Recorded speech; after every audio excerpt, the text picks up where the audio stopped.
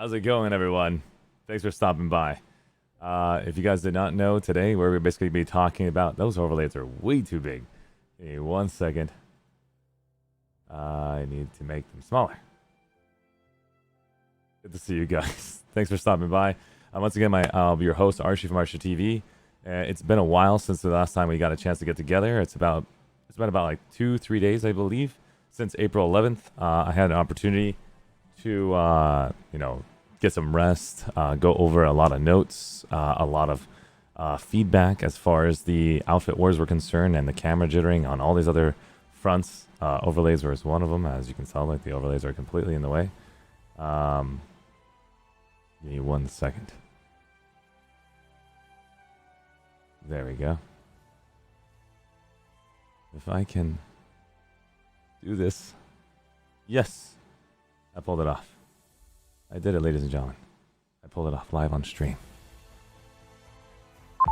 Ladies and gentlemen, live on stream. Just kidding.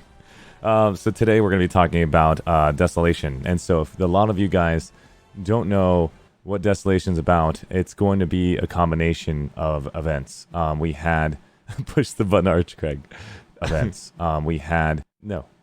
Where is the thing that I'm looking for? Okay, I need to put the stream chat in front of me. I haven't streamed in 3 days, and I'm already forgetting how to do 90% of my streaming.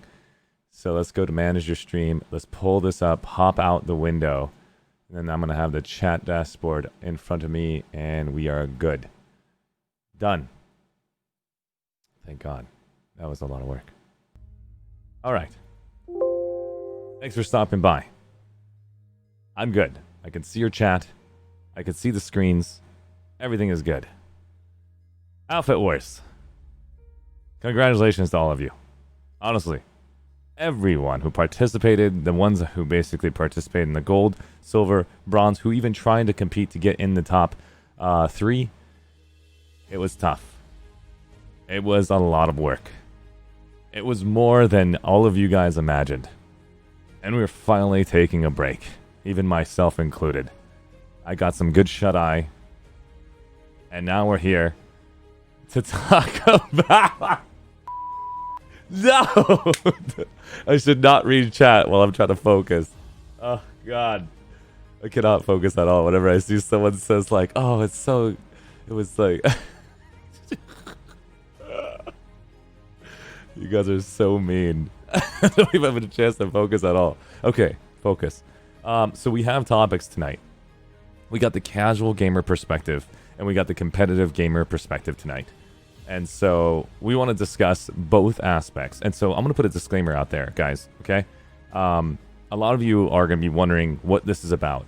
This is going to be a fun topic for us to discuss about outfit wars and how to take the casual mindset and the competitive mindset and seeing, is this going to be something that we want only for one genre or two or both? And it's not meant for the developers to watch. This is not meant to force them to basically give us a game that we deserve. You better listen to whatever I say. No. This is just us to have fun in a very open setting. Of course, COVID-19 doesn't allow that. But at least Twitch allows us to get together like this right now to have this discussion and something fun. So grab your drinks. You know, I've got my water. Let's kick back, relax. This isn't basically a serious topic at a heavy level. This is more of a brainstorming of what happened, what transpired to the qualification matches, to the final, and what we saw during Soltech. Congratulations to all of you. What we saw during Miller, great job, Faber 1, and all of you guys who streamed that, and PSP battles. And then also Cobalt, well done, guys. Toxic Zero servers, you're dirty. You've also got those who basically was Commander Sirius and Kamikaze pushing on Connery. Great work, guys, on Connery. Awesome job. I basically went ahead and said, I'm going to derp it out. I knew a lot about what's going to happen on Connery because that is my main server, and it was going to be pretty much a show with knowing that DPSO and Pigs were going to do a 2-on-1 on Recursion. I knew that from the start just because of the current dynamics and culture over there. So I decided to do the Darth Vader outfit to make it fun for everyone. And it was kind of hurtful for a lot of people, so I apologize. And I was not intending to ruin the game for you. It was just for fun. And I will make sure I don't do that again. I'll consult you guys ahead of time. If it's okay to do it, we'll make a voting poll on the ArsheeTV stream. At the same time, Emerald server, Winter Gaming, great work. Everybody, great work. And if I missed a shoutcaster, I swear I'm going to kill myself. Project Incursus, well done, buddy. This is all on the top of my head. I should have had a list. Oh, God. Let me just make sure I get that list. Shoot. Let's make sure I say at least that part. Yeesh. Oh, this is okay. To all you guys who hosted the event for More Alpha Wars, congratulations to you guys. Well done. That blew my mind. Okay. Well, I believe it's good to see you, buddy. Planetside battles, that's what I'm talking about. So today, we're here to represent a lot of topics tonight. So for the first hour, we're going to talk about Planetside 2 Desolation, the casual gamer perspective. And then the next hour, we will talk about the competitive aspects. So all of you guys that are more, quote-unquote, the casual gamer perspective, let's understand how you play the game, what makes you come to Planetside 2, how you put in the hours that you do to be a part of your outfits and things of that sort. So we're going to talk about that topic first. I'm turning on the timer now for 1 hour. So that way you guys know that we will basically try for 1 hour giving you that topic. It might be shorter than that, but I'm just going to leave it for an hour if we can get everyone's opinion in. And then the second hour will be competitive gaming. But you'll see the timer is going to go in the screen right there on the competitive game, casual gamer title. And then you'll notice, guys, right here, I brought in the maps for Esamir and Desolation. So that way we can actually showcase this to you guys. If I can find a way to bring the chat out.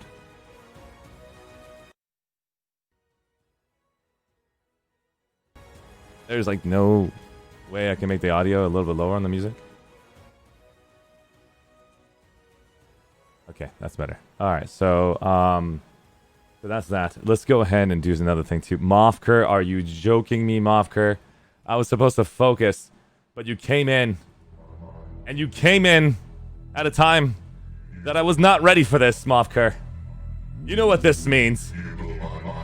Ladies and gentlemen, if you haven't been a part of ArsheeTV yet, when you raid ArsheeTV outside of events, you get this song. Because, ladies and gentlemen, Mofker coming in with the raid tonight, live on stream. Everybody, you blow my mind. Oh, what? Mofker, sus. Oh, what? Oh man, I haven't done that in a long time. I'm so sorry. Only one raid just happened. I apologize. That was the ArsheeTV of the past, and I saw Mofker come in. Great shout out to that man. If you guys don't know Mofker, please stop by his Twitch stream. He's a freaking fantastic gent. He looks like Iron Man to me. It's my opinion. Don't you dare take it away from me. Where is Mofker? There you go, Mofker alive. There's his Twitch, guys. Check him out. Cutting some serious shapes there. All right, Arch could confirm Discord is lively too. By the way, guys, if you guys want to go ahead and stop by Discord and be a part of the voice chat, you guys will have an opportunity to come in and voice your opinions about the casual side. We're not here to deny the casual gamer's perspective. I need to change the chat. The chat's like hidden. Square chat. Move it. Okay. This is tough. This is a tough one. There we go. It's like on my body. There's not enough room anywhere. We'll just do this. That works. Okay.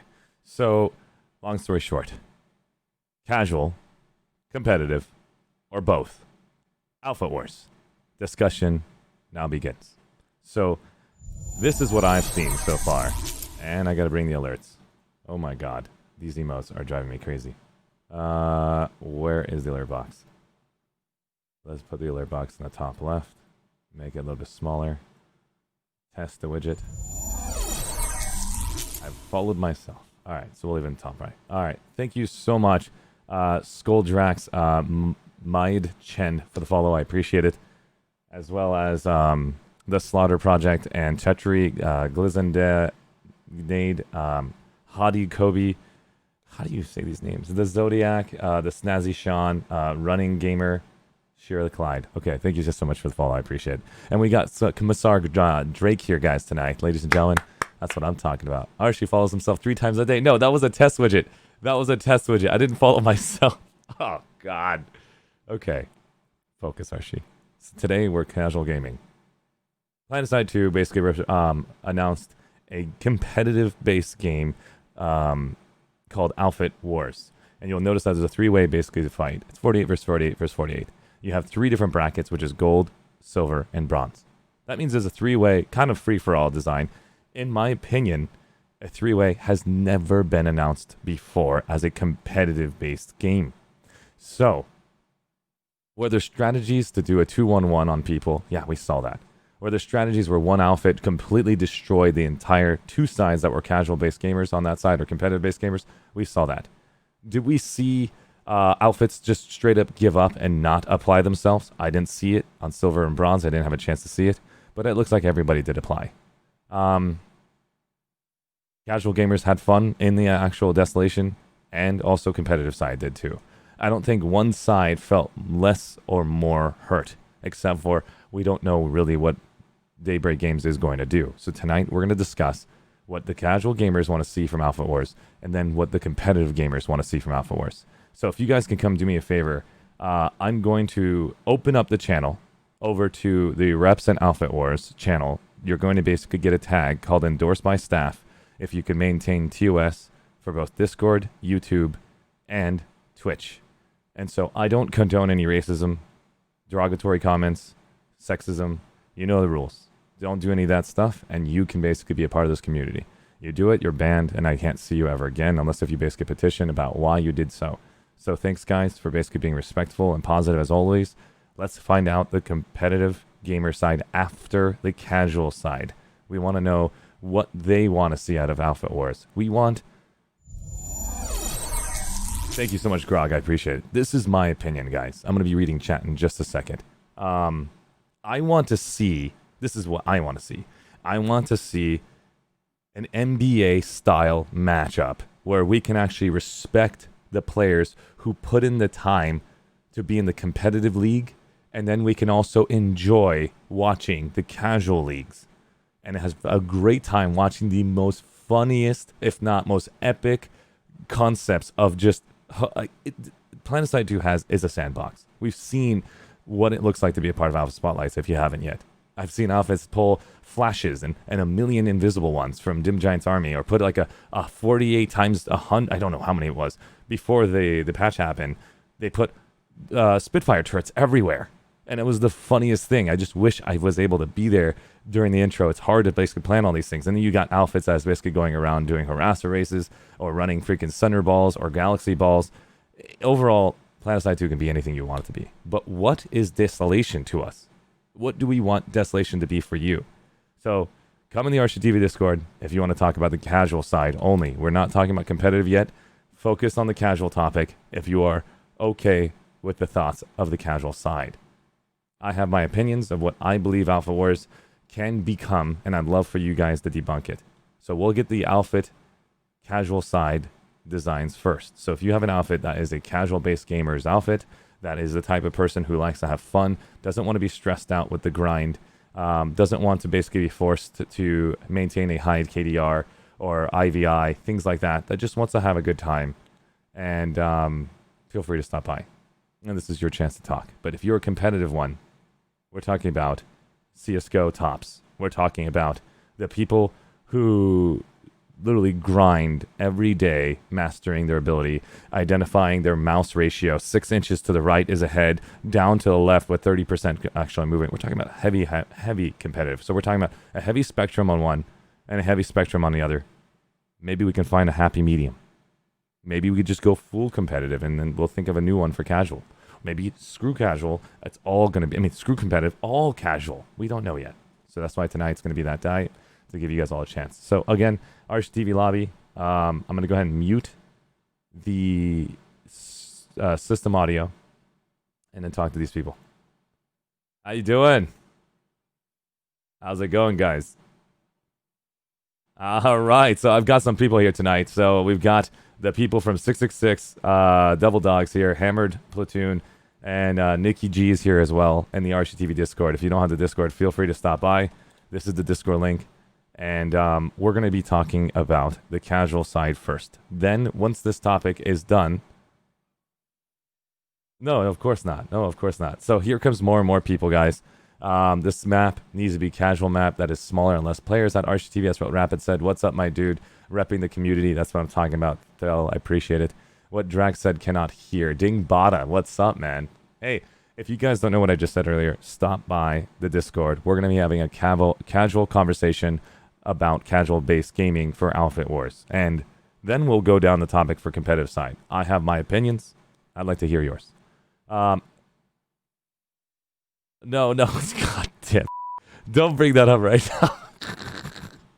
All of you guys that are in this channel right now, I got Portis, we've got Spiffy. You don't have the tags yet. I'm going to go ahead and basically... Oh, you are tagged. You are tagged. Nikki G, you are not tagged. So, Nikki G, if you want to basically join us, are you okay with maintaining TOS for Discord, Twitch, YouTube? Perfect. And also maintaining family-friendly, that means no cussing. Awesome. I got you endorsed by staff now. And TATF, can you please tell me how to say your name? Aidenis, but would you be able to do the same? Awesome. Maelstrom26, can you do the same? Oh, you already have it. Hard Case, what's up, buddy? Can you do the same as well? Awesome. I'm looking at all of your names, making sure you all have the tag. And Port, Porits, can you do me a favor? Do you want to do? Can you do the same? Can I hear your voice? Say yes. Oh, Archcraig, you have the tag, dude. I looked at your name. It says endorsed by staff. Dude, hold on. Calm down. Poritus. I cannot hear his name. Did Poritus say something in chat? I can't give him the right to come to the channel unless if he says it verbally. Shefka has already got the tag. And I think we're good. We're going to go into the Reps Outfit War. I'll see you guys there. You guys can physically move in this channel. All right, ladies and gentlemen, this is where we're going to basically be discussing this topic. And now we have the players ready to talk about the casual gamer perspective. Thanks, guys, for being patient. We're going to unmute ourselves. Those who actually have the tag can actually stop by. It looks like Portis is ready for me. Give me 1 second. Port, are you there? How's it going? Oh, Mortis. Moritus, how you doing? Are you okay with maintaining family-friendly for all three aspects as well? So TOS, Twitch, Discord, and YouTube? Awesome. Thank you so much. Let's bring you in. Ladies and gentlemen, we're going to go ahead and begin now. All right, so let's go ahead and unmute. We're going to go ahead and start with the lead, the one who won. That's the only one I can actually remember at the moment, unless I screw up. We're going to start with Archcraig from Hammered, who basically got the silver division on Connery win. Archcraig, are you there?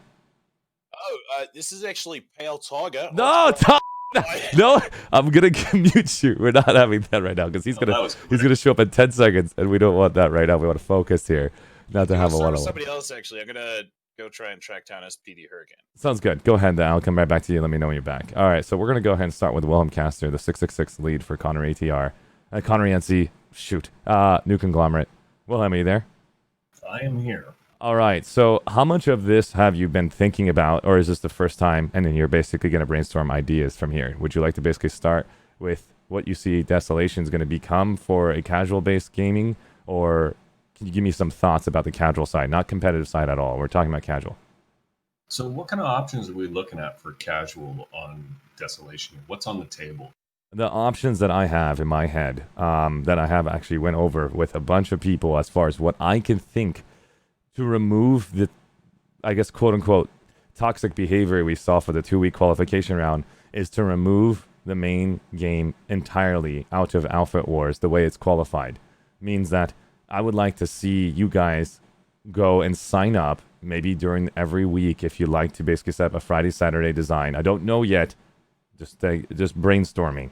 I'd like to see a specific time and date for like if you sign up on Saturday at 4 a.m., you can't sign up for 4 p.m., you can't sign up for 10 p.m., you only sign up once on that one day. So that means your team's there for that sign up and they're going to be competing at that time. If there's not enough people for that time will be removed. Things of that sort. We'll talk more about semantics later. The point is, you sign up for a time, you fight on Desolation, you will be randomized against an NC and a VS outfit, and then you fight.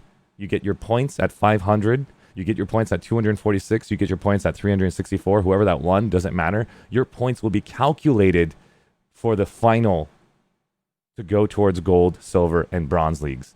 And that way you can get the competitive teams that are in the gold brackets, and then you got the silver brackets and bronze. I would assume, this is my opinion, I wouldn't just do gold, silver, and bronze anymore. I would almost do it like in football, where you've got like every single division all the way across, so we can see every single aspect of fighting, from the people who got the highest score to the mid scores to the lower scores. And then if you don't have any more fights anymore, those people are not going to get a fight. That means your guys have an NCT and VS only. There's no TR that signed up. You guys are no longer a part of the fight, because that means we need to field more outfits on TR. And that kind of helps equalize the main game, because there's not enough people on TR. There's like 17 VS outfits that are sitting there to get in a queue in a fight. It kind of quotes them, hey, maybe go to make a TR character. Maybe go over the TR and start competing over there so you can actually get a fight in. And so that's my opinion of the casual and competitive combination, where we will basically get our points from Desolation, use those points towards being bracketed for highest point scoring based on Desolation fighting only. Now, how does it work for the main server? This is my opinion. Again, I want you guys to destroy it, but don't get angry. My opinion is, if you actually do a Desolation on Friday and then you win, your team of 48 will get ISO XP certs, something that will be nice bonus to you. And at the same time, we'll give a physical bonus to your team on the continent. Maybe it'll be an XP bonus for an hour. Maybe it'll be something for everyone on the faction that won. Everybody will get it. And so I don't know what they can offer for people, so that way they work their butts off in Desolation to give it to the main server, so everybody claps and says thank you so much to Recursion or to Hammered, to anybody who won. Thanks, guys. That was awesome. You guys helped us all out too. I don't know.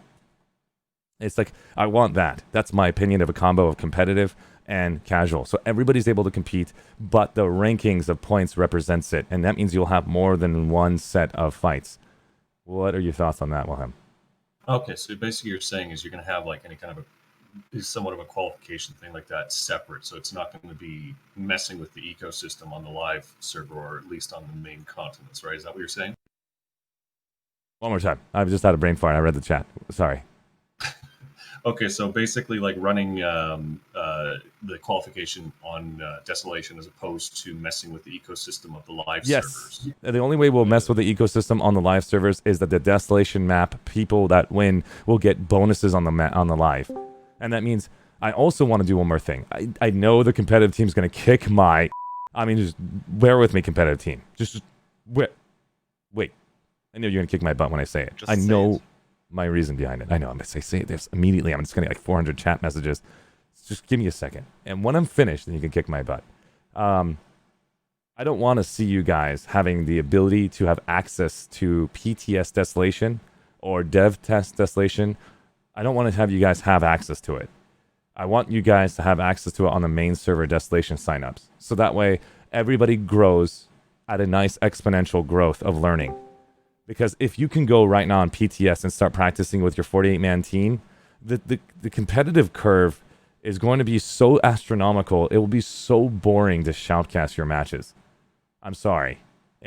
I'll pass out, probably, watching your matches, especially if you guys trained so hard, and then the other two factions didn't do what you did, and it's just not fun for me. But if you guys want that, it sucks. You want something a little more wild, where anyone could be the winner in this case. Not but like the only way it can basically, I can't curate that. People is always going to send their members into the same team. They're going to stack teams. It's just like freaking NBA. You had LeBron James in the big three on Miami.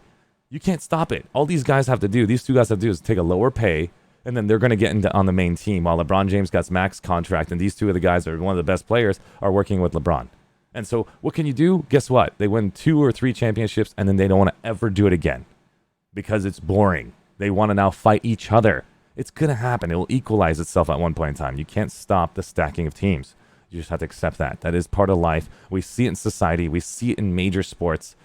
Except that's part of life. Developers can't develop something that can stop that unless if we actually have your account specific, lock you into an outfit. And that means if you win with that character, you only get it with that character. That means your main character will never get it. That means you'll only get on a sub character, which in turn you can't really show off because you weren't with your main character and your name is not on it. I don't know. You get the idea.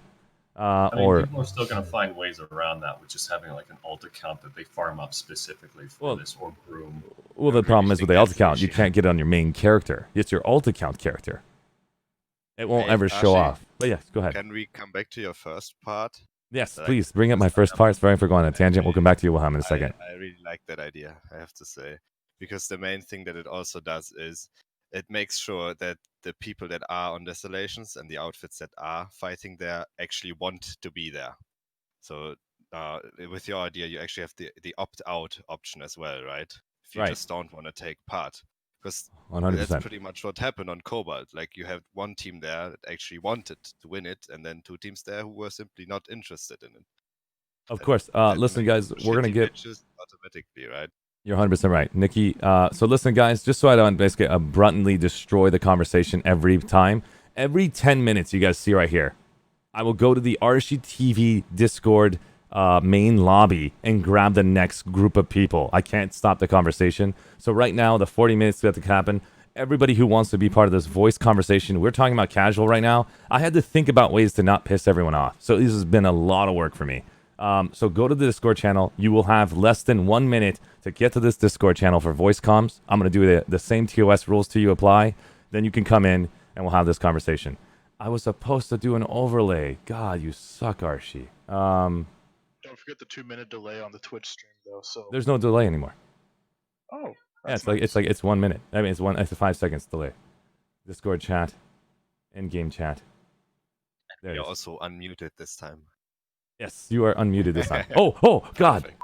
I thought you guys were not unmuted. I apologize. I was like, oh, no. Talking to yourself this whole time. I was like, not again. Okay, guys, I have this in here now, and we are going to bring this down here. Awesome. No, the AFK is showing. Oh, God, this sucks. You're going to be buried in a moment if we keep this up. Okay, we're good. This is the people that are in the Outfit Reps channel, and you'll see who's talking. Finally. All right, so I told you guys about 1 minute you have a chance to get in here, so we're going to go to the ArsheeTV lobby and grab AOD, BHO, and VCO. And then once I grab them, we're not going to basically grab anybody until the 30-minute mark. We'll do a 1 minute.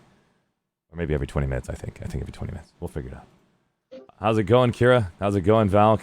And how's it going, Yurik? Can you guys do me a favor? Maintain TOS for both Discord, Twitch, and YouTube. And also family-friendly means no cussing. Gotcha. Can you guys do that? I've been working. Awesome. Wolfie, I will be muting you if you don't. All right, so I'm putting you with the endorsed by staff. Yurik, how you doing? Doing great. Can you do that as well? Awesome. So I gave you endorsed by staff already. Poor Dillos, how you doing? Can you do that as well? Maintain TOS for Discord, YouTube, and I had a brain fart. And Discord, Twitch. Can you maintain... Oh, you can right-click on your name. You can right-click your name, change name. Yeah, you can right-click on your name, change name, and you can tag. You can change your whole name. You go to change nickname. And then Kira Show. You okay with that same thing? Awesome, thank you so much. You guys can now go ahead and click on the Reps Outfit Wars channel. You now have access to that channel. That means your name, your account is all active. Right? So please make sure you guys represent your outfits in a respectful way and positive. Thanks, guys. Poor Dillos, are you okay with maintaining those 3? And no cussing? Awesome. Thank you so much, I appreciate it. Let's bring you in. Alright, guys, I'm here now. I'm here now. I can't speak English today. It's just like I couldn't even say anything. Alright, so let's bring the rest of the names down. Here we go. Oh my god. This overlay is getting worse and worse. We're gonna have to find a way to hide everything. Thank you so much for the follow. I appreciate it. I feel like I'm getting cramped over here. I'm like, oh god. Okay. Thank you so much for the follow, Nikki G. I appreciate it. Nikki G, we're gonna go back to you real quick, and have you respond back to what you were saying earlier.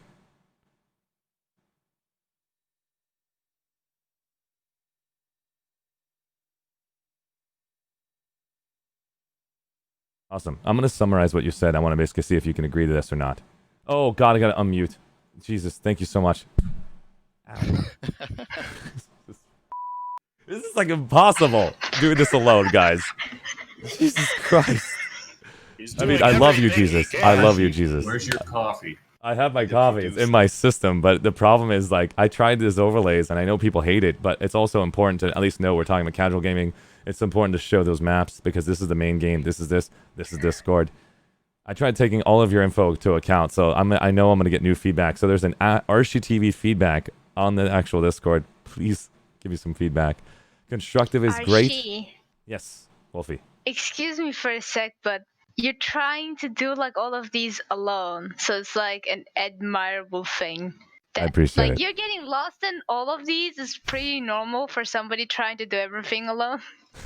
Yeah, your OBS Amazing. must look horrible. It looks terrible. I have like 400 sources now, and I have to go Yeah. through millions of Oh, things. jeez. So, long story short, I'll figure this out later. I have to group them and condense them. Okay, let's talk about this. Hot Nikki G just brought up a cocoa, topic. man. I'm gonna get to talk Togo in just a minute, but So Daybreak Games needs to hire you as a hype man. no. I'm not. I don't even work for Daybreak Games. No, I'm saying they should. Oh. Yeah, they should hire you, dude. No. I want them to. Yes. I want you guys to know something. Like, if I actually maintain Twitch and I start going on higher and higher in Twitch, we can bring more and more influence from everyone on Twitch. There's 6 million people who physically go to Twitch and stream the thing. We don't even know about how many viewers are there, and so it's amazing. So how many people we can connect to around the world? Bronies, man. Yes, Wolfie, shh, mute yourself. So, long story short, Nikki G just said something. We're going to go and summarize that. Nikki G said they want to make sure you don't basically have to opt in. My opinion, every single outfit, when Outfit Wars was announced, was opt in, even if they didn't even click on the button to be a part of it. The reason for it is because all of you were affected by it, and it was severe. I'm talking about every single casual-based outfit who said they didn't want to be a part of it was getting team killed, was getting ridiculed, was getting pissed off because they took over a base that wasn't intended as, hey, I'm just having fun. And they're saying, hey, we're competing. Get off of me. Let me own the base. This is my freaking bread and butter. And so we're basically running through the same marathon together, and people have knives and jabbing each other in the sides as they're doing a marathon. And it's not a good one. And so Nice. I had to deal with that for 2 weeks, personally as a streamer, and it wasn't fun. So Nikki, was that kind of summarized what I said? Yeah, and that's a good point. And I also have another good point. Like the frequency of how many times you can actually play on Desolation, if you enjoy, will also rise, I guess, with your idea. If you have a bracket system, you have to play several times. So that's nice for the people who enjoy it as well. Because right now, if you and your outfit, if you actually enjoyed Outfit Wars, I don't know how long you have to wait to actually play again now. You know? 100% you're right. It's roughly a month. So Yeah, like a month. That's really long. can I get a summary of the casual gamer, guys? I'm going to go through all of your names. We're going to ask a question. I just need a yes or no. We'll come back to you in just a minute about this topic. I promise, guys. Yes or no, I'll go across the entire thing. So it'll be very quick. Look at your names in Discord. Let's do a fast one, okay? Do you guys want Desolation available to you on PTS and on dev servers or on access on Jaeger? Yes or no? We'll go from Kira and we'll go down. Wolfie, I'm going to have to mute you. Oh my god. I'm sorry. You just mute your mic and then basically have a toggle. I'm going to change it to toggle based only if you guys want. Yes. Okay, so Kira, are you there? I do, but maybe it'll limit it to 2 times per month. Okay, I can see that. So you're saying that you basically open up the PTS to allow everybody to go on Desolation for that day for 24 hours. That means we're basically screwing the main server over. Everybody's going to a PTS Desolation to practice, and everybody's not on the main server anymore. Though. It's But very important. it could be a highly advertised or something like that training, so everybody's pretty much watching it. Yeah, it's Archie. It's very important that you have that opportunity at least once a month or more. Oh no, Because I was if you saying join, if you join an Outfit Wars match and you have no idea what's going on, you're not gonna have fun. Oh, so an example of what I was trying to do is I was trying to get it to be more frequent Outfit Wars every week. It's not going to be Yeah. spotlighted by Planetside 2. It's not going to be I thought spotlighted we by were talking streamers. about the PTS access. Oh no, that's what I'm saying. Basically, make access to PTS almost like zero, because I didn't want people to go on the PTS and power level and practice so much, and then the people on the main server are waiting once a week to play the game. Does that make sense? Yeah, it makes sense. That's but the only reason there why. should be limited access, though. Dingbot just put up a good point in the chat, actually. If the competitives are on Desolation, then casuals get a run free on the server. I can dig that. Okay. Okay. All right. If I may offer an alternative. But hey, Thel, by the way, Thel, we're just talking about the casual gamer perspective. This is the timer right here. We're going to go to the competitive gamer aspect in just a minute, and then we're going to try to combine the both of them. 30 more minutes on casual. Kira just said something pretty cool. Maybe 2 times a month. What about you, Wilhelm? Yes or no? Access, no access, or just... I like that bit of you got to think on your feet situation, so I say no. Okay, what about you, Shefka? I think it's needed, yeah. But yeah, a bit. Once, 2 times a month, max. Okay. And then let's get a chance to see. The timer's about to hit 30-minute mark. Ewog, can you do me a favor if you're hearing this right now? Can you go and tell the people at the ArsheeTV lobby or any of my moderators to see if they can actually get the tag endorsed by Saf? If I do have a moderator that can actually stop by the ArsheeTV Discord and give them that tag, that'd be great. If not, I'll have to go stop by myself. We're going to go ahead and go next person. Valkyrie. Wolfie, yes or no? Yeah. You want access to PTS on Desolation, right? I mean, it's kind of complicated because isn't it like the server smash thing where you get like this alternative account? Nope. This is basically just access to the server, no problem. Just an empty live server. Yeah. Oh, okay, that would be a great idea. So yes or no to keeping it available for everyone or not? Yes, available for everyone, yes. Awesome. And Wolfie, are you coming from a casual gamer perspective? Well, I never been into any competitive thing other than server smash like once. Okay, I would consider you then casual then. No problem. Mortis, how are you doing? That was the wrong button. Yeah. I think it's better that the PTS is open for everybody, so Desolation can be used for everybody to training. Because if you are in a football club, you have the ability to train on the field as well. So it's a good point for the outfits to train their tactics on the map live and not in the match. So I think it's better to have Desolation open the whole time. Even for casuals, right? Yeah. Because once you open it up for casuals, you know what competitive players will do. They will take it to the next level. Means that there's not a chance for a casual gamer to ever have an opportunity to feel like they have a chance in the very beginning. It's like, if I give you an example of what it means, the casual gamer is not going to go to PTS with 48 people daily to practice. They're just going to probably only use the main server. I promise you this. Casual gamers might show up once a month. They might show up once a month or twice a month just to try it with their outfit because it's an op. Hey guys, let's try basically doing a casual operation. And excuse me on that part? Please, Wolfie. What if we make it like this? You know Sanctuary? Or like we are training or something like that? Uh-huh. Can't we like make it like that? Like make a separate world map area like It's the that? same thing. That is literally the same thing. It could be on the main server. No, It could be on... Instead of going from the launcher, you can go from the game. Because this sounds like a launcher thing to me. The point is, the question is, should we limit access, not increase access? Oh, yeah. That's what we're limiting. Forget about that. No problem. Wolfie, let me go get everybody else. I'll come back to you. This is the question just for everyone. Maelstrom, what about you? Yes, it should be accessible for 2 reasons, really. One is for casual familiarity to the whole thing. It's like it'll get dropped in and then suddenly going, oh, knackers, what am I going to do? And replace knackers with expletive. But also for a competitive side as well, allowing them to also do their thing and tactics and train and stuff like that. So it serves both purposes, in my opinion. Okay, so well said. And it looks like Rapid just brought in something. If you guys do an @Arshee, I'll try reading as fast as I can. Do you think we practice our openers on PTS? No, B-Way was on each day and each slot. So that's the thing I was trying to think about. The slot idea. That's something that I was looking at as an option, so that way people can actually show up to those slots and actually fight on those slots. I have Arch Craig, who actually showed up to that slot and fought on it. So, Arch Craig, we're going to go to you right after I get a chance to talk to Bordillos first. Bordillos from FU, how you doing? Thank you, Maelstrom. I'm fine. I believe, first of all, I'm going to say yes.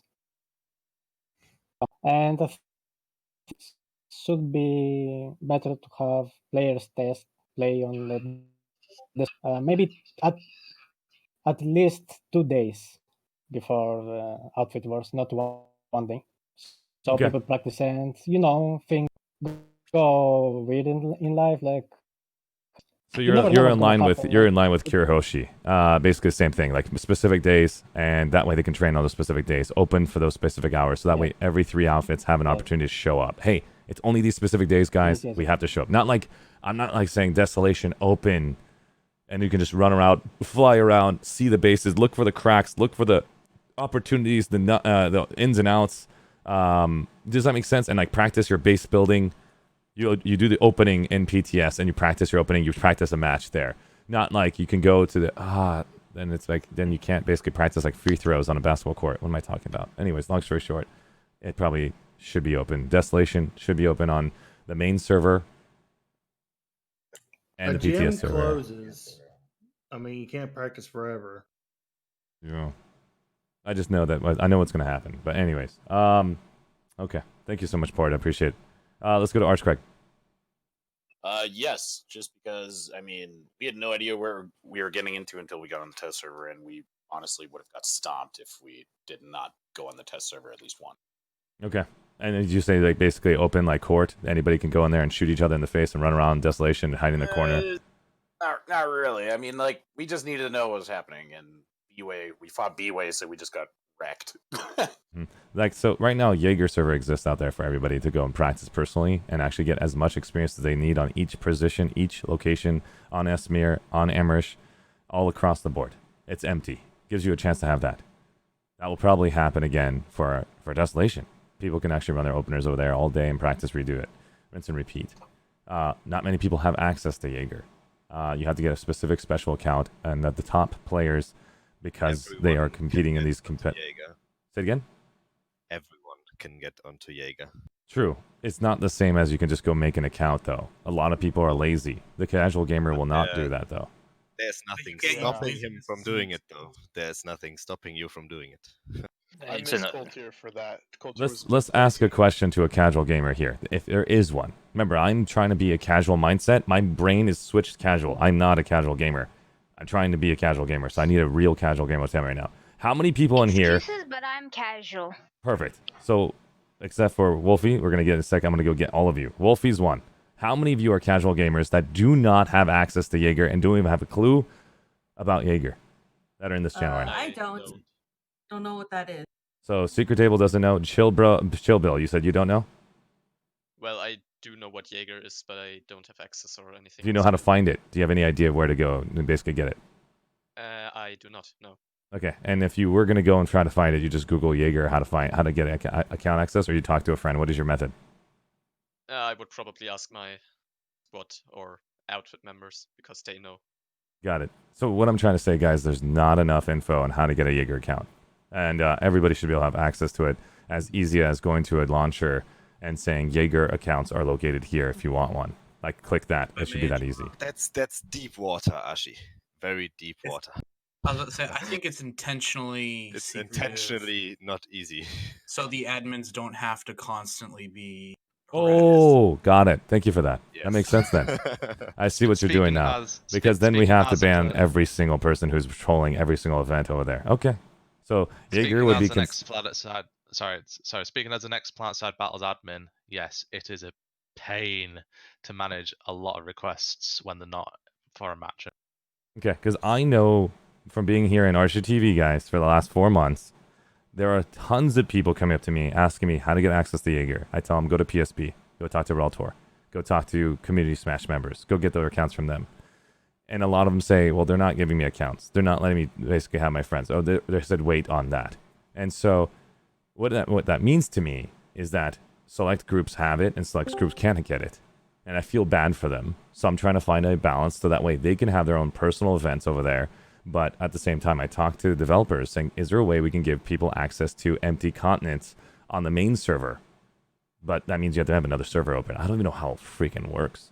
Archie, if I can also give you an opinion of somebody who doesn't have access to Jaeger, is my outfit tried to get it to prepare for this, and we still got denied, and we were one of the participants. So it's not just the casual player, it's not just the competitive player. It's hard to get for everybody, so it's not mutually exclusive. Right. I think you're coming about it the wrong idea. Yes, not everybody's going to get it, but it's hard for everybody to get, even the connected ones. Okay. All right. Is it a worthy topic, guys? Anybody else want to talk about this topic? I'm going to change. Anybody wants to come in and say so? Jaeger, any more questions on that before we move back to the next topic? Sounds good. All right, so let's go ahead and basically move to the next topic. A lot of you guys have been coming up to me and asking me all these personal questions on this other note. The casual gamer side. We want to know what it's going to do to you again. A lot of them don't want to basically fight their friends again. A lot of them don't want to basically receive abuse on their Discord servers. And you are literally, all of you are acquaintances, because if you're truly friends, you would trust each other to not get offended by your conversations. So a lot of your acquaintances, you're not true friends unless if the person said something that you're offended, you'd say, hey, why'd you say that? That was mean. And so that's traditionally how you treat a friend. Right now we're all acquaintances. We were basically buddy-buddy for a little bit. The qualifications came out, and all of you guys brought your freaking weapons out of the woodworks. The closets basically fell out with freaking guns, and everyone was raiding each other's houses. And anybody who had a tag on a base, you wanted to see that tag go off of it in seconds. You're begging the VS team or NC team to take it so you can go take it yourself as a TR player, VS or NC. It wasn't fun to watch. That's why I want to remove it from the main server and have it towards specifically to Desolation. Desolation gains, Desolation fighting qualifications, and then Desolation ends. That means nothing on the main server is influenced other than positive aspects of it, to where if the NC win on the gold ring bracket, they get a bonus for that week or that month. They all get camos. Everybody all gets a title. Everybody gets like fireworks or displayed in the sanctuary uniquely. I don't even know what it is, but at least we know who won where and how. And everybody's willing to cheer them on, because if the NC team win, if the TR team win, if the VS team win, everyone on that faction benefits.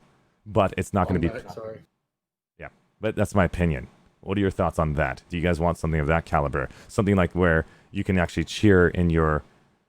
and kind of show off something as an NC team, and you're really glad that your competitive NC team won for your NC faction, so the casuals and the competitive players who didn't make it to gold can really love the gold team and make them try to win.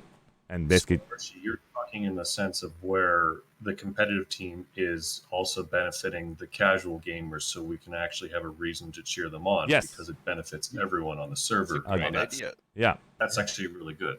That's what I want. Fantasy sports for Planetside. Exactly. And so that's what I want. Because as a shoutcaster, it's hard to vote for the underdog while I'm screaming. And I want the underdog to come back to make it kind of close. So I voted for, I'm going to tell you an instance, SKL in the Silver League, for Connery as Emerald. Sorry. Yes, Emerald. So SKL was basically just seconds away from getting closer and closer to beating VCO. And they were the NC team. And everyone thought I'm a VS main just because I was voting for SKL. I'm sorry. As a broadcaster, I should not get that excited about watching a close matchup. If I see 500 points to 200 to 200, how do you expect me to basically shoutcast that? I'm going to be literally like, ladies and gentlemen, that was a complete sweep. Fantastic. Great work from the main division. It was fantastic. We watched the second and third place. But Arsh, I thought you loved us. No, I do love you guys, VCO, but I wanted to see a close match. It was like I just got into seconds. There's like 10 seconds remaining, and then you see VCO about to win. Then you see SKL slowly tickling up. I'm freaking out. It's a close matchup. I'm screaming for SKL to try to come on, try it. You know, but of course, you know me. I totally understand, and that's why, with my posts on Reddit, that's why I say similar outfits need to fight similar outfits. That's where you end up with the even matches. If you don't have that, you don't have bracketization of it, then you end up with these big mismatches where how much fun is it to watch after the first couple of minutes? You know who's going to win. and you don't have the chance to even get excited because it's all over as soon as it starts. That's quite a good point. Sorry if I may. That's one thing I think would be really good is if outfits, like you've just said, of similar capabilities fought each other instead of having ones that are, say, outfits that are really competitive and just general ones fighting each other and it being kind of mismatched. And even though they've worked to earn their place, it's still mismatched and it isn't fun to watch. And I have having a just go on, sorry. I have a question for that. What system should be in place to identify those outfits? I 'Cause mean, I you remember could the do devs saying outfit that they wars. can't quantify skill. You know what I mean? You could do average stats. You could do outfit wars 3 times in a month, and then at the end of the month, whoever has the highest stats at that point from the collection of outfit wars. If I may interject, You could have a bracket system like That's I think actually what pretty Archie good. I recommended see some is, things going like- on in chat, guys, right now, because this is something I should basically say, because chat's also basically coming in with some pretty amazing things. Rapid says you can choose the category your outfit is in. You can select category competitive, category casual, or you can call it blueberries versus strawberries. Whatever you want to basically call it. That way you have a category selection and you can be there. There was another person that says, hey, you can select large, medium, and small. Well, guess what? They call that featherweight, they call that welterweight, and they call that heavyweight. Just about to say, we've been this is something that's existed in sports for a long time. Take wrestling, take judo, for instance. You're divided up by weight class, and then you compete in that, and then especially in a tournament, you have many people in the same weight class compete, and then you have the end tournament. I think the best way to have done this or go forward is have all the outfits who want to participate compete, and then whoever wins of those, it's a bracketed tournament style system. It goes down the lane, and that's how you go, and then you have the big fight at the end that ends up on desolation. And then to answer, because you didn't get all the way to the bottom of the list as far as the access for those smaller fights, the build up you don't have access to for the end fight or for the ending 2 fights. That's when the access for those groups come out. So your access before then is your smaller fights. You develop your tactic as you go up the chain. That would be the most balanced that I can personally see. So wouldn't outfit wars maybe every quarter would be a better choice than to have smaller outfit wars for that bracket system during that time? Well, you needed a bracket system in the first You place. would need a bracket system. And you'd Yeah, also because if you're doing qualification and you don't know who's going to be in the other 2 legs of the fight. So, for example, I'll just throw Recursion's name out there or the T outfit from the Euro servers. And If B-Way. one of We'll the basically say brackets all were 3 of those those and guys. you went- So yeah, like and you add ended for up respect. with, yeah, whatever. Sorry. I'm not saying whatever. No, don't misinterpret. No, I'm just saying. Just as a trying to joke. say good outfits, people who are going to Well rule done. through whenever they go. Well said. That you want to have a bracket that you're not going to mismatch your brackets either, because it's the same thing as the finals. The people who go on, say, for example, if we were thrown in against a T, we would probably be crushed. There's no doubt about that. But you want people like us, our large outfits, the SKL, and I'm going to talk strictly Emerald because that's where I'm at, the SKLs, the AODs, those are the folks that you want to have together. And if we have to qualify against in one of these smaller pre-qualifiers against one of the top guys, then yeah, we're going to have a tough time and you're going to still end up in the same place you are right now. That's why I'm saying bracket it by size or something of that nature. You know, your outfit size, that you have to be above a certain weight of members before you hit that bracket. Now I you can pick agree. whatever numbers you want to make those brackets, but that's what I think you should be doing for your qualifiers. Yeah, I so the sign up agree. is It by doesn't weight count like class the or size. AAA or AA like in college sports on football. Let's do me a favor, guys. I want to make sure everybody gets a chance to speak, and that was really, really spot on. Sorry. Thank you, Judica. We're basically having about 12 minutes left for a casual gaming conversation. Anybody else want to talk about the casual aspect of what you guys want to see as a casual gamer? You guys are mixed. I know you all are mixed between competitive and casual. Think your brain on casual. The people that don't want to grind, who don't want to learn how to shoot people in the face perfectly, who just want to basically pull Sunders on an outfit war, who want to just basically pull Galaxy Balls on an outfit war. Think about those casual gamers. Anybody else So- have that thought? The biggest problem with the qualifying phase was it was too casual. So at any point you can contribute to the fight and stuff like that. So this unfortunately led to a lot of abuse of the system, as in ghost caps during the 4 a.m. in the morning. So I think Cami hit upon a solution yesterday with a massive discussion, which kind of satisfies a lot of things. So why not have them doing the outfit points are only generated during the alerts? The alerts system is designed to have large battles, everybody contributes, but they're only doing it on populated continents or moderately populated continents. The alert system might have to be slightly tweaked so it doesn't have the empire power and stuff like that, but they just randomly happen during the prime time, which is how they used to do. This then means that all the casuals and all the competitive people have an even playing field to do their thing and equally compete. And it stops this absolute rubbishness of getting around the rule set and just cheesing the system. If I may, after that. Okay. Yeah. Sure. I think your heart's in the right place, and I think that's a good idea on paper. However, I think the qualifying and connecting it to the main server, I think you hit it on the head. It was too casual to qualify, which made it sweaty. So the moment the conversation came up amongst myself and other outfits and things running public squads during this when the rules got announced and everything, and yeah, and well, so I'm saying this is amongst the public, the most casual you can get. I wasn't running with other VCO members. Cool. So the moment the conversation came up, even during alerts, should we choose to lose this alert or put us in a worse position in this alert, so this tag fell off of a base, was the most toxic thing to everybody, casual, competitive, anything. That created you fought amongst your own team. Yeah, horrible. Yeah, Not even taking ghost capping into this.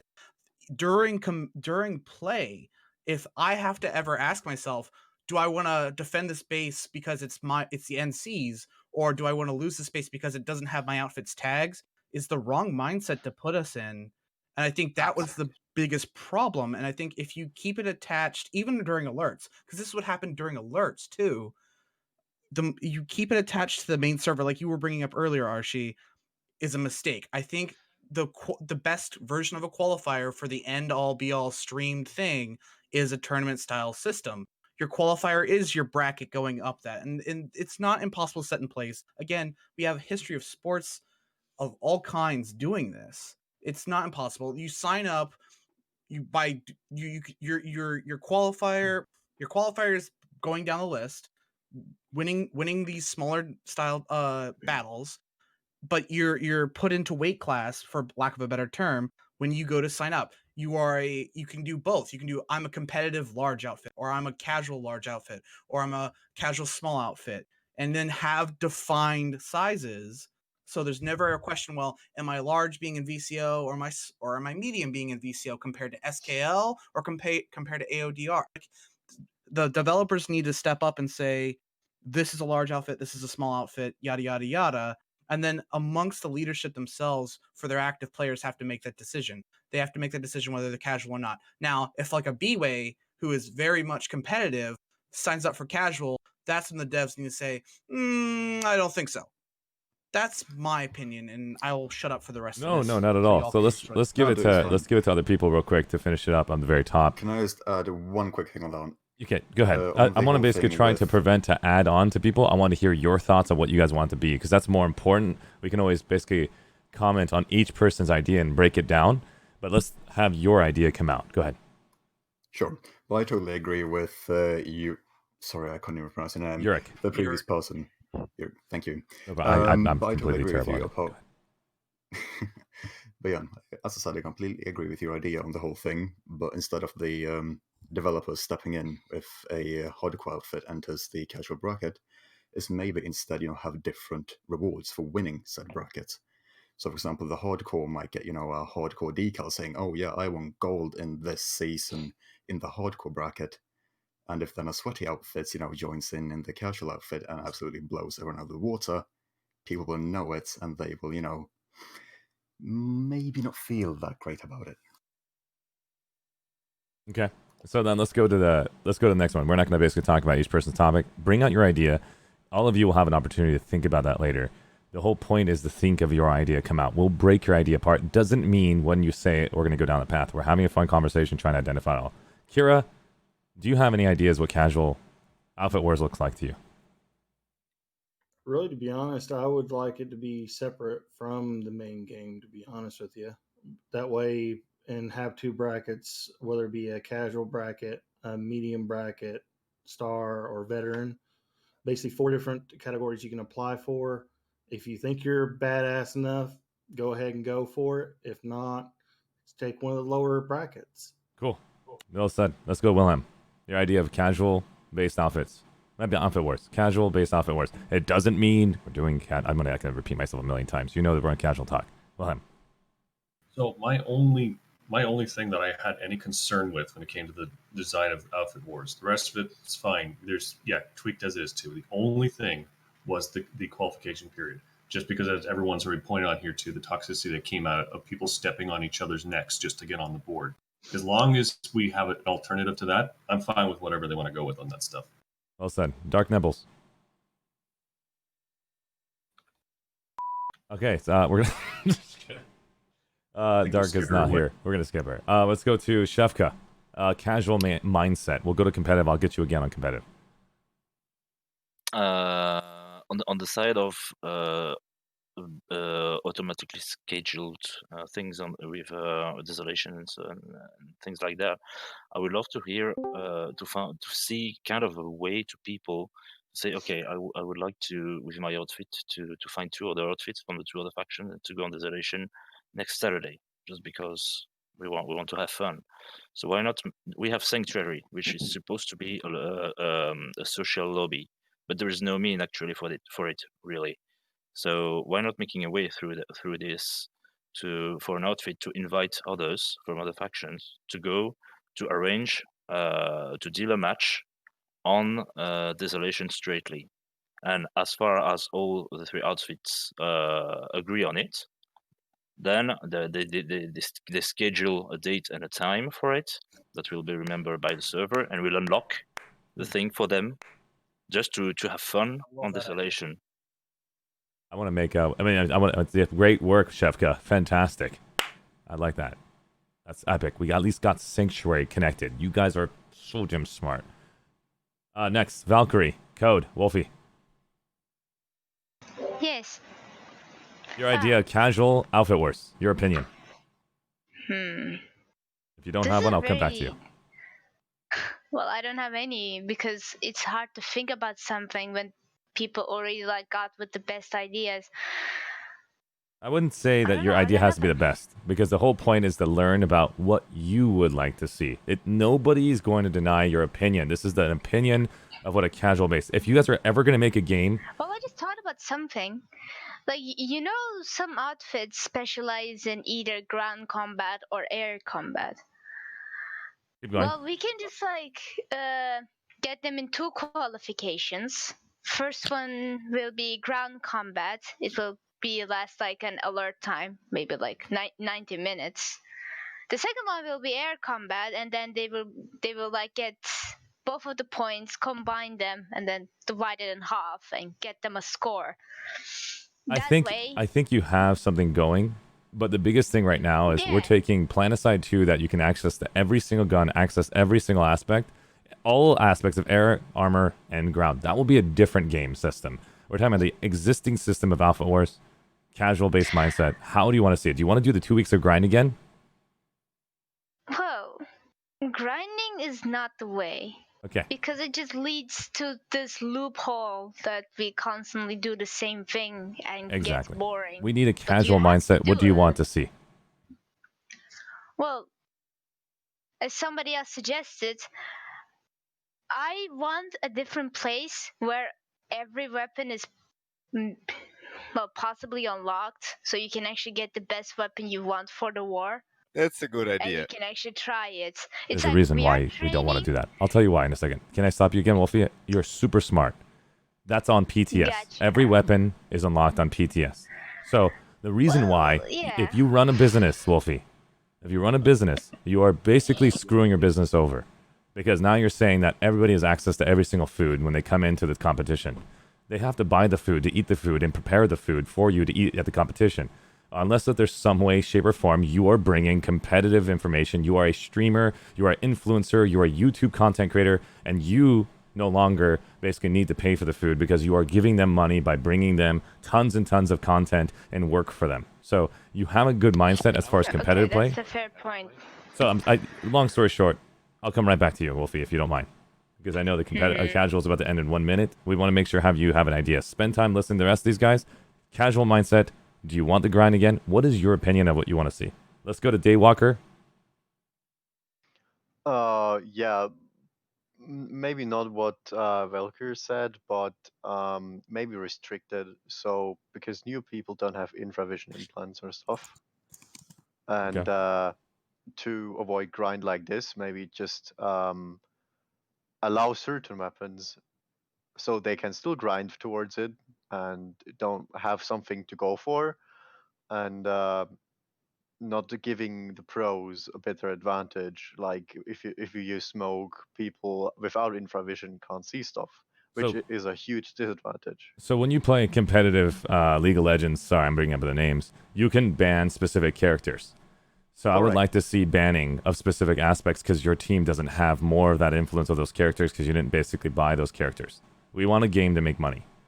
So banning will help basically prevent you from having to worry about those tactics against you. So ban specific implants, ban specific... that's the... I'm trying to... The whole point is that's competitive. So the whole point is... well, it's about to be ending. So it just ended on casual, but we're going to go ahead and finish up the list of the people. I want them to all have an opinion, but Daywalker, great spot on that call. Are you in agreement with the idea of banning? But yeah, that sounds like a great idea, actually. Or do it like the NS soldiers. Get like special weapons for the outfit wars. Okay. I think that could be it too, but that makes it there's no more faction specifics anymore. But let's talk about the existing system that we have here because we don't want the developers to work too hard. Whatever you saw here, we just want to talk about how to qualify. But Daywalker, is there anything else you want to add? No, it's fine. No problem. Thank you so much, Wolfie and Daywalker. Let's go to Maelstrom 26. I mean, yes, this sounds like the idea of putting it on Desolation is a good idea, and yes, it probably should be separate from live play because, well, we all know due to the amount of basically toxicity it causes. But I think a lot of people are forgetting that at the moment, Outfit Wars and how it's qualified and stuff like that is a very manual process for the devs. So they have some automation in place, such as, well, basically they have to manually move the phases forward, so they need to automate that. But if they're able to do that, then I don't see why we can't have a series either in brackets, which sounds like a decent idea to me, like large outfits amongst themselves kind of thing. Having an automated system where every day or two there's an alert that pops on Desolation that only the signed up outfits can attend, like physically character locked to the outfits. In that way, then you can still have your qualifiers, still have your fights on a regular semi basis, still get your bracket results, because people either choose to fight them and will qualify, or they pussy out and don't. And it means it's separate from the live server itself completely. Well said. Let's go to the next individual. Thank you, Maelstrom. Pord. Okay. Well, I think Casual because mindset outfit still. wars I are know that there's supposed no to be timer in it. We're talking about just casual mindset only. If you have a casual mindset idea, if not, we'll do the same thing for competitive gamer. If you have a casual mindset, so that means people in casual will have fun in the style that you're thinking of. Kind of want both. Nope. To Only think of apply. casual. We'll do both at the end. I'm trying to do casual mindset, competitive mindset, then both together. We need to hear the extreme casual and the extreme competitive so we can find the right pieces to make it something in between. That's what I do for my work. But anyways. Oh, I'll be at the end. Sorry. Perfect. Thank you, Port. Arch Craig. In the interest of speed, I'll pass it over to the two other Hammer members to answer. Fantastic. Secret Saucy. So I did kind of like Maelstrom's idea, where there's like a different continent, because I am a super casual gamer. I only play like maybe twice a week max.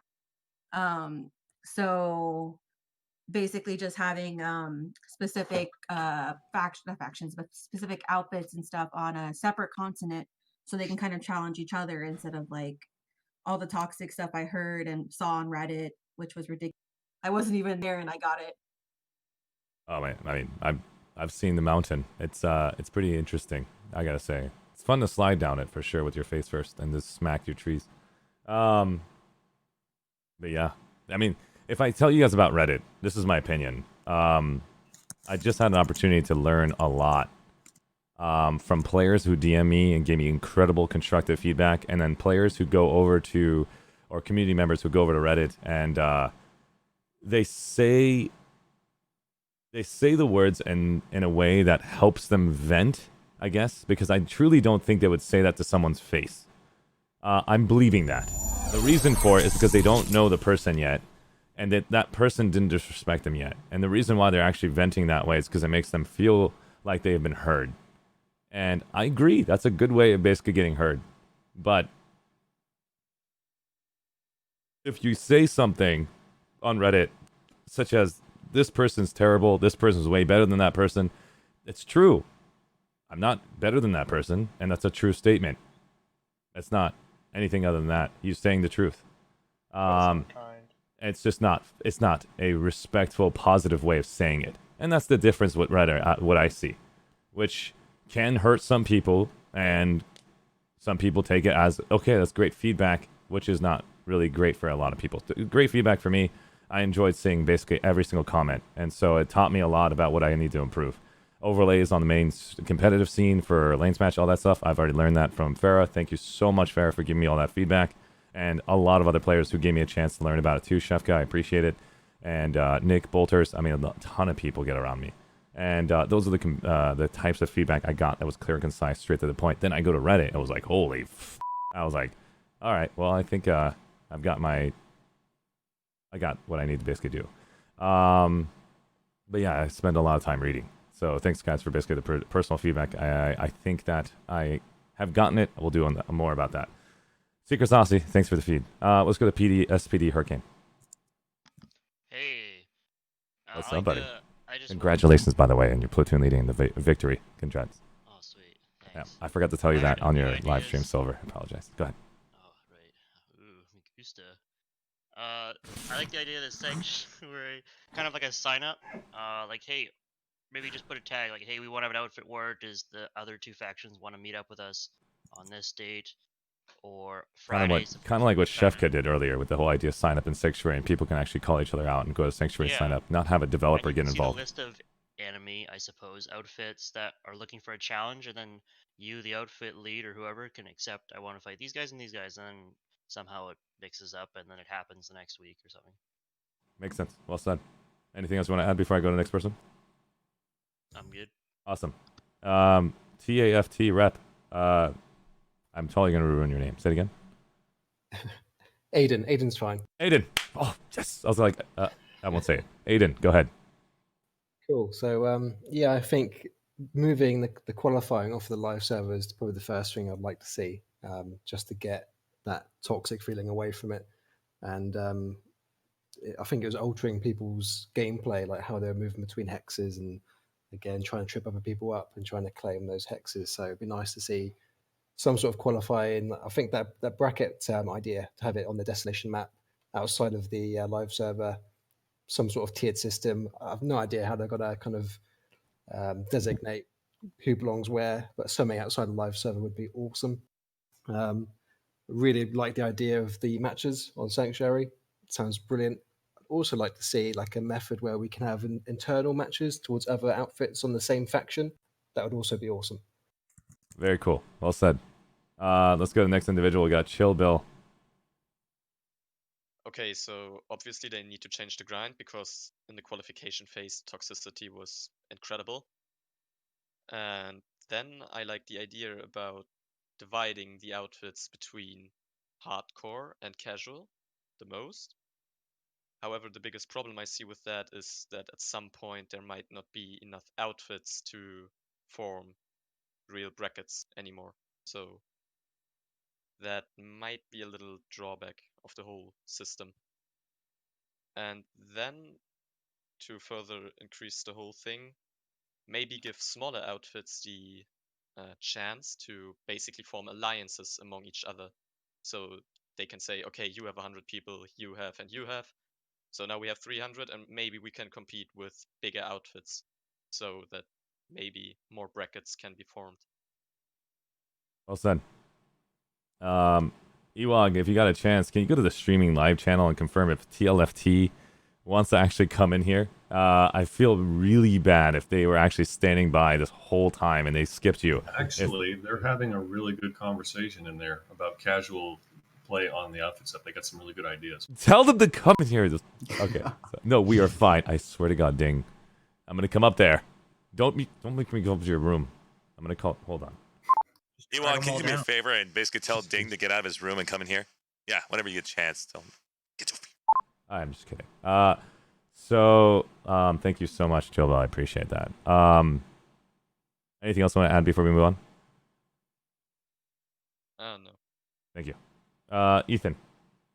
So, yeah, much like a lot of other people, moving off the live server for qualification in general is something that I think realistically, after seeing what it did to people and how outfits behaved, has to be done at this point in time. More for the sake of the game's lifespan, if anything else. And another thing I'd like to see is, again, implementing those bracket systems and either going for a tournament or ladder style system where everyone starts at the same level, you match up against each other. And rather than a final fight at the end, the series of matches, and whoever ends up on top of the ladder by a set period of time, is the victor then for that category. It gives people, more matches, a better chance.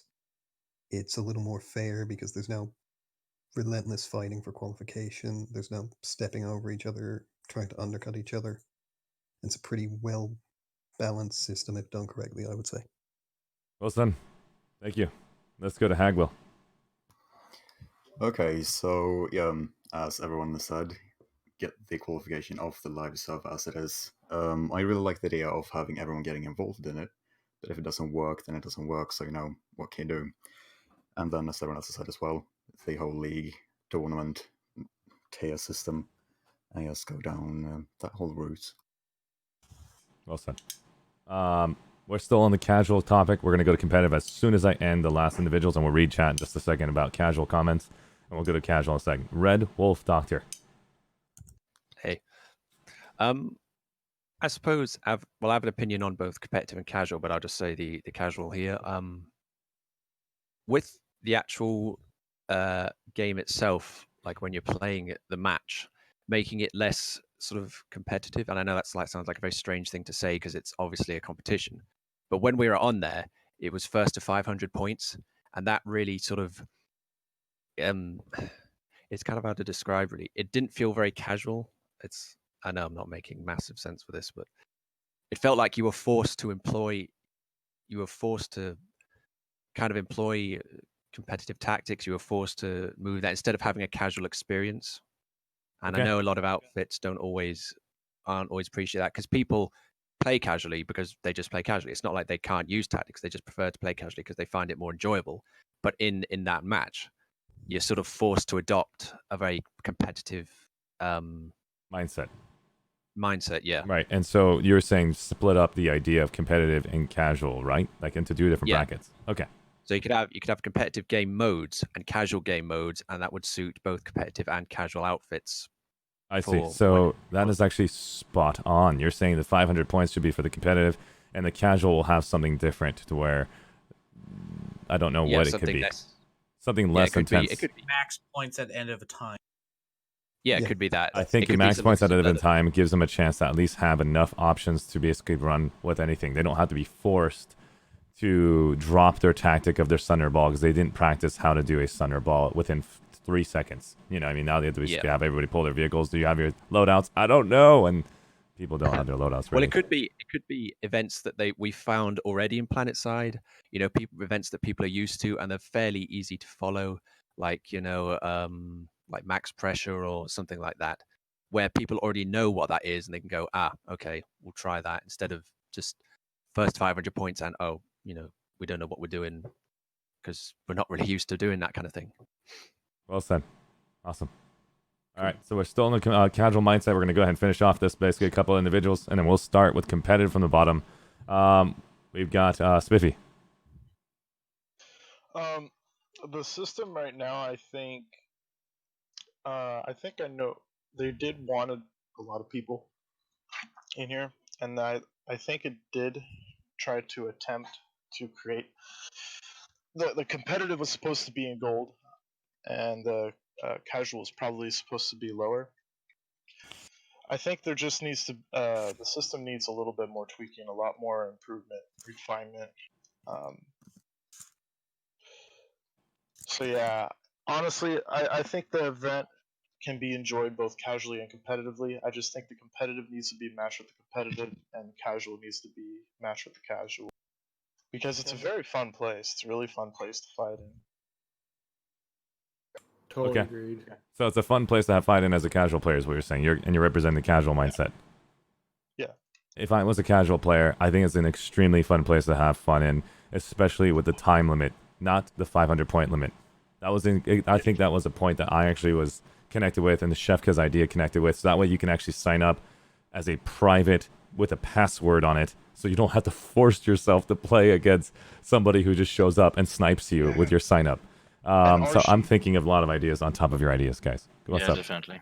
When the devs did that live stream and opened up Desolation for the community, and there was nobody there, no outfit, just a bunch of groups of people, it was a really fun place to see. There was vehicles and chaos going everywhere. So I also think Desolation should probably be opened for live, personally, because it looked really fun, with no coordination, just outright fun, vehicles everywhere, chaos everywhere. It is like a better culture in that regard. Yeah, I would love to see like 1,000 players on there, or maybe like 500. Like, I could see some really cool stuff going on there. Faction wars. Yeah. Yeah. Awesome. Well said. And let's go to the next individual. Let's see the name. Yurik. I mostly said what I had to say earlier, and it's nice to be agreed with. But two things I wanted to also bring back up. What Archie said earlier about having at the end of tournament, whoever wins, that faction is rewarded on that server. I feel like that's a big thing that, especially as a casual player, it'd be nice to see that, it get like the fantasy football element. I think that, and then also the other thing as far as people being pushed out, even if your outfit goes, because that got brought up earlier, being a casual player and getting pushed out by a competitive player.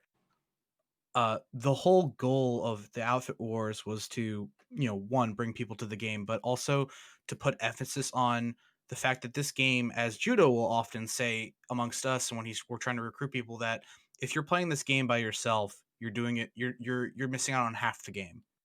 So we have to remember that this is all about the outfit wars, where it was about bringing attention to outfits. And there's a place, at least in our experience in the Desolation, because we didn't bring ringers, we brought our people who signed up and wanted to be there. So that included people from all skill levels of all ages in our outfit, and we found a place for all of them, whether it be building a fort, following a squad, being infantry, being air, being ground. It is the outfit's responsibility to use the resources and the people they have, casual and competitive alike. And I just wanted to reinforce those two things along with all of the ideas that have been said. And I think I don't disagree with just about any of them. I just wanted to reinforce that I think there should be a reward for the factions, just as a reward for everybody for participating as a whole. I don't think everybody should I don't think all the factions should get a reward, like everybody gets a trophy, but the faction that wins should bring something home to their buddies. Well said. And then also to reinforce that, again, this is all about outfits and community, and we all do talk to each other. VCO talks to BWay and all that other stuff, and every other group, AODR. We have to remember we have to talk. All this toxicity and everything stems from us, so we have to remember that too. Makes sense. We have to take responsibility. Take us to church. I saw what Shefka said. I got excited. I was like, oh, that's what I'm... Okay, anyways. That's what I'm talking about. All right, so, Yurik, well said. Judica. Well, I'm going to go up on the soapbox a little. Nice. And pile on to kind of what Yurik said. That as he said, one of the things I always tell everybody that are running, I'd run a lot of open squads and open platoons. And the thing I always ask them at the end every night is, did you have fun tonight? And if they didn't have fun, I want to know why they didn't have fun so we can change things up. Why do you play a game? You play a game because it's fun. When it ceases to be fun, you don't play anymore. If you want the game to survive, you want the game to grow and continue, you want people to have fun. That Well is the said. bottom line to the whole thing. There are folks that are out there that they want to be ultra competitive. For them, that's fun. There are other folks that they just want to go in, have a good time, be with their friends, doing something, and that's where you end up with the casual outfits. So you've got to find a place for both of them. They both have their devotees, and you have to recognize from each side that there's a group that's not you. And that You group is gotta allowed accept to have their fun too. Yeah, you gotta accept it. Awesome. Well said, by the way, Juka. Now let's go to Nikki G. Yeah, I pretty much agree with what's been said earlier. I think if you look at it from a casual standpoint, you want to play against the people that have your mindset. You should play if you just want to have fun, simply want to jump in and have fun. Then you should be playing against the other outfits that have the same mindset, and you will probably have fun. And just separate, basically make two brackets: the fun bracket, the casuals bracket, which is completely fine, and then you have the I want to win this bracket, where the other outfits will fight against each other. And I think that kind of separation is pretty easy, because someone from the fun bracket won't sign up for the I want to win bracket, and someone from the I want to win bracket will most likely, if they're not trolling, not sign up in the fun bracket, if you get what I mean. Well said. I like it. I don't know the exact titles. We can always think about like Sapphire, Gold, and Bronze, and Araxium, and Stars, and Crystals. We can think of those bracket titles like we see in football, where they always give a bracket to every single player at the very end to fight a tournament in their home country, so they can bring in money, they can bring in fun and environment and excitement to every event here in the U.S. So I know we don't want to give everybody trophies because we do want to basically respect the competitive play, but I also want to find a way to give the factions, so we are, as a faction, excited for competitive players, because I honestly want to cheer on my faction-specific epic players who spend so much time getting really good to represent their faction. And so, It's camaraderie. yeah, I want that camaraderie. But I again, can't show that on stream as a shoutcaster, because if everybody wants to see their own NC faction die, or NC or TR faction, please. And I wanted to say this earlier and I had forgotten. Please don't feel bad that you had a favorite. This isn't like a betted sport. Right. Yeah. And so the biggest thing is, like, as an announcer, the most fun thing. Go ahead. The most fun thing to watch as somebody who plays this game, is a part of the competitive stuff and the casual. I love seeing my streamer get super excited with me when their team is winning. You have to remember, Archie, there is enough streamers to cover all sides, all angles, and be objective. Just because you liked SKL, I don't like feel it. Bad. No. I didn't feel Wait bad. a second. Hold on a second. I did not even have a preference at that moment. I come in, I basically type in a quote to go teleport to silver bracket, and I push open the map. I thought it was over. And then all of a sudden, like, We were literally, holding on for you. We were holding on for you. I was like, ladies and gentlemen, VCO's about to win it! SKL is right behind! Up! That's what I was practically doing. You gotta remember, Archie, you're not a referee. You do not have to be objective. No, I'm just trying to hype the living crap out of people of what's happening. And that's literally what I did. And so, All I'm saying is you're allowed to have bias and show. Please don't. no, Yurik, stop saying that. VCO, I've done a Bastion 3-way with you, and I have Poonanners. Basically, it's a... God, anyways, I love Yurik. You're basically tickling me. If you ever fail us, we have Stop saying that. Yorick, please take the shoe out of the mouth. Understood. Yurik, by the way, everybody was basically tickling me on Reddit saying, like, I can't believe you actually have a favorite. I'm like, no, I just saw SKLs coming close and I wanted to tickle VCO a bit. But, again, I know a lot of you guys there. I haven't done an SKL outfit spotlight, so I only know SoCar Legion. That's all I know from SKL. So until Sokar decides to do an outfit spotlight, I know a lot of you guys on VCO. And so what do? If I basically say, come on, VCO, you're almost there? Or should I say, everybody, SKL's right behind VCO. They're about to tickle him. Oh my god, watch it happen. And that's what I was actually aiming to do. But anyways, let's go grab one more person who's hiding from me. I think he's actually listening right now. We're going to go and grab Dingbot. I'm forcing him to come down here to hear his opinion. Ladies and gentlemen, Dingbot, everyone. All right, Dingbot, how you doing, buddy? What the heck? How you doing? I saw you in the channel above. I'd love to actually have your opinion on this one. This is a casual gamer comic about Outfit Wars. You also did not sign up STLFT, is that correct? No, didn't. No. Can you tell me an opinion, if you don't mind, of what you'd like to see from Outfit Wars from a casual gamer perspective? And tell me why you didn't sign up. We held a democratic vote to whether or not we participate, which isn't a joke. We just went to everyone, look, do you want to go in or not? And a lot of people were like, we don't want to participate if it means we're being taken off live or have to double down on being really try-hardy, which wasn't what people wanted to do. So we watched, before we could sign up, we watched who we were. We were gaining points, but then when everyone else started like going all in with 24-hour sessions, and everyone was getting, people were saying I'm too tired. I just brought you louder. You are pretty low on my end, but I tried moving you to 200%. Doesn't do anything. But go ahead. Yeah. Anyway, so for us, we saw that everyone was suddenly like massively gaining in score, and then we were having like our very casual squads or small ops were getting obliterated by people who were normally on prime time, because we operate off prime time.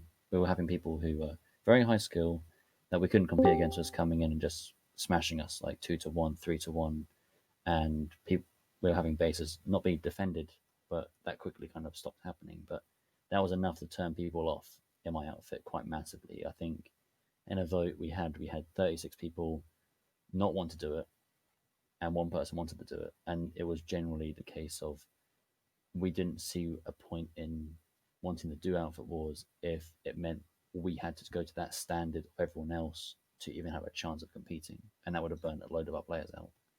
Which is not to disrespect anyone, that's just how my community is, because I know it was very exciting watching everyone compete for my server. It was generally one of the best entertainments I've seen on the for Connery in a while. But I literally have never seen you get that excited in a long time. You said you had about 46 at Dingbata messages, and they're all screaming that. It was, yeah.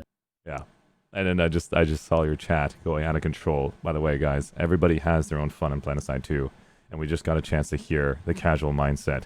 If anybody else who just showed up wants to talk about the casual mindset, feel free to basically add on now and tell me before I change the subject to the competitive side of Planetside 2. And when I say the competitive side, we're talking about the players.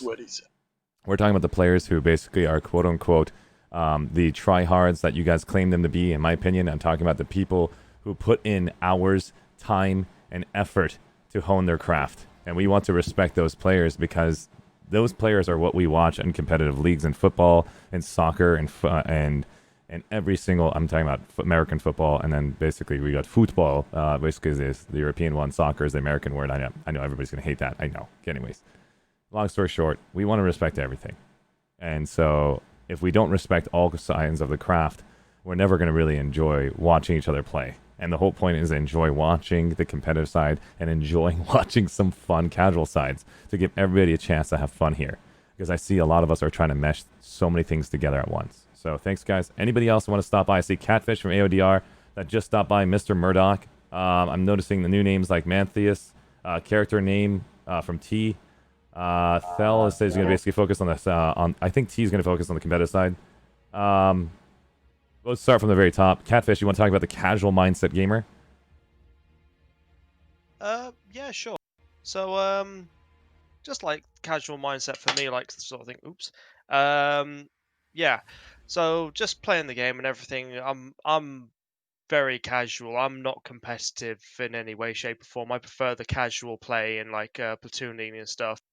I find it relaxing sometimes just to be able to play like that, and I enjoy it. I also just enjoy being able to like take things at my own pace as well. Well, I do like a little bit of like competitive, a little bit here and there. For the most part, I just like being able to just chill out, do things at my own speed, and I do enjoy the fact that with Planetside 2, you can just do that. It's a sandbox. It's if you want to be really competitive, you can. If you want to just mill around, just do some stuff on like down the down low, you can. And then I absolutely love the fact that you can just choose that. There's no like game modes or anything that you have to select. You can just turn up one day and think, oh, I just want to be take today nice and steady, and then turn up another day and just like, oh, you know what, I want to like, I want to jump into battles and be really try hard. I enjoy that about this game. Well said. And so, have you had a chance to see what the other people have said? Like, do you want to see a casual side of Outfit Wars, or do you only want to basically see a competitive side, or a mix of both? I'd say Outfit Wars. I'd like to stay on the competitive side. I wouldn't want to see a casual Outfit Wars because you can get casual stuff in the normal gameplay. I'd much rather Outfit Wars to stay as wholly competitive. Okay, so this is my opinion before you get destroyed by everyone who is going to be on this other side of the spectrum. So you want that opinion. This is his opinion, guys. Don't basically deny it. But I personally have seen Outfit Wars isn't just designed to be only competitive in my eyes, because I can see shenanigans being built in the most funniest ways possible. And I know I can actually cast it in a very fun way. The competitive players don't have to be watching it, but the majority of the world would love to see that. And we can advertise the game in the main server that this is literally what people in the main server do every day. And if we take that away, we lost an incredible advertisement strategy that I was thinking for Planetside 2. And that's why I'm thinking about how to split them apart. And you guys have some really good main points. The competitive side will only be watched if the casual side have a playground to have fun in. If they cannot actually have a taste of it in PE in 6th grade, in like 1st and 7th grade, and getting a chance to see what it looks like to try really hard in basketball, and then realizing they couldn't become an NBA basketball star, but now they can watch their favorite stars and actually agree that these guys are the best. There's no way they can be 7 foot tall. There's no way they can actually dunk on the hoop or shoot 3-pointers like basically all these other players do. That's when you can respect them. So at least having the ability to be on the playground on Desolation will give casual players an opportunity to see how amazing the competitive players are doing. That's my opinion. What are your thoughts on that, Catfish? Because I know you were saying you didn't want to see it. Well, you brought up a lot of fair points there. Like, some of them I will agree with as well. Like, I would like to like now that you bring it up that way, sort of thing. I think maybe a little bit of like non-competitive side to it, because then obviously then you can get people who would never be able to join Outfit Wars being able to play on the same map and experience it and just get a little bit of the like taste for it, sort of thing. And then if they wanted to go a bit further and then go into the more competitive side, then they could, as like a little bit more of a gradual thing, because there are some people who will never ever be able to experience Outfit Wars because they won't get on any teams, or they're just like me, not competitively orientated. So like now that you bring those points, like I would agree that maybe a casual thing would be interesting for the game. Again, and then another thing too, guys, is that I know that the scoring system is what competitive players are only looking at. I want you guys to basically expand your mind and think about those very fun videos that you watched when you were a kid, like Wipeout, things of that sort, for the casual side. So we can actually say, who was the most creative casual side outfit? And they only get basically a total of 60 minutes to play in Outfit Wars Desolation. And we see the funniest strategies on the planet. And it doesn't mean about winning or losing. It's about seeing almost like a circus act and having fun and laughing and having their outfits basically running around.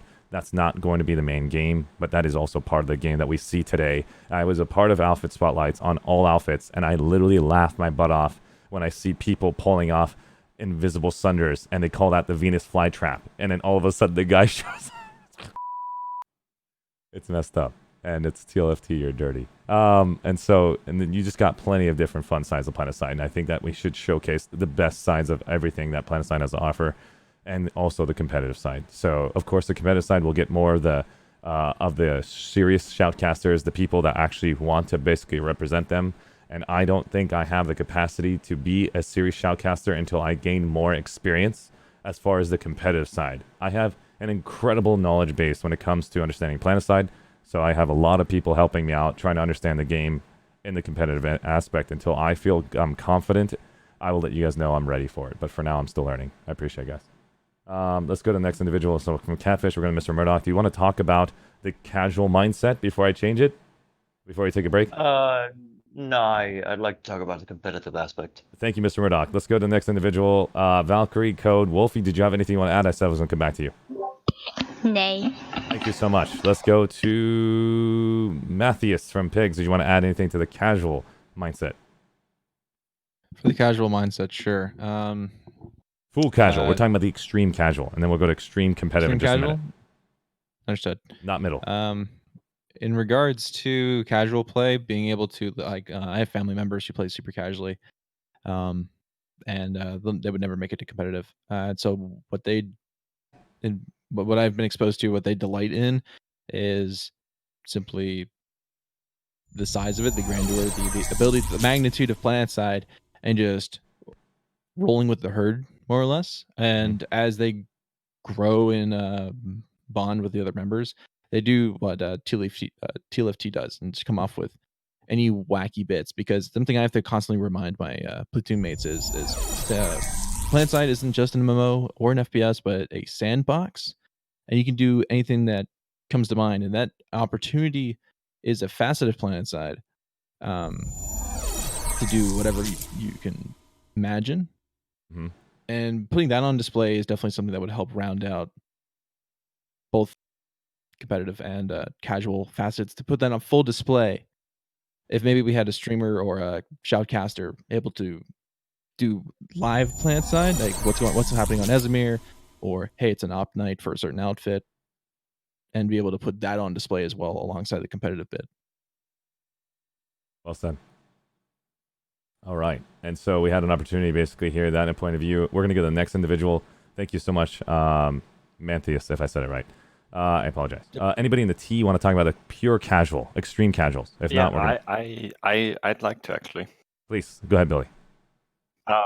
So I'm a person that people that will generally see as one of those sweaty players, one of those tryhards, but to me this game is inherently casual. I play it casually from my perspective, even though I play it a lot, because I don't really care what happens. I just play it and have fun. It doesn't really matter much to me. I think it can be fun taken serious from time to time, but the game is balanced for casual play, and taking it too serious will result in a lot of anger, in my opinion.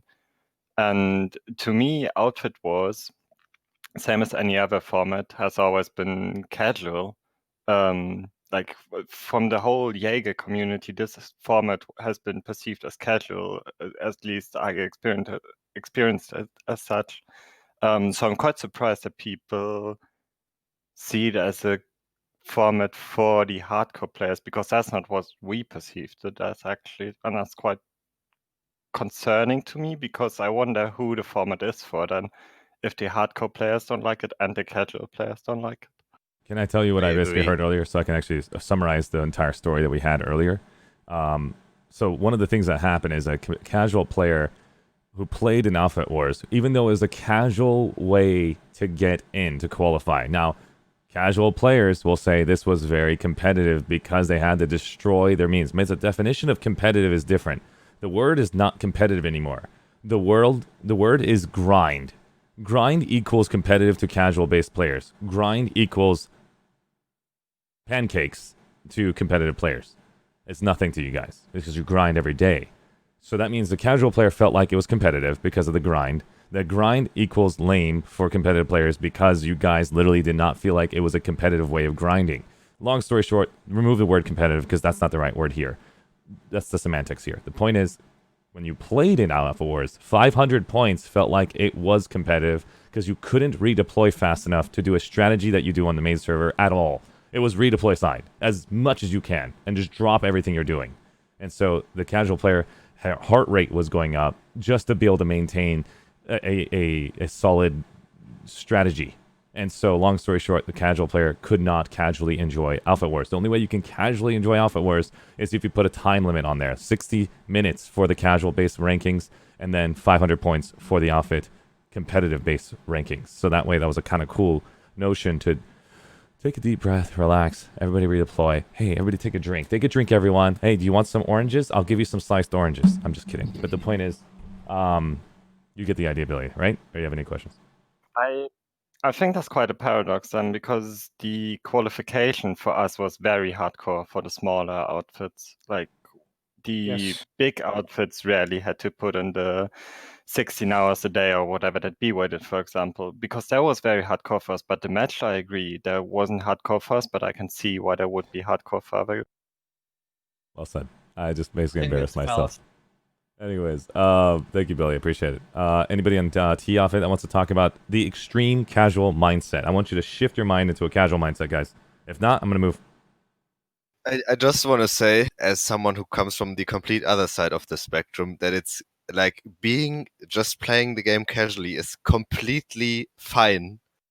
And like, it's not something negative. And I always feel like when you guys talk about like, I'm playing the game casually, as long as you're having fun, no one cares. I agree. I'm on the same page with you, by the way. And so that's the whole point of the casual aspect. I think there's one or two blue people I'm missing. If I missed you, please say something now before I take a break. We're going to go to competitive. Yeah, sure.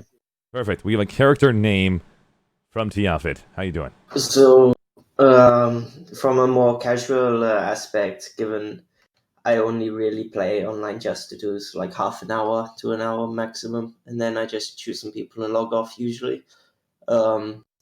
The outfit wars format itself is for the smaller outfits trying to qualify. It's a big deal for the everyday player. They're not really going to care. And when you have people who are just as some group of friends in an outfit, and they might have some drama, they might want to play with some other people and just have a bit of fun with some other players. Outfit Wars isn't a great format for being able to play against, who you do want to play against. And you're not really going to be getting in to be able to play it unless you're in a Zerg fit. And most of the people in the Zerg fit don't care about the feature itself. They're not going to be playing to get into it or qualify for it. So as a general thing, I think the casual player doesn't really have much input or, sort of interest in the Outfit Wars format. Then for the super competitive player also, it's not really like a huge format that they're going to be putting much interest into.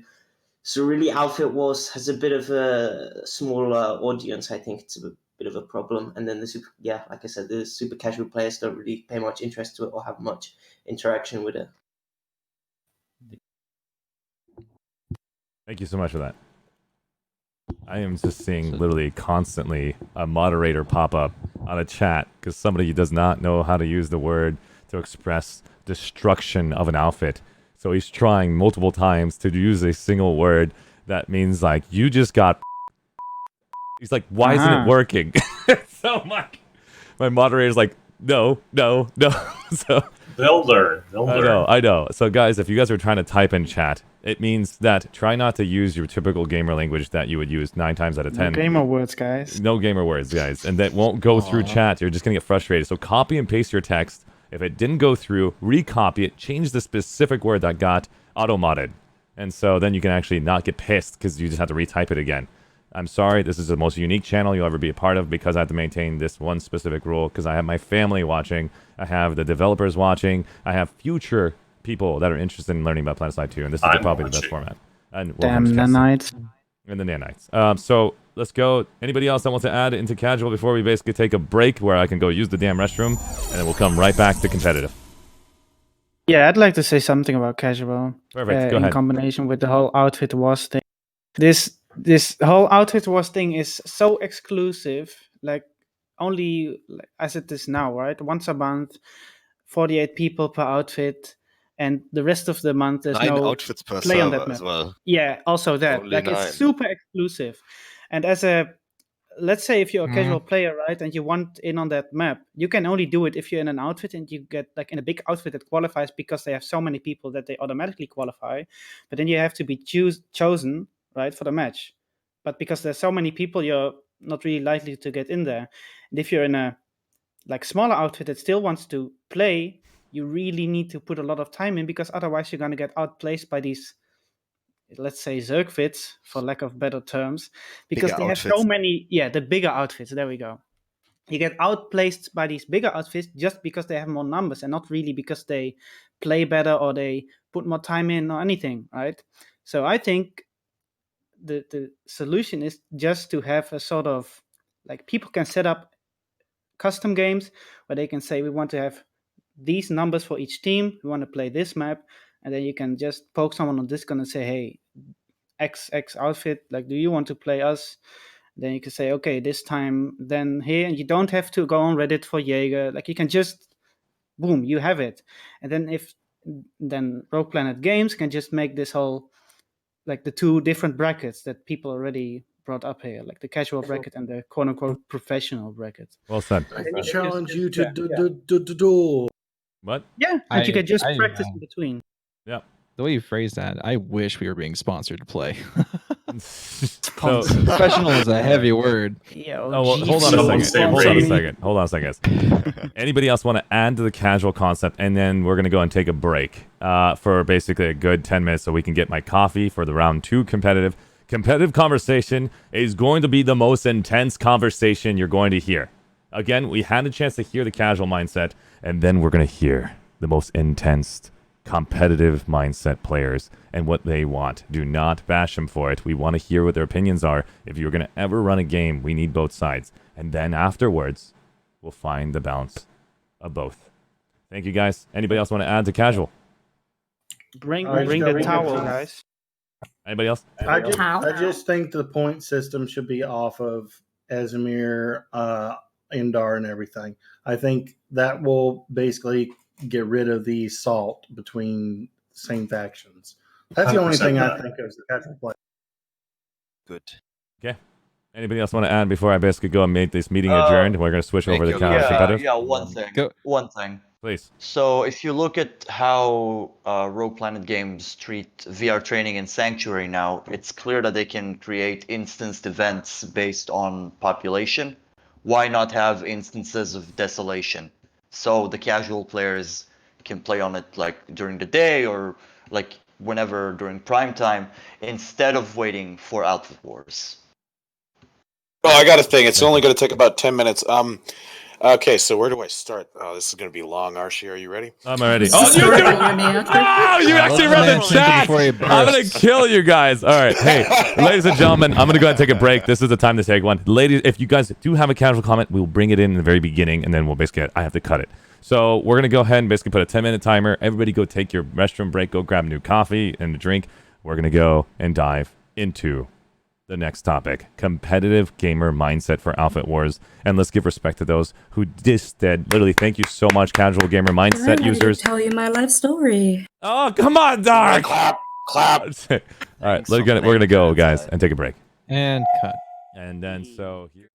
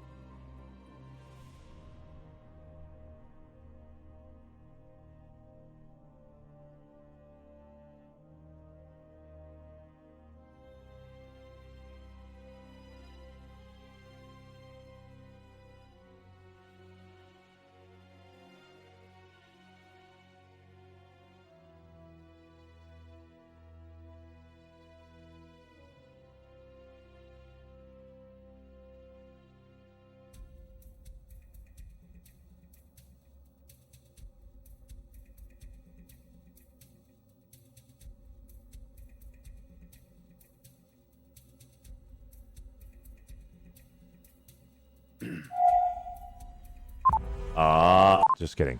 So guys, we're about to basically start the competitive mindset for the gamer. I'm going to go ahead and turn the clock on for 1 hour, giving the same time that we gave the casuals.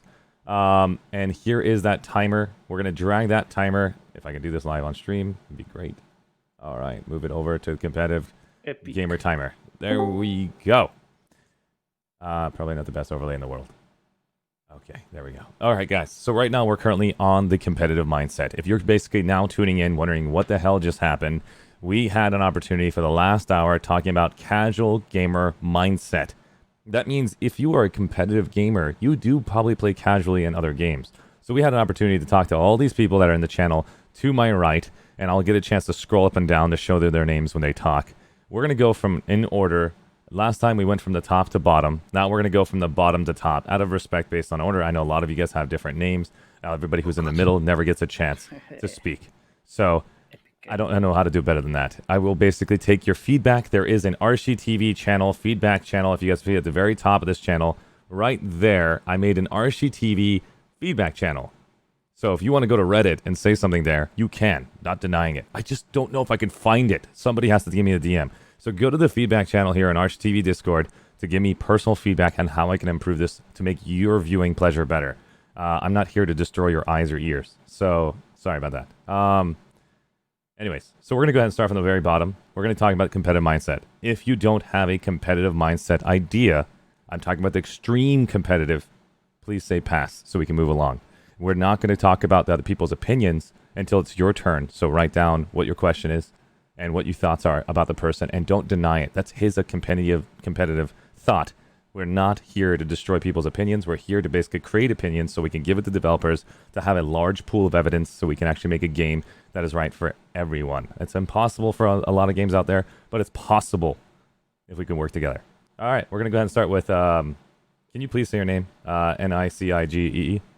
You already said it correctly. Like, okay, I'm afraid of ruining it again. I'm about to say like Nicky G. Nicky G, thank God. Okay, I was like Nisi G. I was like, no, maybe don't do that. I'm sorry. You said it correct every time, actually. Nicky G is on the line. Yeah. Nicky G, what's your outfit name? I'm from Red Mist. Can you put your outfit tag on your name? You can just right click and go to change name, and then that way people know the tag that you're talking. And then, awesome. People will find out who's competing. So the chat's going across, guys. If you guys do have an opinion, please do an @ArsheeTV sign. Just as how this is an example. @ArsheeTV. That's the example that you guys need to use if you want me to read your chat. It's very hard for me to read all of the chat while I'm also paying attention to the people talking. So if you actually have something directly for me, use that. And if it's something that adds to the conversation, I'll talk about it. If it doesn't, if it's like Arshee in a comment, I'll read it and I'll smile and I'll continue moving. Are you ready, Nicky G? One more question. Are we supposed to talk about competitive mindset in general or also connected with Outfit Wars? That's a good question. Competitive mindset only, Outfit Wars. That's what I need to hear. We're talking about Outfit Wars still. That's Desolation.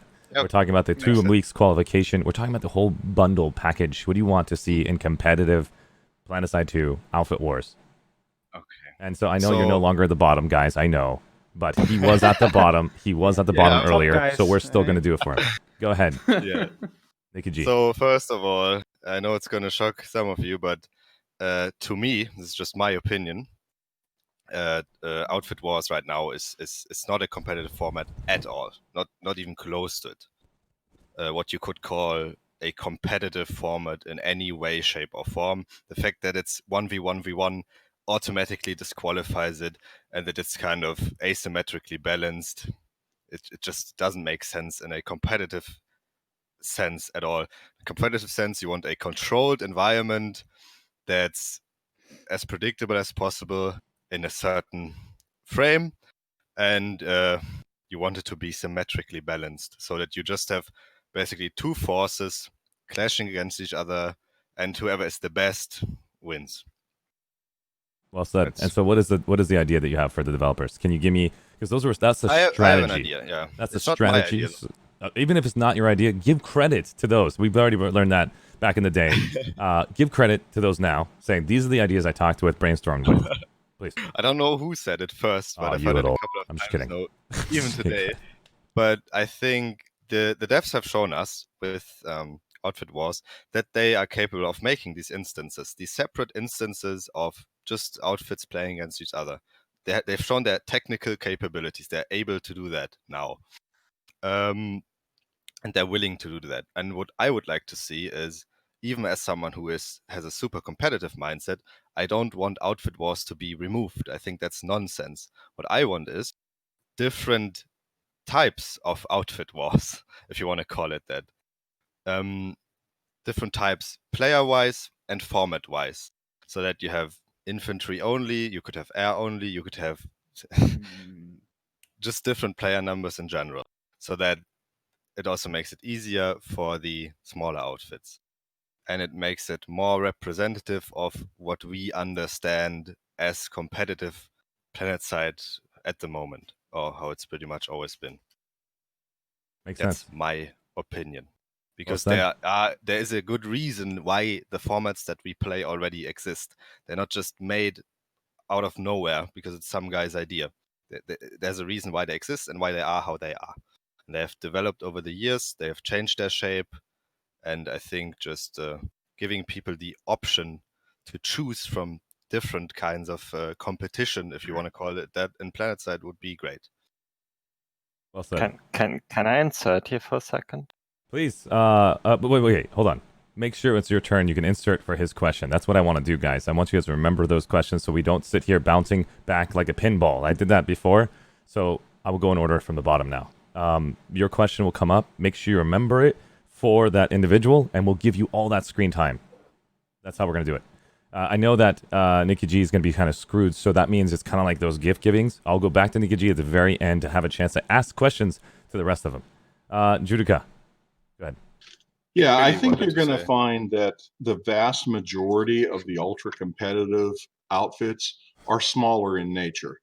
That having something for them in the like a 12-man bracket, a 24-man bracket, that would allow them to focus in those type battles, where as long as you keep that the bracket size, not just the outfit size, but a bracket size as well for the number of players in the match. Help me understand what bracket means, because bracket doesn't seem to work in my mind, where you have basically basketball teams going against each other across, and then they get the scale to the number one league. Because if, let's say, TR wins on this bracket, and TR wins in this bracket, TR wins in this bracket, we're not going to see TR like in in a StarCraft 2 setting where we can have Zerg versus Zerg. I would love to see Terran Republic versus Terran Republic, where we can see that.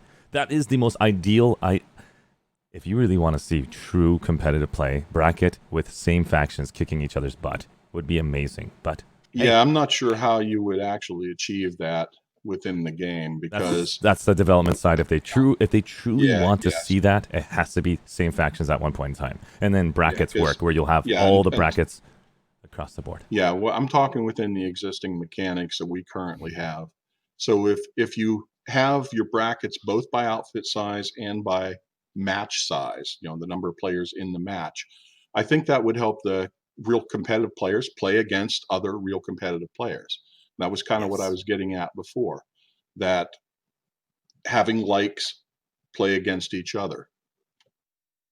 Okay, well said. Anything else you want to add before I go to Yorick? Nope. Fantastic. Thank you so much, Judica. And of course, I love you, VCO. Don't do that to me, Yorick. Yorick, go ahead. All right. I feel like a lot of what I said and a lot of what other people have said for casual also can apply to at least improving system-wise and the qualifying and all that stuff can be applied to competitive as well. So I won't rehash that. As far as what Nikki G said, I would agree with him, except that the game has always been 3 factions. So while it won't be a true competitive thing as far as 2v2 to balance that, but it's always been that way. There's always been double teaming in some way, shape, or form. So that is the balance in and of itself. However, thinking about it between what he said and Judo said, and what you guys brought up with faction versus themselves, while I think that would be a lot of fun to do, and under the interest of little work for devs as possible, I think we all forgot about the 4th faction, the NS. It would be very interesting to see the champions of the last one, and or just for some reason an S outfit enter into Desolation and be a 4-way versus a 3-way, and then you have that symmetry back again in some way, shape, or form. And maybe that's something for competitive, but I also disagree. I think this could be very competitive, especially if you introduce. I'll stop it there, and I'll save the rest of my comments for the next tier. Not at all. I want to know all your opinions of a competitive. This is competitive side. Take your time. My next ones are for the combo. For the second. Yeah. Got it. So make sure you guys understand. This is competitive mindset only. We're talking the extreme competitive. We don't want to see any casual and extreme competitive. This is straight up the most competitive mindset you want for Planetside 2.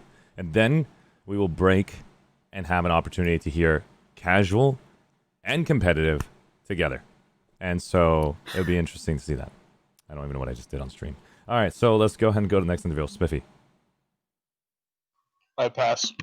Thank you so much. Let's go to Red Wolf Doctor. Hey. Even though I'm a casual player, I You still can have a mindset. and I know that's what I'm thinking. Even though one thing I think of is having game modes that have limited resources or limited or very specific objectives that can only be filled certain ways, and that forces people to be very very resourceful, very creative, and making them very difficult as well. So it's not just we can just breeze through this. You have to really knuckle down. You really have to put your mind to it. You really have to work together, and you really have to I don't know, just you can't be casual. It kind of forces you to be competitive. It forces you to be tactical. It forces you to be the entire point of it. Sorry. Yeah. What happened? Say it again. Sorry. I just blanked out. Did someone say something earlier? Go ahead. Continue. That was kind of it, really. Okay. And well, actually, one other thing is what Nikki G said was having two factions against each other. I think that would be a pretty cool idea as well. Very cool. Well said. And so that means the competitive side would also like to see a one-on-one design. This isn't about Planetside 2. We want to make it like Planetside 2. That's a casual mindset. We're talking about the competitive mindset. What does a competitive gamer who plays other games want to see in Planetside 2? And that way we can actually bring a larger population into a game that is called a sandbox, that we can actually do whatever we want in a sandbox. That means you can do whatever you want. That means if they want a one-on-one, they can make it. That's called lane smash. But would it be cool if Planetside 2 also catered to those people so we can get more of a larger population? So those guys who did one-on-one will go onto the main server and have fun kicking your butt as well, or you kick their butt and show them your strategies that you can actually outmaneuver them, outsmart them with combined arms and other things. So, again, thank you so much. I appreciate it. We're going to go to the next individual. We got Hagwell. I pass. Thank you so much, Hagwell. Very honorable. I appreciate it. Aiden. Yeah, just to kind of echo what's already been said, really. It's getting that controlled environment, whether that's restriction on items or classes or kind of similar to what we've mentioned in casual, really, in terms of having specific brackets that are used. I like the idea of bringing in the robots, get the NS faction involved, maybe some 2v2 action or 1v1v1v1, and go from there, really. Very, very cool. If there's a fourth faction, I don't even know what to think anymore. I would be mind blown. Already people complain about 3. Fourth? Oh my god. It would be nice to see the robots. Yeah. Oh my god. Okay, don't do that to me, guys. You're making me excited. Billy. So, I, as many might have guessed from who know my background, I agree with Nikki that I want smaller modes. I think we have a successful big game mode that we've had for years now, and it's called Community Smash, and that works really well.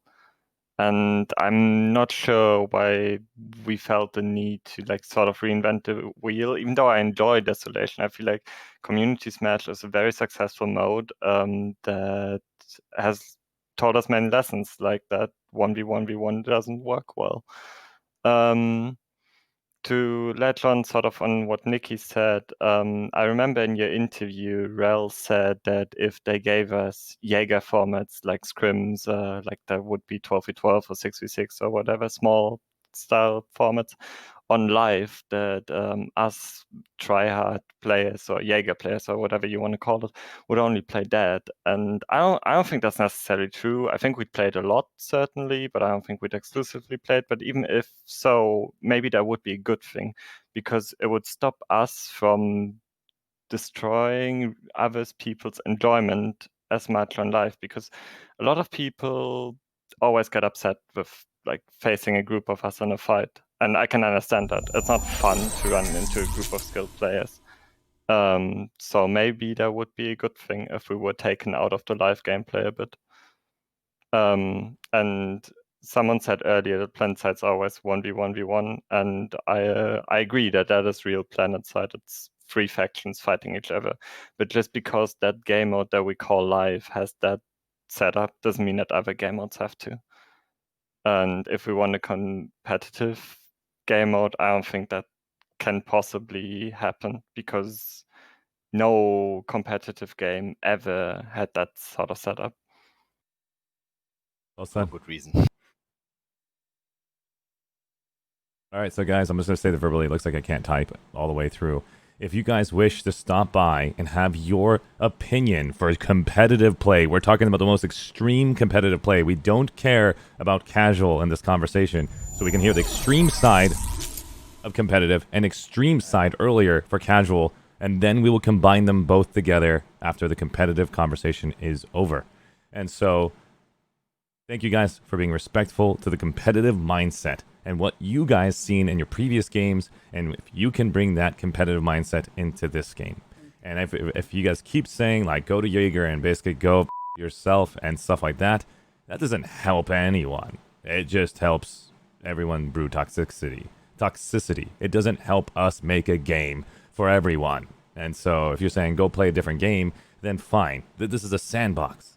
This is a game where we can create any game. That's why Planetside 2 is so damn freaking special. And so I appreciate you guys for being super cool.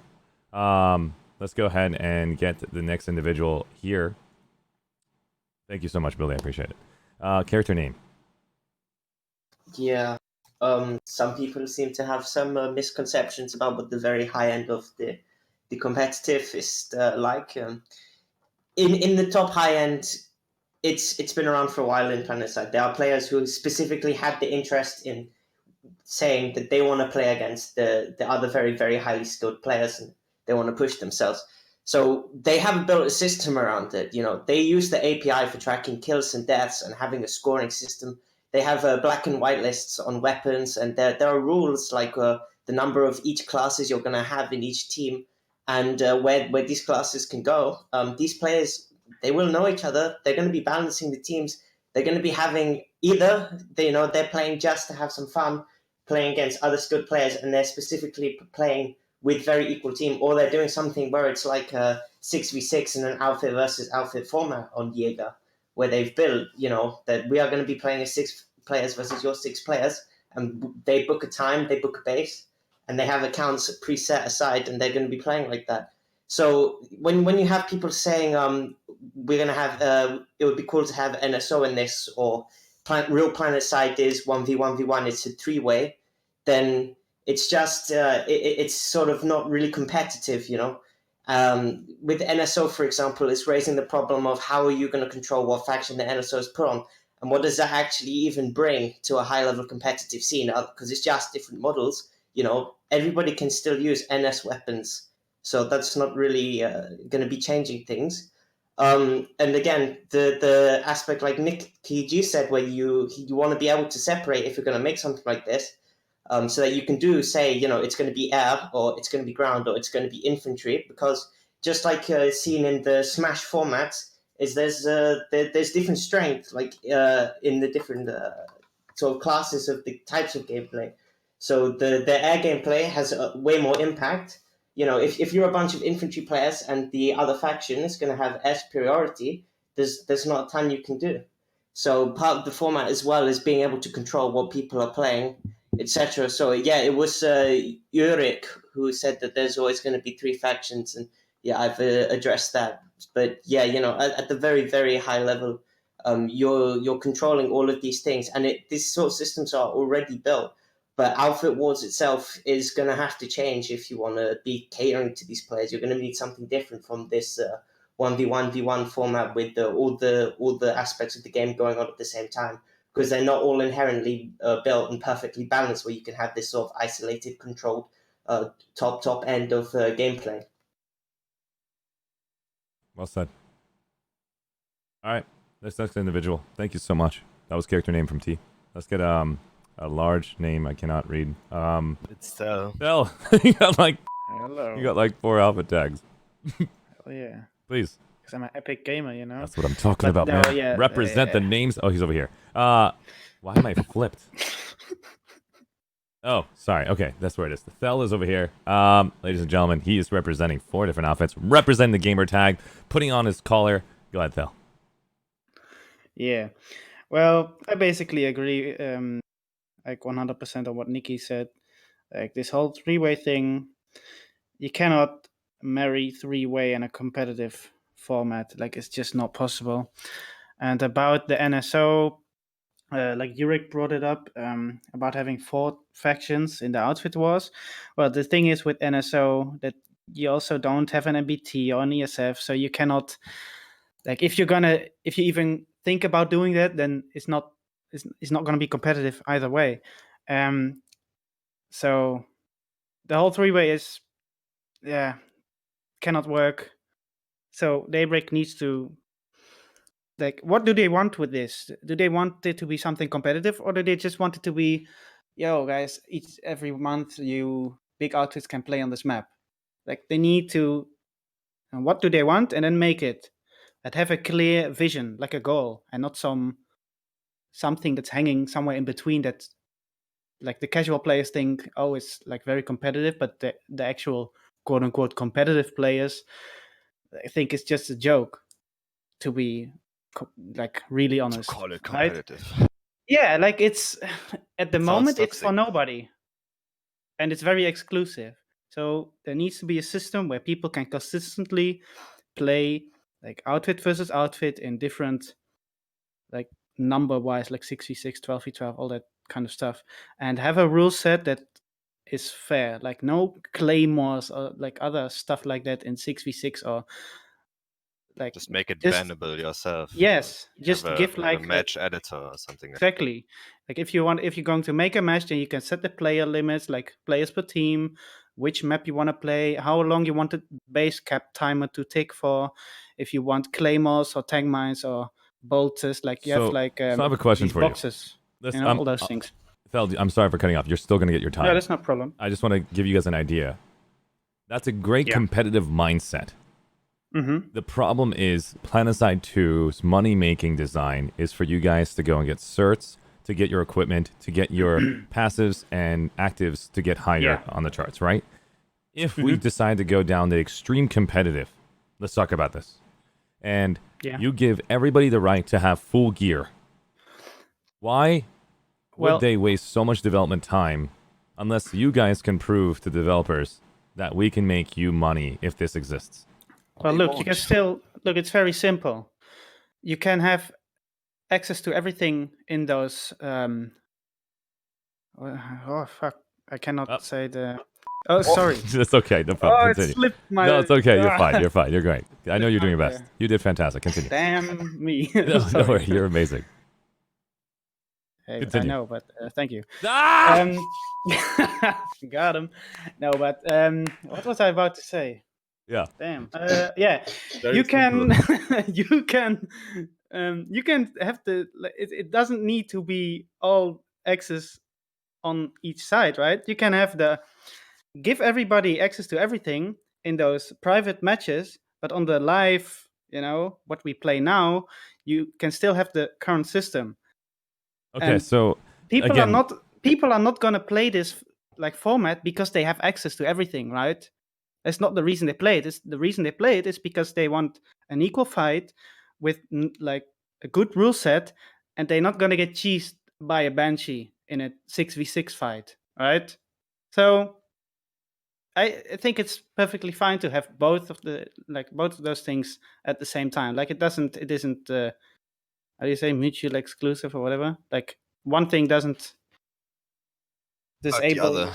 fun in the other thing, right? You can have both at the same time. Let the people play what they want, and people will still play live. And yeah, maybe people play a bit more of those instances matches, but it's not as if the play base on live is going to shrink like 50%, right? I agree, So but I again, really don't see the problem. Remember, the biggest problem is, this is my opinion. I don't work as a developer. I don't work for Rogue Planet. I don't work for Daybreak. This is the problem because they have to spend time creating a system for you guys to have that option. And if they do that option, Can I jump in quickly? Yeah, Nikki G, go ahead. You're next, of course. You'll get a chance again. Exactly. I'm not next. I already spoke. Oh, but exactly what you were talking about. That's one of the first things that came to the mind of the alpha testers of Outfit. Is like Thel already mentioned, and like it's obvious that this is a very, very exclusive system that like affects 5% of the player base, and look at how much dev time they've already put into that. So you could, like, if you're applying that logic to the very competitive formats, you can just reverse that logic onto what Outfit Wars is now. And right now it has no target well said. group. Okay, so 5% of the people put in more time. Okay. So Like, I'm willing to what ask you you a said question is here. completely correct. Okay. It's completely correct, but it already happened. Oh, I see what you mean. Oh, what happened? Also, Archie, the as far as the money trail goes, PTS already exists and the system's already there. Plus, you can just take it away when they go back to live play. And it's the same argument that people have about streamers getting access to things for free before anybody else does. It's showing off the gun because you're going to be streaming this for the 5%, and they're not going to keep it. So there's the money issue. You could also just reverse it, and the controlled environment gives the players a place to test the new guns or equipment that they want to grind for, whatever. Like, I don't Well really said. think that's Well said. an Okay, issue. so guys, remember these questions. I want you to know that we're going to basically take the Outfit Wars discussion questions that we've just had here. Please write them down. I'm a one-man army with my moderators. My moderators don't get involved in Outfit Wars questioning. I'm by myself here. Write this down for yourselves, and make sure you deliver this to me when I do an interview with Rel. And this is what I'm going to basically represent your outfit question based on those. Last time, we had an outfit wars question, an outfit question to Rel. Any question you had, don't talk about balancing, because balancing is a whole different ball game. But we're talking about the idea of Alpha Wars here. If you have a question for Rel, or for RPG, or for Andy, Justin, Carto, Andy, Lepetis, whatever. I mean, oh my god, if I said his name wrong, I'm sorry. I just brain farted. We are going to have a chance to talk to the developer live on stream like we did last time. I will not do this. Oh, it looks like I won't do that, I promise. So I'll be like this, the way I'm talking. And, Hallelujah! sorry about that, I know. Again, if you don't know what it's like to be a streamer, where I'm sitting here in a cave, literally quarantined before COVID showed up, it's boring to sit in this damn room without having anybody tell me what's happening on your end. So if you guys don't tell me it's annoying you, I don't think I'll have the opportunity of a lifetime to ever figure out that I'm pissing you off. So thank you for telling me that. It was the best thing to have one person step up. It was the Red Knight who freaking told me in a one-on-one saying, you need to stop these things. And I was like, tell me more. Tell me more. And he told me more. And you were freaking amazing. I appreciate you. And then everybody decided to give me more feedback. It was a start. So let's go ahead and begin with the next individual. Thank you, Nikki G. I know all of you guys are going to be talking amongst yourselves, so save that data. Let's go to Manthia. Hi there. Manthias. So I have I've been writing down everybody's concerns that have spoken so far, and I'm gonna throw out my opinion first. Noticing a kind of trend here, but in regards to my opinion about the competitive play, I feel like the system of top 10 scorers or per outfit kind of put on display, I guess, a decent sample size of an outfit that helps you qualify. Now, in terms of like Zerg fits constantly staying online all the time, I feel like if you're the top scorer, it perhaps should be a better display of capability to qualify. However, I don't fully believe it should work like that. I'm thinking more of this was a very short season and a qualifying period, if you want to believe it. But all other games have bracket systems that go on for weeks or months until the finals arrive.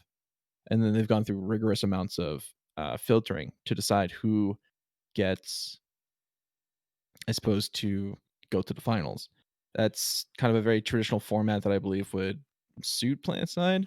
And touching on the 3v3, the 1v1v1, it is unfair in certain regards. There's a lot up to chance. And a lot of the concerns I've been hearing have been kind of this competitive purity, where it's a complete display of skill and with as very minimal variables as possible. I agree. But I'd be playing CSGO and now Planetside. So I'm kind of in line with the Planetside identity more so than competitive purity. And that's a matter of opinion. Yeah, it is. Absolutely. Separation of combined arms is another it's another reduction of variables, but does not fall in line with the Planetside identity. So I think it's not perfect now.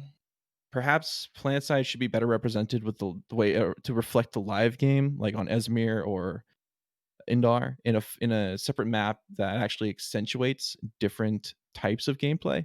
That they're like, for example, Quadi Mountain Complex, no tanks, no aircraft to speak of. And if you're able to take that kind of spirit and have different bases characterized to accentuate different types of gameplay, I feel like they were trying to go for that in Outfit Wars with Desolation, whether the open fields and the elevation and the outcroppings were trying to channel the tanks or provide vantage points. But the infantry gameplay was severely lacking. There was not really many bases that accentuated. Even the donuts, they were okay for first step. But like somebody said earlier, the Banshee cheese or getting shelled on does not feel good to an infantry player. And there should be an opportunity in Alpha Wars for the infantry players to really shine. But that being said, yeah, I just think it needs to. I believe the Planetside identity needs to be maintained, but there needs to be skill expression in a very easily castable way that can be put on full display. Can I just quickly have a reaction to this? Please. Well, hold on. Before we do that, please write that down. I'm not joking. I will come back to you guys to reaction talk. We'll bounce it back and forth. Because if we do the bounce back, I know I had 4 people DM me just earlier saying, can I talk about what Nikki G said, what Thel said? And I know they'll want to do that. We'll come back, I promise. I know it sounds ridiculous. Thel, write it down. Mentally remember it. Yes. This is the only way we can do it. Yeah. Mantheus, thank you so much. Pordellos, this is extreme. You want to pass? Pass. Thank you. Corpus. Oh, God. Did I say right? It's Copper. Shit. Oh, right. Yeah, okay, you got it, man. Sorry. Oh, that actually took me by surprise that you skipped right then. Okay, let's go. I'm so okay, sorry. There are a lot of things to say about it, but the first thing, I don't know if it's on people's minds or not, but they don't want to make a competitive game out of Planetside. But hold on, Copper. I think they already showed that with what they do. Copper. So, Copper. Just one second. Yes. I need you to imagine this isn't what you already know. The data you have about this company, you don't know anything about it. Planetside 2, extreme competitive side. Do you have a thought about it? Can you give me that data that you believe you can actually create right now, a competitive extreme side of Planetside 2? Nothing to do with casual. The best thing you can do is to try and approach the more fairer matches, but really the most competitive thing you can do with the current format is competing in politics, because this is what these outfit wars are. It's not much about skill. It's how much you can stack your teams, how much you can avoid sticking out before the match and such. Right. It's so let me it's ask not you, gonna. Let me ask you a question about the idea of stacking. Okay. Yeah. That happens in major sports. So the companies try their best to give them a specific pool of money, $15 million or $20 million, $30 million, and they only can select a specific amount of groups. You only get a $10 million max contract. That means you can only select 5 players with $10 million contracts, or that's all you get, 5 players. So there's going to be systems in the future that you could create to pick your players with specific point brackets based on their actual IVIs and their KPMs, whatever the hell it is. Or this is extreme talk, guys. Extreme. We're not talking about casuals. Extreme. This doesn't prevent stacking, though.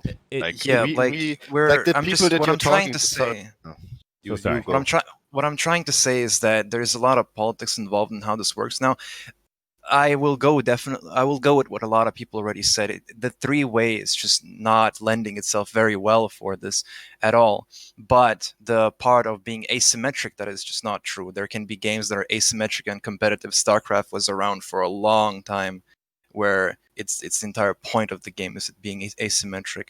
So that part can be done. Talking about the just talking about this format itself. Osprey, most people probably know who he is. Gave me this idea when we talked with him. If they were to add back the kills for scoring, this could, for instance, help a little bit to alleviate the problems of double teaming, for instance, because the team that's getting attacked by more people will also get the bigger chances at scoring more kills.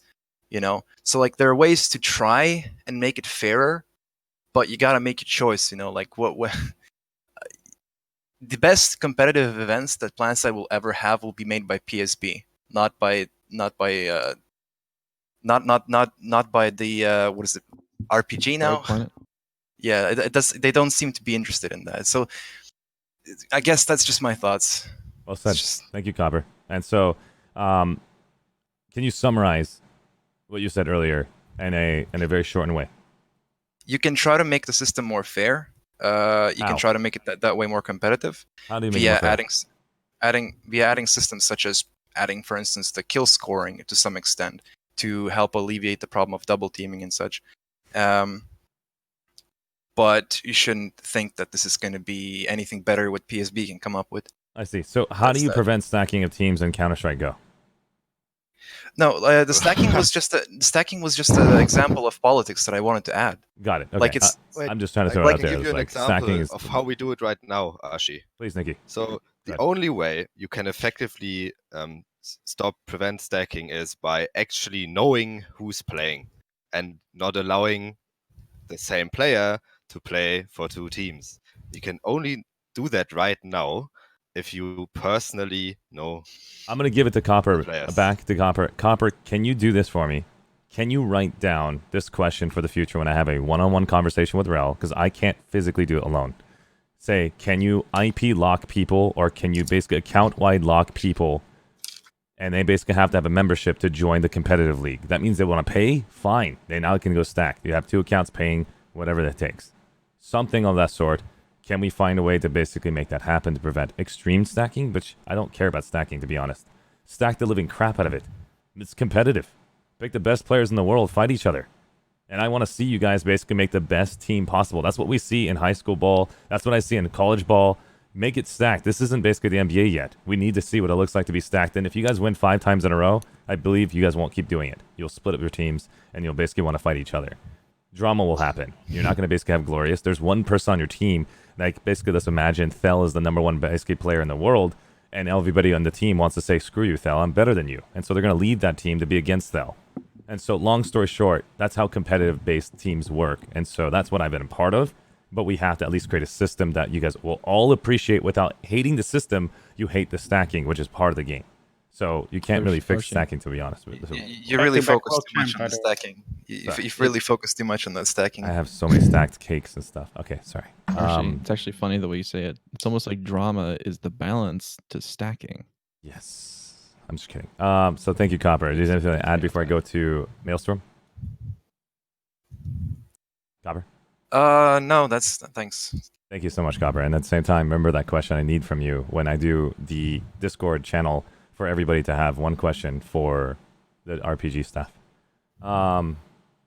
Maelstrom 26, go ahead. From the extreme competitive context, no, but I do have an insight on that because I did help to run the events. I was ex-PSP. It's stacking and various things like that. It's extremely hard to police, and I don't think anybody at RPG would fancy the challenge. It's a tough line to walk, and I don't think that's what they're going for. That's my 2 cents really on it.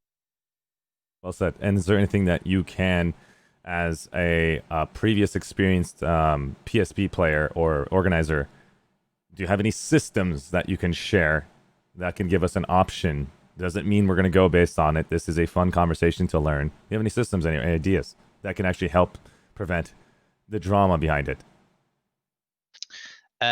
Technologically speaking, it's nigh on impossible. It's almost like if you say, for example, okay, so you've signed up on this account on this IP.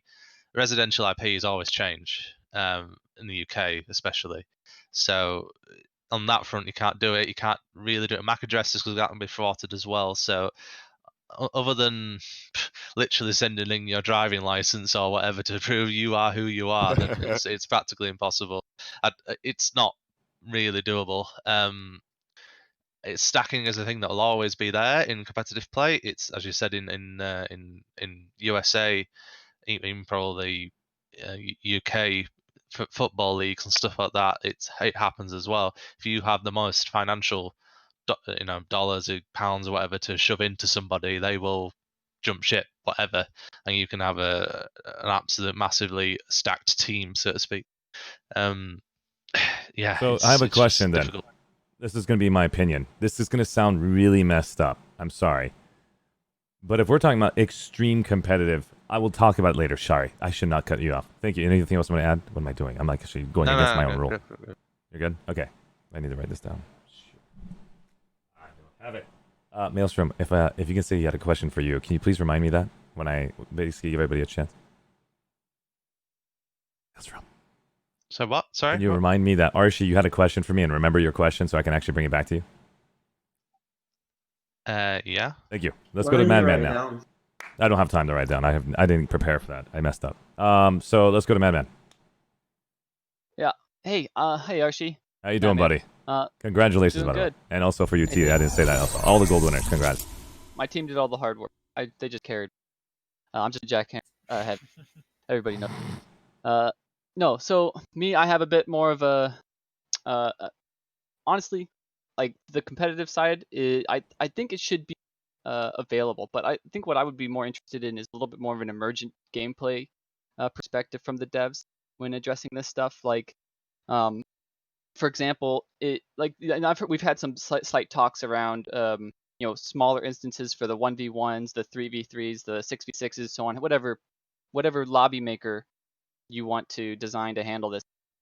By the way, the only reason, just a little bit of back end, like I'm sure people know what's really going on, but the only reason why a lot of that stuff is difficult is, I would imagine, mostly due to the spawning, right? We don't have small maps. It takes up each one takes up server resources. If you're spawning a bunch, like if they made a copy of Paris, so you guys to do your 1v1s on, right? Every single one of those is going to take a footprint on the server that it's running, and so the monetary value there, that like that's from a design perspective and an engineering perspective, like that's the hardest part to solve in all of this, when they're looking to do these smaller scale, because the reality behind outfit wars and the larger map, it's actually a spectacle, right? It's not meant to be super competitive, it's not meant to be super casual, it's hybrid in between, and it really is just meant to be something you slap a label on. It's like, look what we can do. It's amazing. Craziness happens, right? So that said, if they can figure out an easy way, like an affordable way for them to spawn us matches, and do our 6v6s without having to go through the whole Jaeger process, all of that extra work, and on top of that, if they could have a leaderboard so that we can have that emergent gameplay, for like a published rule set, quick selections, like straight up, we could have a published rule set with a drop down that says, hey, I want to go fight these 6 guys over here, and we can just slot up and go do it. I think that'd be cool, except for the only thing I would probably want on top of that is, I would want the options to fight within the same faction, right? We've had this long history of only being able to fight red versus purple and so on and so forth, or even if it's just NS v NS, right? Just being able to select those and bracket them. I think again, what I'm really leading towards here is emergent gameplay. People can set up their brackets. They can drive the competitive side of it with tools. There's one thing to set it up, but if the tool set's not there, right, you can't do any of it. So, and right now we hotfix it by using the Jaeger server and a bunch of work that goes into the management of those accounts. by PSB everybody else, right? So, I mean, the way I'd solve this is, well, if they can solve it, right? I'm not going to solve any of these guys. No Is problem. But just if you can give me at least, because guys, there's one factor I want you guys all to understand. Your developers, every developer in the world, will get at one point in time. It's kind of, what is it called, tunnel vision, where you don't get the opportunity and time to basically sit down with all of you and understand your perspectives. And so the community has to get together to make an opportunity for them to not waste hours of their time trying to play the game and see what the competitive side is and try to learn it. And so getting the opportunity for you guys to tell us what solutions that would make you guys excited about, they can see what solutions that they want to create for you. And then we just could combine them all together to create something for everyone. And so tell me what solutions you have. My response would be give us the tool set so that we can have our own emergent gameplay, right? It is a sandbox, I agree. Yeah. And that'd be the end of my answer. Can I ask a Madman a question? Can you go? Okay, this is gonna be a one pass, but we're gonna basically go through. Go ahead. It's a prompt for him. I really like what you're describing. Do you feel like that was kind of the direction that Planetside Arena may have been affording? It only tripped Yes. over itself by taking a battle royale stance. It was that instanced match-based stuff that were like, I guess, bootlegging on Jaeger, right? I mean, Arena is a really close. Like Arena is the tool TTF set. mode was really close. Okay. Yeah. I'll step in just a minute, Mammon. You want to basically answer that question before I move next? Yeah, I mean, it's basically, that's the tech, right? That's the tech that they would need to that they're basically driving off of, right? The ability to spin up instances, however, I assume they're just doing it all in the cloud, right? On Mhm. kind of tech, a lobby on top of that.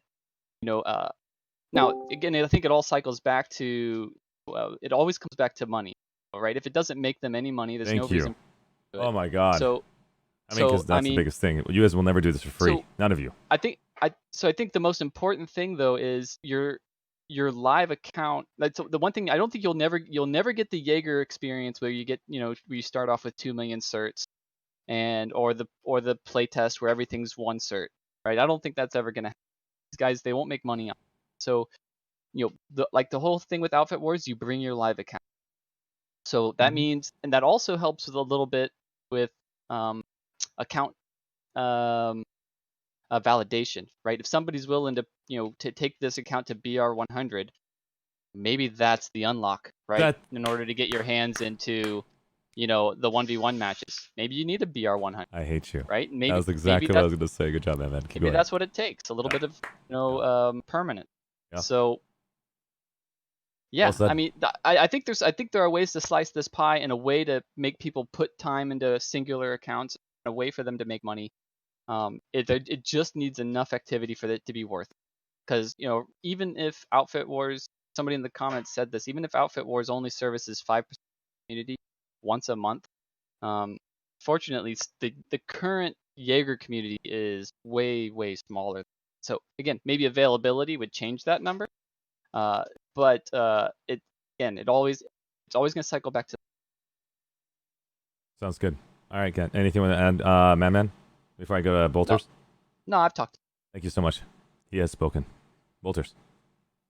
Hello, is my microphone okay? Yeah, you're doing great. I swear to God, if you. All right. So for me, I like the ideas about infantry and combined arms competitive events. I think a 6v6 is probably best for infantry, and 24 versus 24 is probably best for combined arms. Maybe you can stretch that to 48 versus 48 if you want to do it on like a larger map. Live qualifications, like we had for Outfit Wars, just don't work if they're 24/7. If the devs really want to like have live a qualification system on the live server, maybe run it for 2 weeks between 5 p.m. and 10 p.m. local time. So for EU servers, that would be Central, and then for Emerald, it would be Eastern time, Connery, West Coast, etc. And that would like reduce the impact of what quite a few people would perceive as being Zerg fits. Thirdly, I believe that competitive events really should be a one-on-one bracket system where all qualified outfits could fight each other, and that bracket system would allow them to go up and down the brackets. And although perhaps a 1v1v1 bracket could still work, in my opinion, that would rely on a lot of goodwill and faith in outfits, not to play politics and avoid behind closed doors sort of deals which can't be policed. Fourthly, the reason why I disagree with bringing the NS faction into like a competitive outfit war sort of style thing is that aside from the really good points made already about this, number one, like at the most like basic level, there's just not enough robot characters for that to be effective. And number two, people would just complain it's paid to win if if all the really good members just joined the robot faction and they only played with themselves, and people are going to be like, well, it's paid, like they're paying for this privilege, it's just going to be paid to win. And perception is king. Who was the last one that was talking? I kind of had a call at work. Apologies, I don't remember interrupting anyone else. Okay, Oh, so sorry. We'll basically do it as soon as possible. Thank you so much. Go ahead and continue, Bolters. We'll go right up to you, I promise. I just had one final point before I got to run off, really. Is that at the strategic level, Planetside is normally a 1v1v1 on the map, right? Just on live. You can see right there. That's the live map. That's the Desolation map. That's the combo that we're looking at. Yeah. And we're talking about the extreme competitive, and Bolters are doing great. Continue. Well, the thing is, right, that Alex said this on the Bork Discord earlier today, is that most of the fights really actually are only two factions normally fighting each other. So on like the tactical level, like one fight, it's a 1v1, okay? And then you'd want to try and, if you want to achieve this idea of real Planetside, whatever that means, because that's just a relative term that people throw around, then you need it to have a strategic level at least of a 1v1v1. And I think that's the issue is that that's where a lot of people are going to disagree with one another, and trying to strike a balance there, trying to cater to all opinions is probably not going to happen. And you're most likely going to see two types of events is what I would do. One which is 1v1, just for like lane smash, right? Which is, in my opinion, a good format. And then another type of event, which like Outfit Wars, where it's a 1v1v1. Although then, the game should be longer. It should be perhaps a different scoring system, all that. But yeah, that's what I have. And I think there's a lot of issues when it comes to discussing competitive Planetside, because different people have different ideas of what Planetside should be. And because of that, it's going to be very difficult to find the right balance between, for example, the infantry purist and the person who likes to cheese out with maxes and sunders on point. Well said.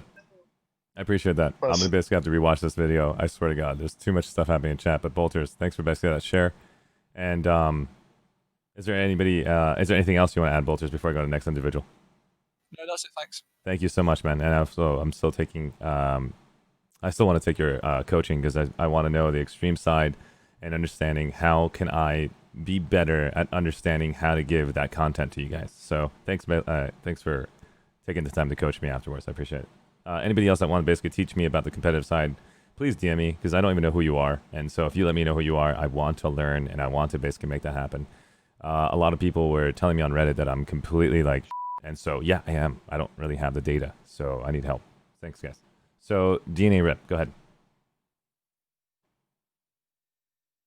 BRTD, sorry. There you go. Thank you. Sorry about that. No problem, Arshee. buddy. So we're talking about the extreme competitive side, and then after this conversation, we're going to go comboing casual and competitive together. If you don't have anything to basically add, please say pass. We'll go to the next one. But if you have some extreme competitive side thoughts for Outfit Wars, go ahead. Pass. Thank you. What about you? This Uren. Yeah, just written. So my only thought is with what the others have said. I think I agree with both. Ultra competitive, it's not something that caters to everyone. So if you want to have something for outfits like outfit wars that their end game is, then it cannot be ultra competitive because it will turn people away. Yeah, and I do want to say I did really enjoy the match we had on Well done. Desolation. That was great to That's watch. all I have to say. Well done. I'm still salty over that one. We'll talk more about that in a minute. We're focusing on the topic because I do not want anybody who's watching get pissed because we went off topic, and I'm getting DMs about it. All right, so let's go ahead and basically go to Stevio. Hello. How you doing, buddy? It's good to see you again. I'm good, mate. Good to see you too. So, please. Build my background. So I used to be ultra competitive about, I would say, 13 years ago, back in World of Warcraft when the arena system first came out and Burning Crusade. By the end of the first and second season, I was one of the third greatest, highest warlocks in the world because I no life the game. But basically, for Planetside, if I was going to try to create an ultra competitive system, I would just copy Warcraft, like literally down to the bone. What I would do, so you'd have your battlegrounds, like in WoW, are basically your 24-man combined arms matches. And your arenas are like your 6-man or your 12-man infantry only. And how it would work, I haven't thought of what game modes you would have, but the way I would do it is you play with your squad in live play, whilst you simultaneously queue for your ranked squads or combined arms. The amount of population being used in concurrent matches across your server can only be up to 15% of what is currently logged in playing on your live. So it doesn't impact the live server population much. It's a 1v1 team on a few small handcrafted maps. It could be, match round could be 5 or 10 or 15. And then all the time this is going on, you have a season with a chess rating system. And this runs for X amount of time. And in the end of it, the top teams that place, top 64, would then go into a 64 squad tournament knockout system to then find out who is the best squad or combined arms squad in Planetside 2. Okay. I like that. I like that. And then so, anything else you want to add, Stevio, before I go to the next individual? Of course, guys, write your names down, and then I'm going to give you guys a chance to direct your questions towards players and let that player speak. And then we'll go jump back and forth a million times until we get this all over with. Stevio, anything else you want to add? Yeah, and also, that's what I would do for the super high, ranked stuff. Thank you. But, super extreme. Just for we're the talking about outfit. this extreme. I'm sorry. Go ahead. But just for the outfit wars stuff, because people keep complaining about small outfits not being able to compete. I would just have a group of outfits sign up to an alliance, and then rather than a winner takes all the points on a base, just have the top 5 outfits on that base or whatever, and then fix the mount highest from top to bottom. That's all I've got to say. Well said. Thank you. We're going to go to the next individual. We got Harry. Just Harry. Thank you. Harry, please go ahead. So I'm also from BRTD, and we're a combined arms outfit. We have tanks, air, infantry, all working together. And to me, a competitive game mode for Planetside that doesn't include armor and air, all of Planetside, doesn't really fulfill the requirements that I think are needed to show off Planetside at its best. I think smaller game modes like 6v6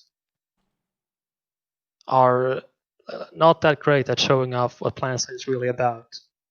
I'm sure they're fun for the people who do them, but I don't think there will be a large audience for them. either from a player base who want to participate, or from streamers who want to observe it and show it off to people. So I would prefer to see a 1v1, 48 versus 48, combined arms set up on Desolation if you want, and let two, midfits fight it out against each other. That would be true combined arms warfare in a competitive setting to me. Well said. Well said. Thank you, Harry. Let's go to Wolfie. Valkyrie Code Wolfie, do you have anything you want to add about extreme competitive gameplay? Since I'm not into competitive, I cannot say anything about it. You were very, very thoughtful for saying that. I appreciate it. And we're going to go ahead and pass. We're going to go to Mr. Murdoch. Yo. Mr. Murdoch. Go ahead. So actually twofolds. One, for everything that's been mentioned here already. I really think that the devs should invest time in allowing instance matches on live for those for the small scale, like 6v6, 12v12, that everybody's been talking about. For two reasons actually. One, I mean, if you're taking your live character to a competitive event, for 6v6 or 12v12, where there's a lot more attention to your character if this event is being streamed, I mean, you'll be able to like deck it out more with like all the stuff that they're trying to push on us, like cosmetics and all that stuff. And second, if these events are being streamed, as opposed to Jaeger events, if you see a player on this sort of match, like I'm randomly picking out a name, like if you're gonna see character name in a competitive match, and then you're gonna kill him on live as like a casual player, you're gonna feel like you accomplished something. Like for example, if someone on any battle royale game kills Shroud or Doctor Disrespect or something like that. Wait, who killed him? Who killed? Sorry, continue. As far as the Outfit Wars show that's been going on, there's a lot of balancing that needs to be done as far as how the outfits that are being picked for the matches is done. Like balancing or matching them according to sizes, like allow for matches for 24v24 v24 on top of 48v48 v48, just so smaller outfits can also compete with a reasonable scoring system, of course. Just so you won't reach the state where you had on live right now, where outfits had to pull night shifts just to be in the event, and not taking away from the T speedrun, but having a match that they worked on for like 2 weeks and ending it in 17 minutes. I think if the bracket system was more like sized and all of the different metrics that you can see on FISU or Census API, like basic dry metrics for skill like kills, KPM, all that stuff, you'll be able to get a lot more interesting fights. And if these fights are being broadcasted, you're going to draw a lot more attention to this game and to this game mode. That's basically all I have to say. Well said.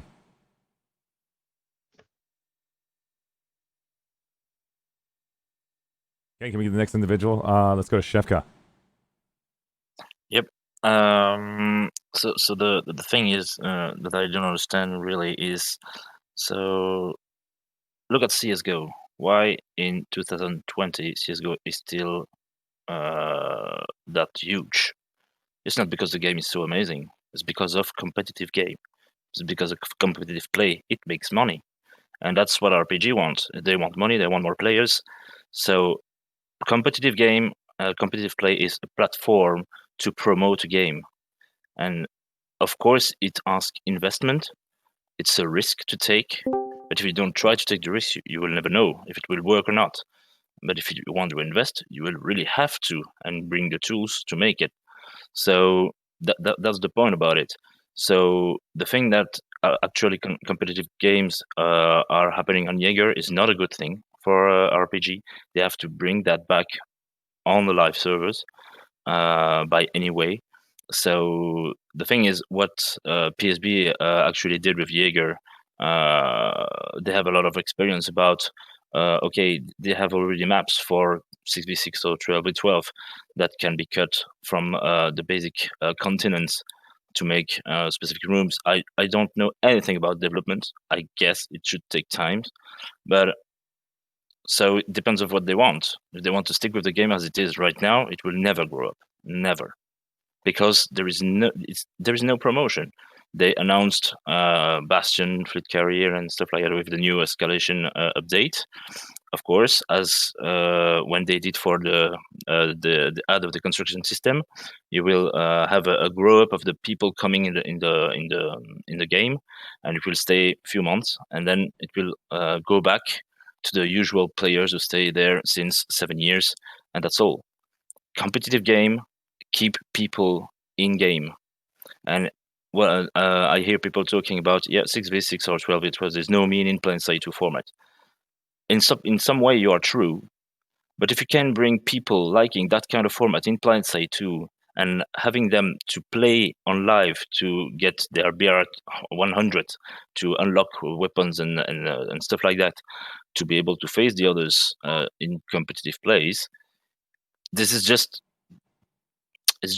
that's the mean. So you will bring these competitive players inside the live server, and they will play in small players and will give more experience, etc., etc. So it's just about investment. The tools are already here. They have to create some few ones, and thank you for the hearts, and and I lost my ID now, and give me a sec. That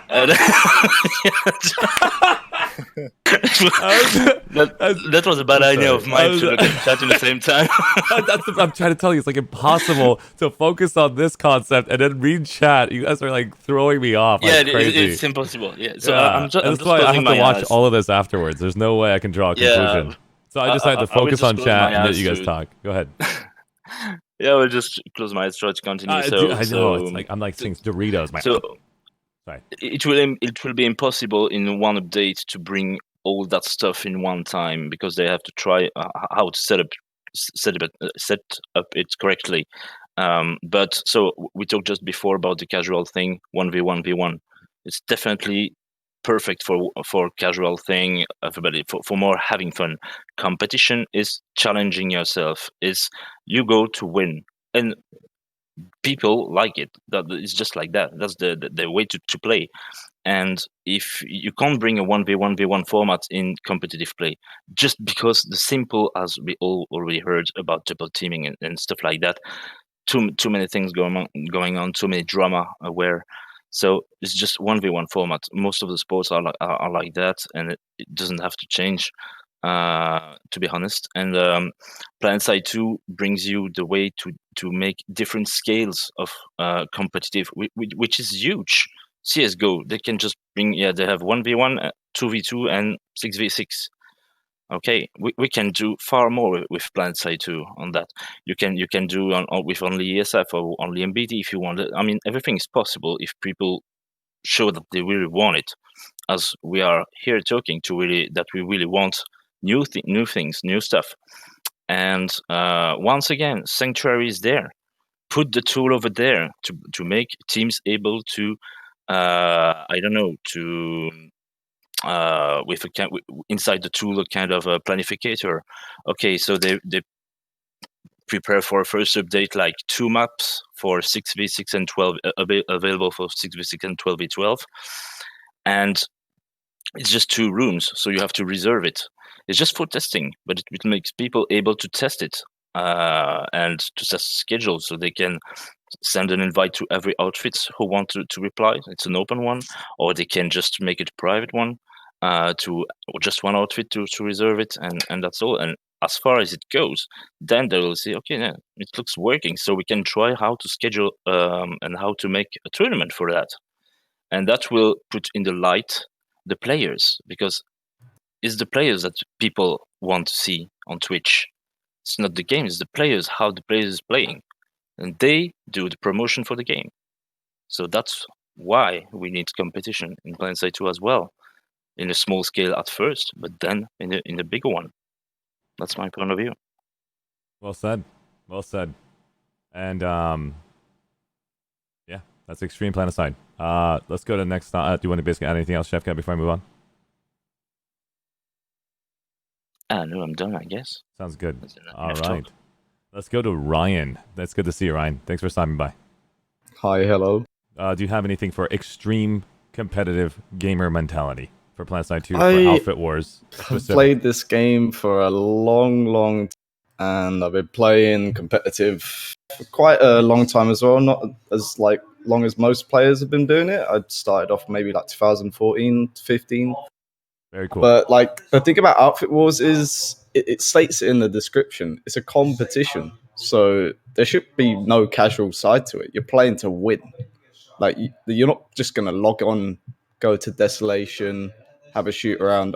This is boring. Log off. You're there to win. You should be committed to play.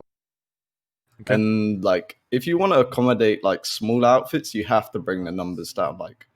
Right now, Planetside, there's a lot of outfits that are maybe 12 players, 24. You're gonna have to bring the numbers down to maybe 24 at least, because one, it's gonna allow more people to play, and two, I think by making the smaller outfit size and in the outfit wars, it splits up those massive stacks. If people call in T a stack, you've got the Do 48 they people taste that good? had Is that to like play. basically a sandwich stack? Just kidding. I know what you mean. Continue. Yeah, they have 48 people playing, ready to play. They had more people willing to play. They have 140 people in the outfit. Okay. If you put the numbers down, people are going to want to branch off into more outfits because they want to play. They're going to want to play it. So they're going to make their own outfits, whatever, go back to their old outfits before they merged. And then they can actually play with the core people that they've been playing the game with for ages. Another option also, if you don't want random people to join in, you create an opt-in/opt-out in the outfit page. So you can opt in for if you want to be in the wars, opt out. So your outfit leader can see. That way, the people that opt out can't be they can't see Desolation. Be like, oh, what's this? They might be a new player. They click Desolation, they hop in. They're with random people in their outfit that maybe they've been invited to the outfit by accident or someone spam invited them, quite a lot of the people do. They can opt out of the wars, maybe set it to default, so these new players have to opt in. So they don't just get a random pop-up saying, oh, you can spawn in Desolation, and then that ruins the competitive nature because it's just a random new player that doesn't know what it is. And then a third thing to make it a bit more competitive, make the qualifications a lot shorter. I had an idea of running it from Sunday to Thursday as a qualification stage, and then Fridays that break, the prep stage, and then the Saturday's the battle day for the smaller outfits. But if Rogue Planet Games wants to cater it for the bigger, I would say instead of having the 3 different brackets of gold, silver, and bronze, the top 3 outfits on each faction that actually qualify for the wars should fight together against the other top 3 of the others. That way, smaller outfits can join in. They can get into that gold, silver, bronze, even though that it would be removed. Those 3 outfits and then fight as a faction against the opposition instead of having those different brackets where maybe one outfit that is quite clearly more skilled than the first place, as you saw in the Cobalt one, they can be in the same match as the top team on the other factions, and they can help maybe the lesser skilled people that maybe have more players, and that's why they're in. That's just my thoughts. Well said. Well said. And I'm trying to think about basically what to add on to that. But do you have anything to add, Ryan, before I basically get a chance to focus on this conversation? I'm focused on chat It's right now. not specifically for extreme competitive, but it makes it a lot more competitive. It's make the map design cater to all types of play. So in Desolation, you see that all the relics are exactly the same. They all have the open airspace, and air kind of dominates, and ground vehicles really, they don't really play a huge role. So I was thinking maybe vehicle capture points, or maybe they could add aerial capture points just to keep everything like flowing and all parts of the game are involved in the actual thing instead of just dropping infantry, spamming PPA rocket pods and stuff. Obviously, armor is really key, but it's more key at the start to stop the Sunderers getting there than it is in the mid game, because once you got aerial like dominance, like superiority, the air can destroy vehicles much easier than the tanks can right now on the Desolation map, because it's really open, but there's not going to be enough like resources fielding like anti-air. If you field too much anti-air, then you're going to get stomped basically, and I think it needs a bit more cover or vehicle points. Well said. Thank you, Ryan, for being basically giving us some good points right there. I appreciate it. Now we're gonna go to anything else you want to add before I go to Kira? Nope. Thank you. Kira, Hero Show, how you doing, buddy? I'm pretty good, and yeah, I kind of had a call. I'm teleworking right now, so I missed like half of this conversation. No, but you yeah, don't need to have any conversation about anybody else. This is your opinion on competitive gamer outfit wars. What you see here is what you see. Basically, what Alpha Wars was given to us. This is the main game. What do you think? If you have an opinion, if you don't, we can pass because we're going to go to combined in a second. I do have an opinion. I'm realistically not on Planetside a competitive player, but I have been. Do you have a competitive mindset where you can shift it on and you want competitive mind? I'm an extreme competitive. Do you have a mind on that? Well, I'm just going to say, like, I come from a game mindset of MMORPGs. Planetside 2 has really been the only FPS game that I've really kind of tiered to, other than Unreal Tournament, which I was really competitive in it back in Unreal Tournament 3 in 2004. In my opinion, based on Fortnite, based on CSGO, based on all these other games, really, to be honest, we need to focus on competitive only and then trickle down to the casual aspect. I really do think that we really do need that platform and view count and basically drive to bring new players over. I mean, yeah, we can scream and shout and try to bring some of these older players back, but there's going to they could just end up coming back for a brief moment and then just leave again. We need to keep filling that new void. Well said. So that means the new player experience is another topic I'll bring up later, but they are thinking about it. And I think that the idea of the competitive mindset and the casual mindset, and then we combine them together, we can create something that can give everybody their bread and butter. I just wish that, like I said before, it's still in the main Planetside 2 game, but I really do think that the names on the capture points and stuff like that, that's hindering some of the casual play and the mid fits and all that other stuff from getting to be able to qualify and stuff like that. I think there should be, like what was said before, I think Steve-O and some others said it, is having the Sanctuary as a midpoint for that as a casual play and a higher end play. And then, like Chefka said, there needs to be that competitiveness that brings people like Shroud and other people to this game. Well said. And why do you want people like Shroud? Is it because he's a good gamer or because of the viewers that he brings? No, it's because it's viewers. Because there was that video that Mukos showed of him saying that Planetside 2 is dead, and we got to slap him in the face and show him his. Wait, show him is right that it is not dead. Show him he's wrong. He's wrong. Got it. Okay, I didn't hear that last part. I was like, what? It was a great video. Very, very cool video. And Mukos, man, big heart goes out to you for all the content creation you did, and that's a good shout out. All right, so we had a chance to go through the entire list. I know new players just showed up, and I'm going to give it to the players who just showed up out of order. I don't even know who the hell showed up. It looks like T and Big showed up, and we'll go to Red Knight right after that. And I believe there's new players showing up right now. I saw a Recursion player stop by. There we go. He's going to stop by in a minute. T and Bink, do you have an extreme competitive mindset? We're going to do next topic. It's going to be combo of both in a minute. If you have we just did casual earlier last hour ago. So if you don't have an extreme mindset, positive thought to make an extreme side of Planetside 2, you say pass. I was going to talk about how we should work towards getting players who maybe are in mid fits and want to experiment with extreme competitive stuff. Please tell me, how would a mid-fit be a part of extreme competitive gaming? I think, just speaking from my own outfit, Iron Forged Alliance on Connery, NC, we've changed a lot in the last year. We've gone from being fairly casual vehicle-oriented outfit to having a core of really good infantry players who like to be competitive.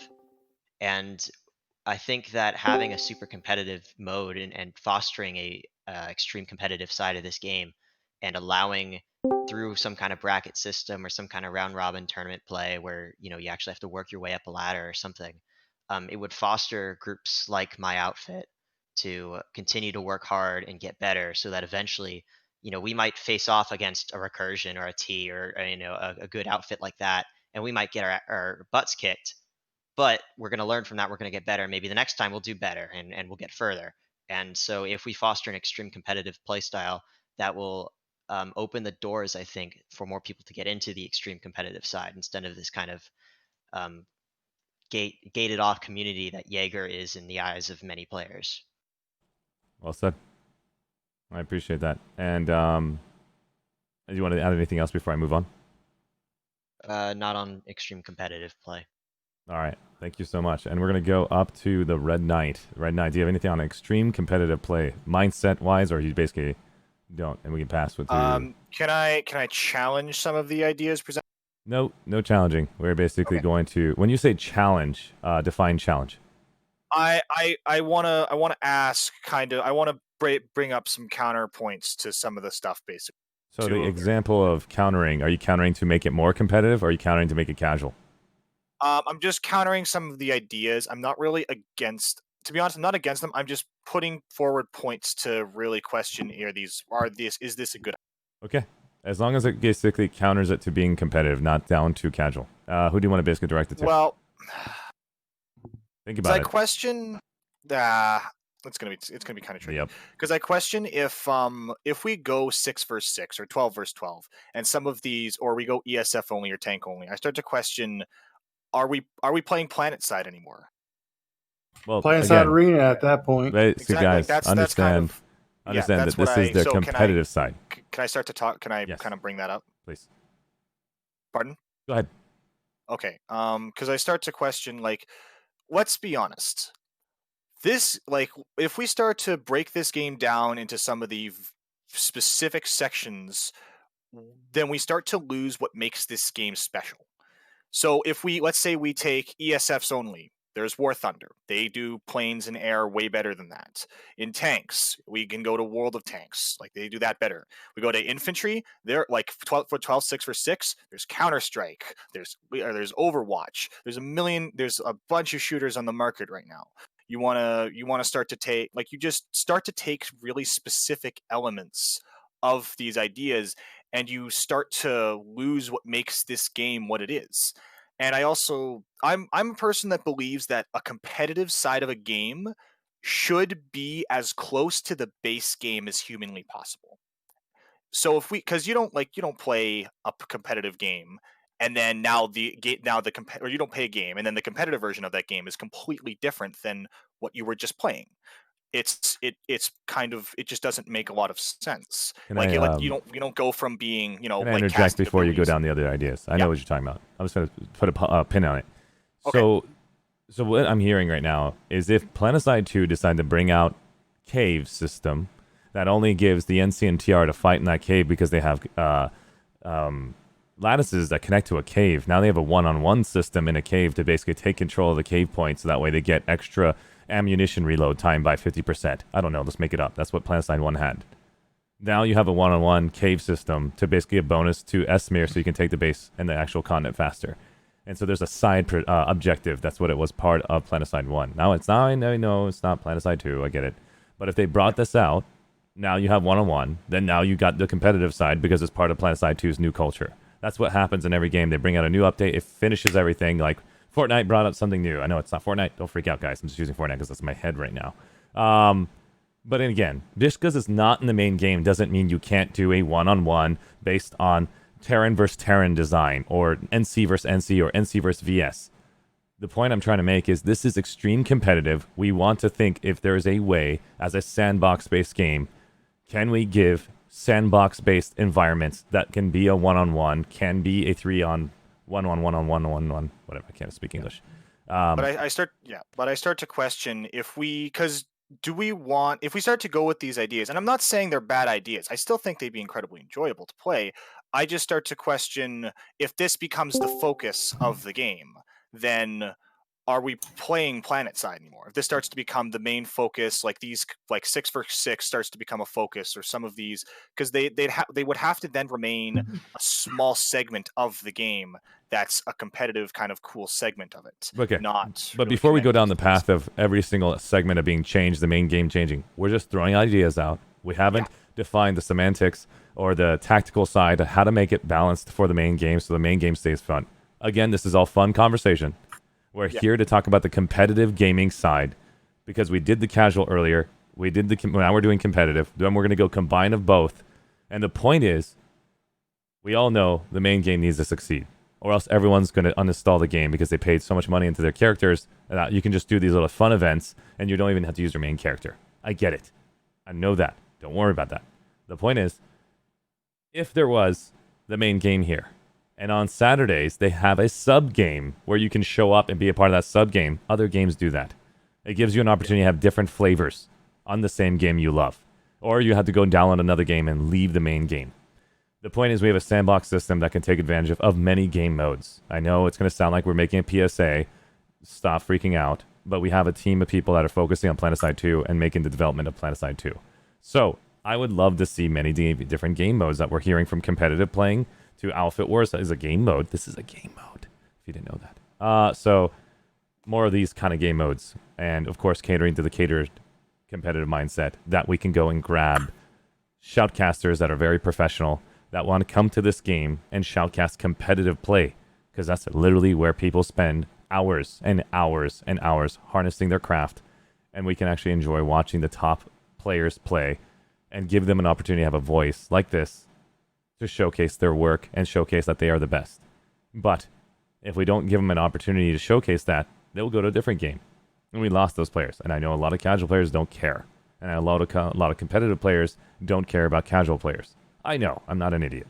So we got to find a balance between two so the casual players can respect the competitive players like we do in the NBA, because you guys respect the players in the NBA. They don't go around and slam dunking you and having their on your face as you're just these hanging.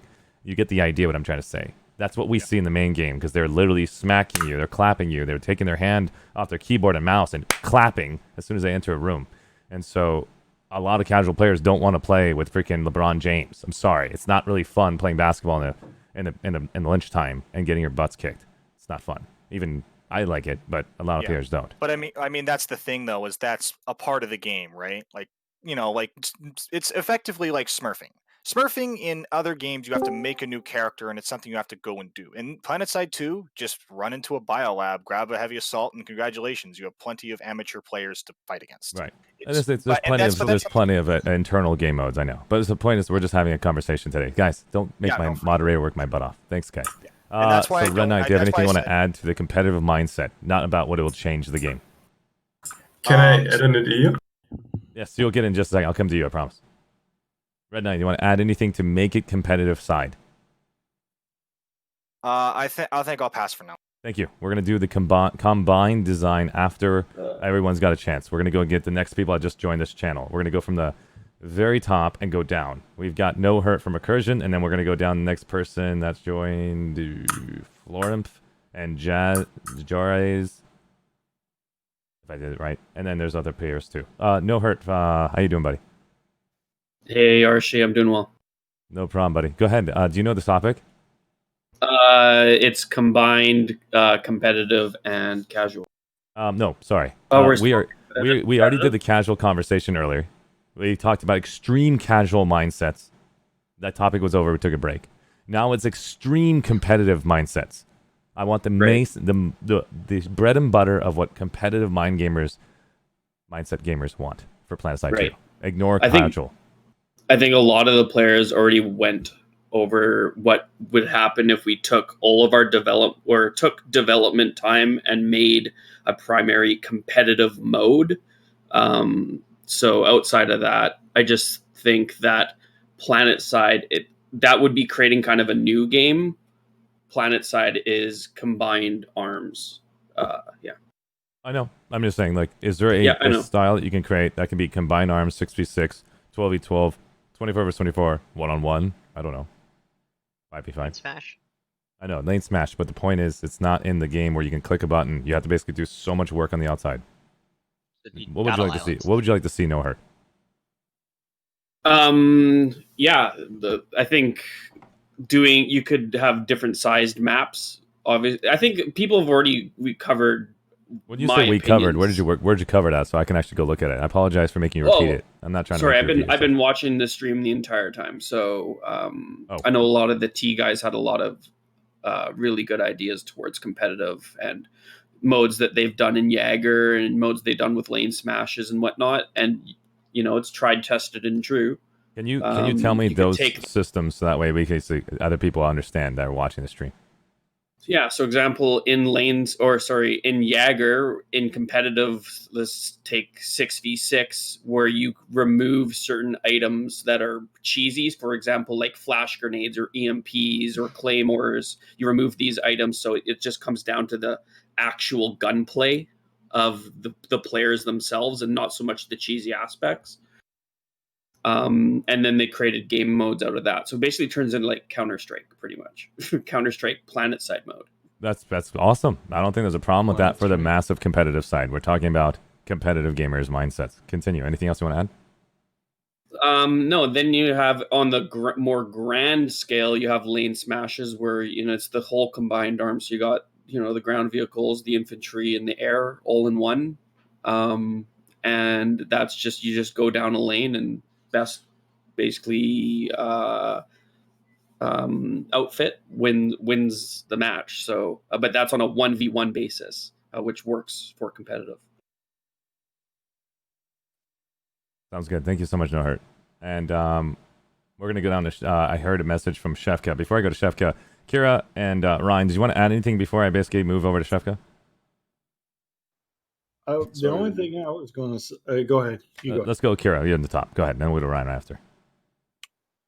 All I was going to say was, I mean, we need. I think, well, like what was said before, we need to focus on the outfit, the big aspect, and basically, I hope they're listening and writing some of this stuff down. Some of these developers. There's no way they're going to be writing this down. I promise you right now. This is such a long stream. It's over 4 hours. I have to spend time watching this again and working with players who are interested in taking this data and combining it into a very clear, concise manner to where I feed them one plate.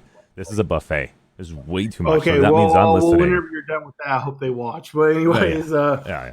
I just hope that we can basically take all the most competitive topics, focus on that, and then take the casual aspect at a later point. I think we really. I mean, I don't really have an idea of what they could do to make it more competitive at this point, other than they need to come up with something. Whether they have to go to a room, lock themselves up for about a week, something's got to happen. Because if we get enough players, that money will trickle down, and then they can worry about the casual play after they grow the game.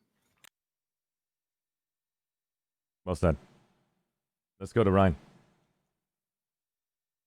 I just think I don't think you really should remove the 1v1v1 because it is like everyone's saying is what Planetside is, but you need to make it a bit obviously a lot fairer so everyone can participate. Because right now, if you want to participate, you're gonna have to join a big outfit.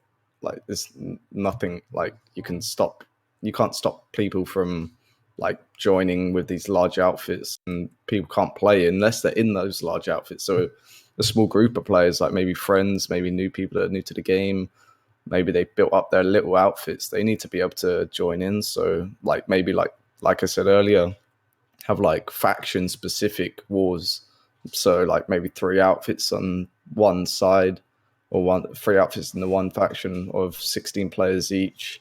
That way, more people can actually participate in the actual outfit wars itself. Otherwise, it's just going to be the same people over and over again, and they're going to get burnt out by the end of it. Well said. I appreciate it. Let's go to Shefka. I just wanted to add a thing about 6v6. What 6v6 has a mean in Planetside 2, and I don't believe I will say it myself because I don't like 6v6. I mean, I don't play it. I did try it as 12v12. Don't like it as well. I just prefer lane smash because, of course, I do believe it's combined arms, more related to PS2. But I believe that 6v6 or 12v12 as well has a mean in Planetside 2 because we all have seen in live servers these Zergs with 100 people or more on the base stacking and then being backcapped without being able to see it. And they are always happy to see these 6 guys dropping a Valkyrie carrying this backcap and hoping that they will do it correctly for the Zergs when they are to take the base, at least after. Or doing pre-cap as well, most of the time being done by small squads, 6 to 12. So these formats also being infantry mainly because they are happening on the points. Most of the points are in buildings as well. They have a mean in Planetside 2 as well. So you can't scrap that from Planetside 2.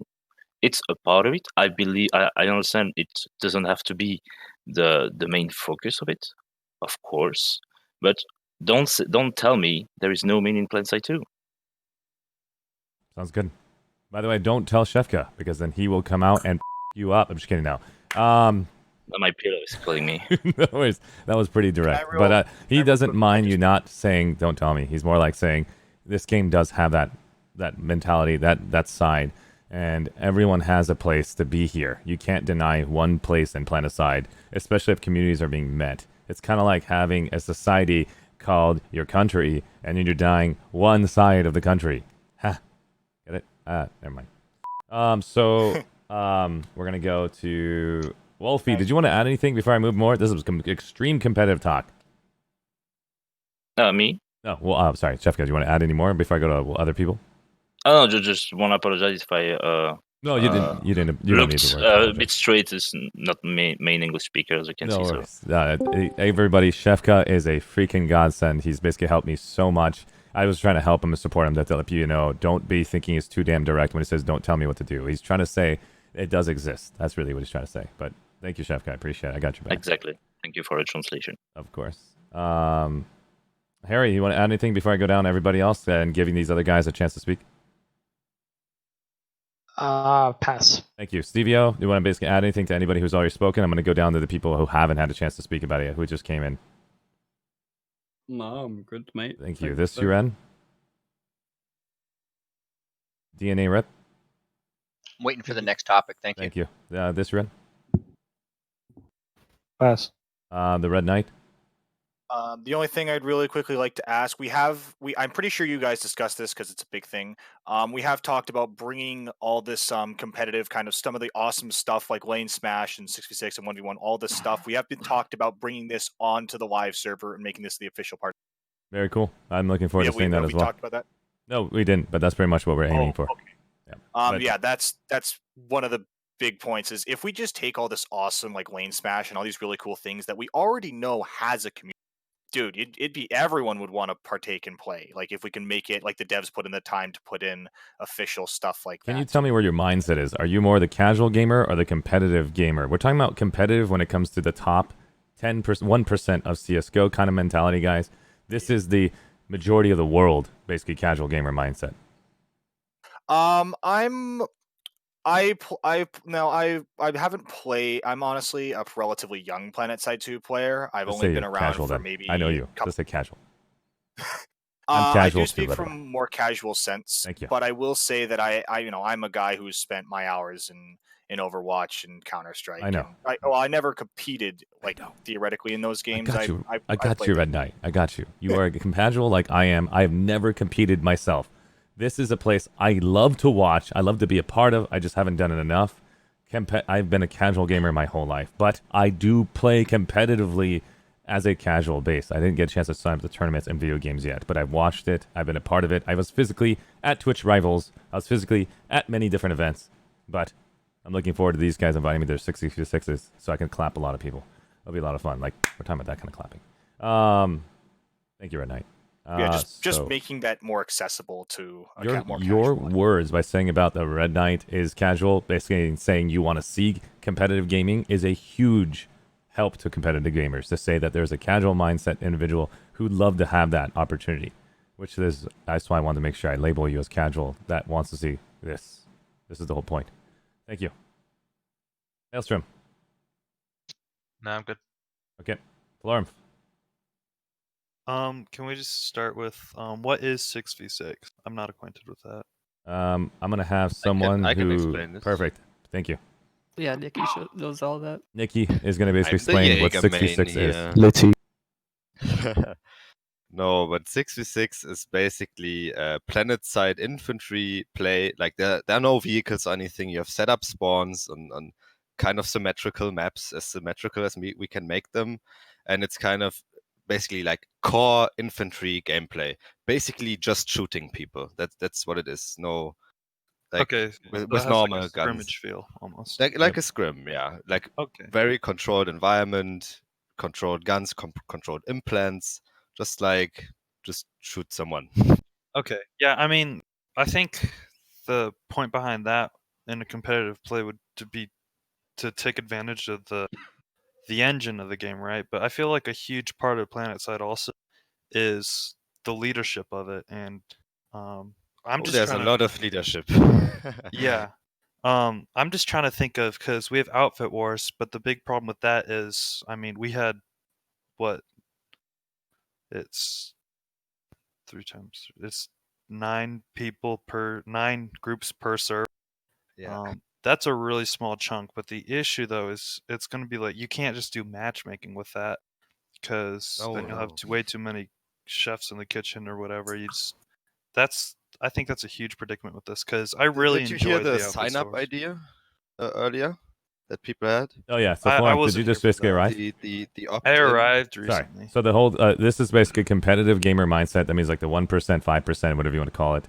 Do you have anything to add about extreme competitive mindsets? If not, pass. We're going to be doing a combo package after this. We're going to be talking about Okay, casual. yeah, I'll pass for now then. Thank you so much, Florence. I appreciate it. Team Bink, extreme competitive. Yeah, basically what I said earlier, as someone who for a long time was casual, wants to start dipping my toe into more competitive play in Planetside, and that includes I've taken part in a few Jaeger scrims recently, and I want to do more with my outfit and with other friends on the server. I'd love to see that be facilitated and fostered on the live server in some way or another. Well said. Appreciate it. I'm probably going to ruin your name. J-Raz? Yeah, close enough. I don't know either. How do I say it? What? Jaraz? I don't Jaraz. Thank you, Jaraz. Go ahead. You said I Jairus, would but that's like. I would like to what Red Knight said earlier. To the introducing the 6v6 mode into the main Planetside gameplay. It could be possible with the new system they have with the expeditions. You use basically the expeditions as a in-game lore setup to have matchmaking 1v1 fights. That's a good where idea, you basically have like a bunch of Orexium or Polysterite in the middle, and you try to capture it. You can do capture the flag style, you can do King of the Hill style, and you basically already have it in the lore. You can even probably add matchmaking rank if you want. So if you want to be one of the really competitive triad outfits, you can try to get the highest rank in the expeditions or something. Sounds like you really liked Planetside Arena if they didn't have Battle Royale. I absolutely never played it. And also, I wouldn't say I'm really a competitive player. I was in the Outfit Wars, but I would classify the Outfit Wars more as hardcore play and not competitive. So maybe in an MMO, what you would be like if you do lots of raiding, all the endgame content, but it's not necessarily just 1v1. I want to find out who's the best and I want to be the best. It's just you want to do the awesome, cool endgame stuff. Yeah, I would say there's a continuum between casual and competitive. Yeah, it's kind of more of a spectrum. I agree. Definitely. Let's continue down the line. I'm going to go right up to Lydia in a second. I There's apologize. high level casual and low level competitive. Exactly, I agree with that. Yeah, that's what I mean. It's like on a different dimension, basically. So nobody can say it's ultra competitive or ultra casual because it's somewhere in the middle and it's hardcore. That's the whole point I'm trying to make it next. We're going to do a competitive and casual combo in a minute. I just want the extreme competitive mindsets, and then we're going to go down, take a break because I'm going to die inside. Pordelos, anything you want to add for extreme competitive? I know you passed earlier. Pass. Mantheus? I've already said Thank what you. I've. I'm just waiting for the break at this point. Pass. Nikki G? Oh, I agree with most of the things. Yeah. Very cool. Competition is very exciting. Can be very exciting. Awesome. Keep that in mind. Well said. We're gonna character name. Yes. So I've been wanting to say something. Some people. So Tell earlier was saying down there like you can have it all unlocked for competitive, just like in VR training. You can have specific. You can have the weapons unlocked, and the VR training doesn't kill the game. You know, like it's not a problem. And Nikki G also agreed with Tell on that one. You know, the format exists for having this stuff created. In terms of the larger scale gameplay, again, the format exists for PSP taking care of that. If the goal is making some outfit war system that's interesting on a competitive level, then you need to make it interesting for actually, for actual players. And then you have people saying the Planetside identity has to be 1v1v1. Again, let it be up to people who want to play it, I think, it was said, let it be emerging, You can have outfit drama and outfit leaders can say, you know what, fight us on Desolation, let's settle this. And they can say, oh, it'll just be us, or we can have a third faction, or, let them control what vehicles they have. When you've got Fallen Good from Reaper saying, oh, yeah, we would have smacked Mood or Sans in 1v1, we could smack T, Yeah, okay, let's if we could actually say, yeah, come play us, just whenever, instead of having to play as 150 players on live server and grind 24/7 to try and get in against the fucking cockroach Zerg bits. Character name. Oh, You're my getting bad, excited. my bad. Just slow down, you'll be fine. You did fantastic until you get 24 excited. hours against the cockroach Zergfits, No it's problem. annoying. He loves Arshee's those kind of cockroaches. Captain America So, out here. Yes. character name. Another example, though, is, again, the K versus BHO versus THVA, There was the problem of double teaming. They wanted to actually have, there was drama on that. Let them say, we want to play now and just be able to create an instance as outfit leaders and organize amongst themselves to play against each other and do a rematch or whatever. Awesome. And, like Ryan said, and I doubled up on it, it's like T, again, I said, had 150 players interested in playing and only 48 could play. But we had to have 150 players to actually just qualify because of the way the scoring is. And like, God, an hour ago, like DNA Rip in chat was saying that T and Wuhan Clan gamed the system, but we had to do it just to play. And T and B Inc. or whatever was saying it would be good to get the midfits in. And yeah, I agree. Like if outfit leaders could just say, I want to fight your outfit, let's make an instance. Just anytime they could just make an instance and play against each other with their outfits or whatever. It deals with the problem of stacking. It deals with this other shit, and actually makes it accessible to more of the community. And also, you can have this competitive. You can have 12 players just on who want to play, who all know each other, and they can just make 6-man outfits and just start a Desolation and just fight each other with whatever rules they wanted. If this interface was made, and sure, it was brought up that maybe kill scoring could be a system, but that doesn't fix force multipliers. But if you're outfit leaders and you're just making a gentleman's agreement that we're going to play on Desolation and have a fucking bash up, then you can say whatever, you just play with whatever. Sorry, again. You're doing good. If you slow down, you'll be fine. You get plenty of time. You can talk about it. If you just basically slow down, that'll be fine. I know you're rushing it. But You're yeah, doing fantastic. So my main point is just, let it be something where it's not some fixed huge event. Outfit leaders can make Desolation games against other outfits and have some outfit drama, and let it be sandbox, and part of the game that already exists. And then we can have a big thing like Server Smash, arranged by PSP, where they say they handle the community is really, really, really strong in this game. They go to insane lengths to enable this sort of thing. So I'm sure it could be done where they can arrange like some day for a big, system or some tournament or something, and then have the 3 most competent by whatever metric outfits fighting each other and work with streamers to have that streamed. And it would all be doable if some interface was made so that, outfit leaders or what people can just make Desolation matches, and then it's more controlled. So yeah, it deals with the stacking, it deals with the randoms and other problems, and it just makes it's for everybody. It would be cool. Can I just jump in real quick? Yep. Before we jump in, you want to add to what he just said, right? Yeah. Yeah, go ahead. It's interesting to see that it was shown in the dev stream actually recently for Escalation that devs are actually able now to spool up continents and instances on the fly now. They seem to have got that technology baked in, and shown by the fact that one of them crashed during the stream, I believe. So It was a fantastic crash. Go ahead, continue. and the mere fact that they're able to do that suggests to me that, and now they've got the tech as well to lock down Desolation to certain outfits that have either competed or whatever. I think they can, with some work, can make it so that if you want to sign up for a match and fight a particular outfit for, I don't know, the lols or just EP points, you totally should be able to. And yeah, I don't see why there couldn't be a meta gauged around that whole point, and like an in-game mechanism to either slot a time where the server's available to do that or whatever, or have some dedicated resource to do it, or even pay to do it. All right, that makes sense. Well said. Let's go to the next individual character name. Thank you so much. Thank you so much, Maelstrom. Let's go to Billy so we can give Lydia a chance and Judica, anybody else, so that we can just end this conversation, take a break, and then we're going to do a combo next. I'm dying. Billy.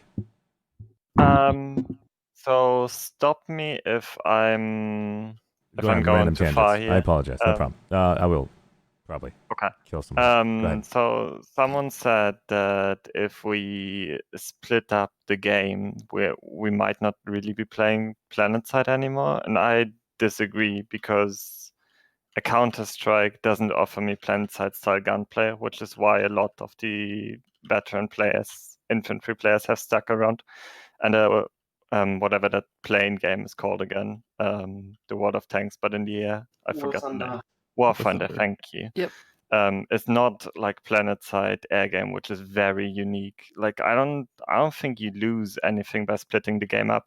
In fact, I think you gain because I think the game is better if the domains interact less. But maybe that's just me. You're super right about basically having more options equals basically a chance for you to enjoy it. Now, guys, we have 15,000 people.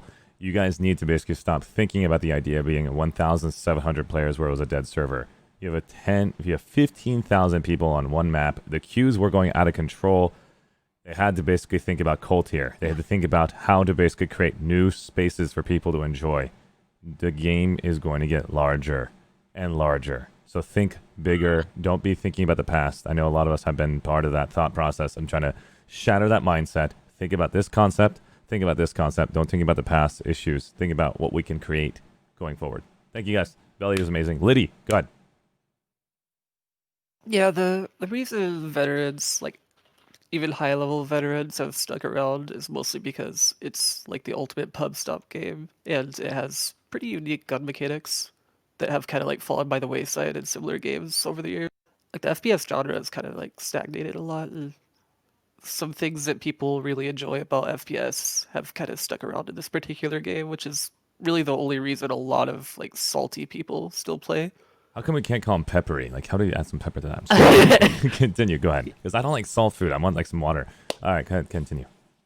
Yeah, the gun mechanics are like a nice little niche between being like simplistic but not too simplistic. The number of people around means that, you can kill like 200 people in like half an hour instead of like only killing like 20 people in half an hour. Just things like that really appeal to a lot of veterans, and I think that might be like the main draw to like high level players, whether they're playing like casually or competitively. Just the gun mechanics and the number of people who can be around at once. Well said. Well said. Judica, I know you basically have, you're waiting for the next combo package. Do you want to add anything to Actually, Extreme? I'm not going to be able to do the next combo piece.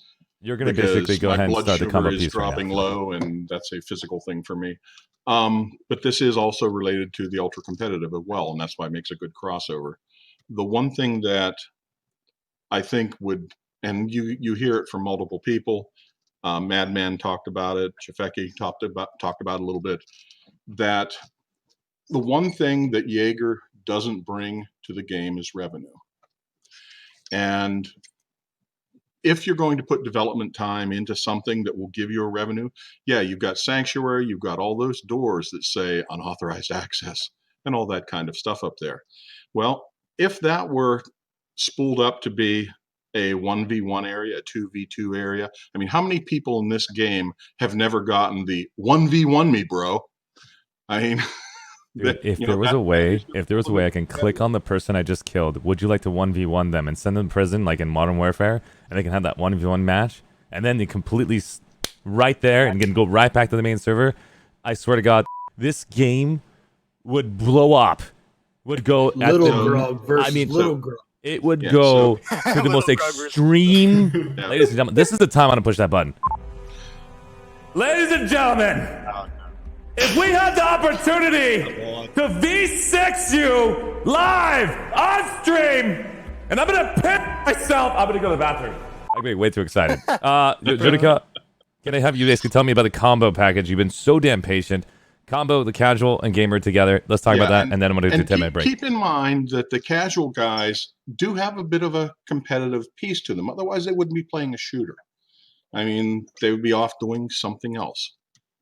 But having the ability to have anyone go into this kind of mode, the 1v1, 2v2, up to a 6v6, who cares, whatever limit you put to it, be able to go into Sanctuary, do a sign up with the folks you're going to compete against, go through one of those magical doors at a particular point in time. But here's the but, and here's how you pay for it. Oh, that's a great. Yeah. You only get it if you're a member. Well Memberships, because I've had oh my God time in business. Yes, you're so And smart. What you want to have is a flat revenue stream that goes on. When you have people buying their guns or buying their cosmetics, you get a little spike here and there. What you have to be able to do to run a business, you need a projectable revenue stream, something that you can budget, something that you can work around. When you do that, then you're able to know what kind of resources can I use to put into something. And this would give you that, I think. But here's an example. I want to help you, Judica, because a lot of people don't understand that. I guess they're not excited about that thought in the chat. So let me explain what that means, guys. You go to Modern Warfare, you can play it for free, and you got the option to play Warzone. Well, guess what? If they basically add new content, you can only access that new content if you are a paying member. That's the same thing as buying the game, and you can have different game modes to power level your character on Warzone that is free for you to basically level up very slowly. You guys tell me, think about the chat. You guys go crazy with each other. Do not be disrespectful on this channel. I swear, I'm going to bring all my mods right now on this channel. I'm going to die inside. Please continue being family friendly, respectful, and positive of each other. You guys have just discussed the most extreme competitive play. We're going to do a combo of casual and competitive right after this break. Thank you guys for being super freaking amazing and stuff like that. Thank you. All right, I'm going to die inside. All right, I'm going to have to hop off.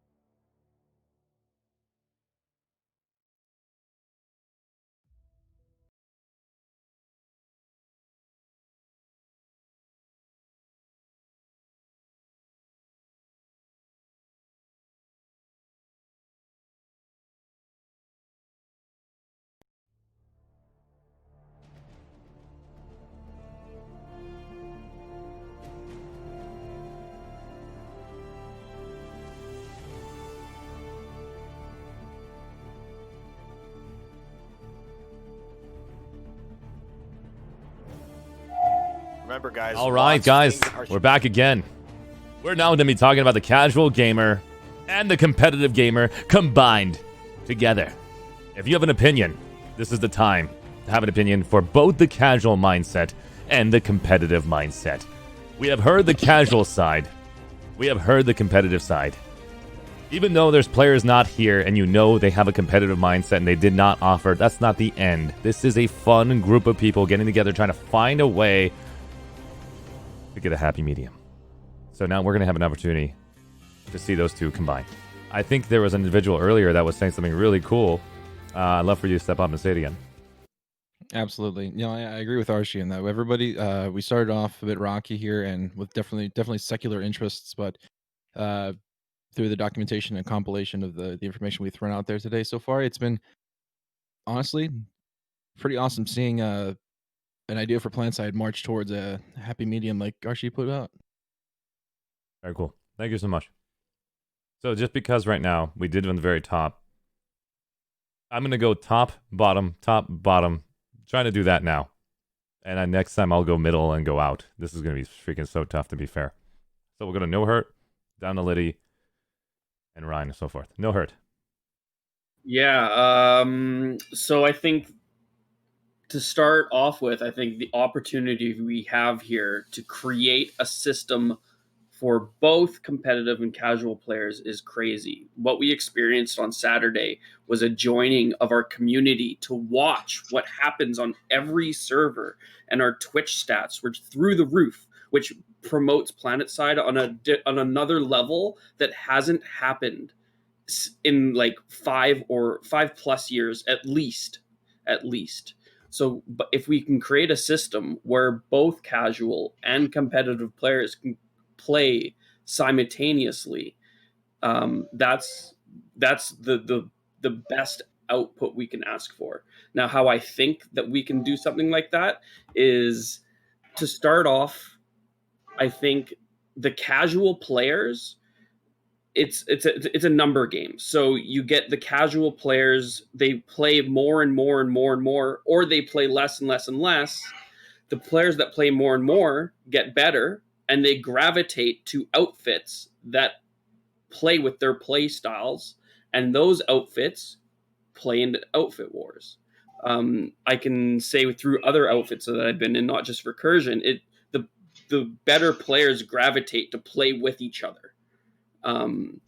So if we could have a system, like the system itself doesn't necessarily just need to be, okay, well, casual players play in X system and competitive players play in Y system. We need a system where they both can play with each other. And I think that casual players gravitate towards being competitive over time. Well said. Yeah. Well said. And do you have a system in mind as far as the time? Because that was all strategy. And do you have a system that can actually combine all that you described? Like that was a. Do you have any tactical ideas? So right now, the Outfit Wars system works with anybody can join. Right now for Outfit Wars, we need to make it where the outfits are in their own like bracket. So bigger outfits would play against bigger outfits. Mid-play outfits would play against mid outfits. Small outfits would play against small outfits. And they would meet in the middle somewhere. So if an outfit from the large group won and an outfit from the middle group won, they would play against each other for like the premier or the diamond tier. And then they would play against each other, including the small outfit. You'd have to have a number. You'd have to stay with 48 or 24. You can't go down to 12. You have to be able to field 48 players or 24 players. But this way, all outfits play and they're not fighting against each other. Like the small tier outfits would have to, work 24-hour shifts to be able to play against big outfits. I agree. That was basically way too much. And I think that we had a 15-hour stream about that. Just I know you didn't watch it, or if you did, you did. 15-hour stream, over 90+ outfits showed up and talked about their point of view. Oh, crap, I just made up a number. It's probably around like 25, 30, not sure how many outfits showed up. But 15-hour stream to discuss the 2 weeks of hell. And all of you guys gave your opinions, and the developers basically understand that point of view. And so I don't think they're going to make that again. And yeah, it was great to at least have an opportunity basically to give the developers what they believe the game should be. I want them to have the ability to be excited about their ideas. But now we had an opportunity to see what that idea was, and we didn't like it. And so all we're doing is basically here trying to tell them, hey, these are some of the ideas that we'd like to. And it'd be kind of cool to see if you guys have any strategies or tactical ideas on how to implement them. Now, that doesn't mean they're going to do it. And now it doesn't mean that they're not listening. It just gives us an idea. We've got the data available for them to write out what is capable in a short-term and long-term goal. And I don't know where we can get that data that is better than in a family-friendly way. That's my opinion. You guys can basically think that the data can be at Reddit, but I went there and that mountain gave me basically like goosebumps. I didn't know how to decipher a lot of the data over there, so I don't know if that's a good space. But if you guys think it's a good space, tell me where I can actually read it. That would give me the criticism to be motivated to do stuff for people without basically saying like that. I mean, like, it's kind of hard. But yeah, thank you, No Hurt. I appreciate that. Question, Archie. Do you, of course, Real quick Red Knight. question. Can we say hell on stream? You just No, try not. Just basically do whatever you can to know what family friendly means. Christians actually consider that worse than some Jesus, cussing. man. I mean, I love Jesus. So Ryan, go ahead. Ryan from T Pest H. I'm not next. Oh, we're going up down like this now. I'm just gonna make it like fair. Like I'm just gonna go up down like this to the middle now. Yeah, but I'm not. Oh wait. You are next. Yeah, I see what you did. Yeah, so the casual side, you have everyone can join. It's not just based on like the competitive players that are forced to play or only competitive. Everyone can participate. But from the competitive side, you want to make it as balanced as possible. So like having the fair fights that people want, you need to cater both sides. That's what the devs need to understand. They need to consider the one side of their audience, which is casual, and one side the competitive. So you got to cater to both in my. Very good. Thank you, man. I appreciate it. Do you have a tactical idea how they can tackle that? The stuff I said earlier, basically. Awesome. That was the competitive side. Now we're combining casual and competitive. Do you have an idea that can get the both of them excited to be a part of it? Well, like I kind of did say a bit of the casual stuff earlier, where the new players can opt in, so the more casual players actually get a chance, and then the competitive obviously like mixes over where it's like automatically set as opt out, so they can't just join straight away. They actually have to understand how it is, like maybe a tutorial of what Outfit Wars actually is, instead of just jumping straight in. That would give them a bit more like of an idea, competitive idea of how Outfit Wars is actually run. But like they can join. Like there's all these outfits in the game. There's so many communities. Like it's not just competitive communities playing, and this is casual players. So they're gonna want to see what it's about once they've learned the basics of Planetside. Once they've actually played on all of the continents, they've upgraded their stuff. That's when they're going to be able to move towards competitive. Makes sense. Well said. Thank you, Ryan. We're going to go over to Wolfie. Do you have a combination of competitive gamer and casual gamer mindsets into an Outfit Wars mindset? Subjective thing, because Planetside is basically you got this, giant sandbox, and there's like this bunch of children like running around. Not all of the children are capable of making sandcastles or like swinging or like doing something. So like you cannot separate them that easily unless if you make a different sandbox for, I don't know, like only sandcastle building, or like another sandbox there you can only swing. Well said. That's exactly what we're trying to do. Do you think there's other would you like to see other sandcastles out there or sandboxes? Well, yeah, that with your main character. Good. Or you can do flash racing, basically like Mario Kart racing and stuff. It will be Thunder Racing. Exactly. You can pick whatever game mode you want. And so Yeah, hell yeah. Cool. So that means casual gaming basically and competitive gaming can be together and just get first place on a race and stuff like that. So that means you can be They should good at make a almost menu anything. Yeah. where they let like players choose before they log in. It's like I want to play casual, I want to play ranked, or like I want to do this or that. I'm gonna do it one more time. Well done. That was amazing. Great thought. I like it. Let's go to Liddy. Oh, so You guys are yeah, not ready for this, are you? all the way down. I got Liddy. I'm just kidding. Go ahead. Yeah, there is high level like live play and more casual play on Jaeger. I don't know, it's a very large spectrum of play, whether you're on live or on Jaeger. A lot of people play on Jaeger, just fuck around together. Sorry, No linguist. worries. No worries. Thank you for that. But and some people play on live and like do point holds, take it very seriously. And some players are very, very good and they'll just farm for hours and play at the top level, but there's just a large spectrum in every direction. I see what you mean. So is there a way to combine the two together? That's what we're discussing today. Wait, what do you mean? Is there a way to combine competitive gamers and casual gamers in a space together? I think it works fairly well on live, where some people will just do a point hold, other people will farm, other people will just run around having. For Jaeger, it does have to be kind of divided more because people take some Jaeger very seriously and they can't really mix with people who are being more casual. For Outfit Wars, I'm not sure if there's going to be that much different from like Jaeger for how to like divide people up. I see.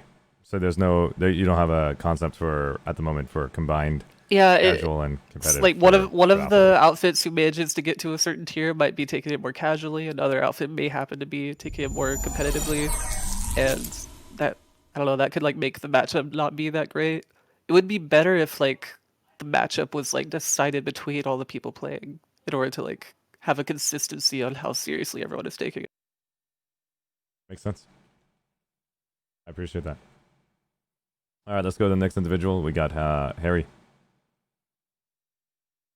I think Live does a pretty good job of, combining the competitive and the casual elements of Planetside. Especially during content lock alerts. A lot of people take that very seriously. Some don't.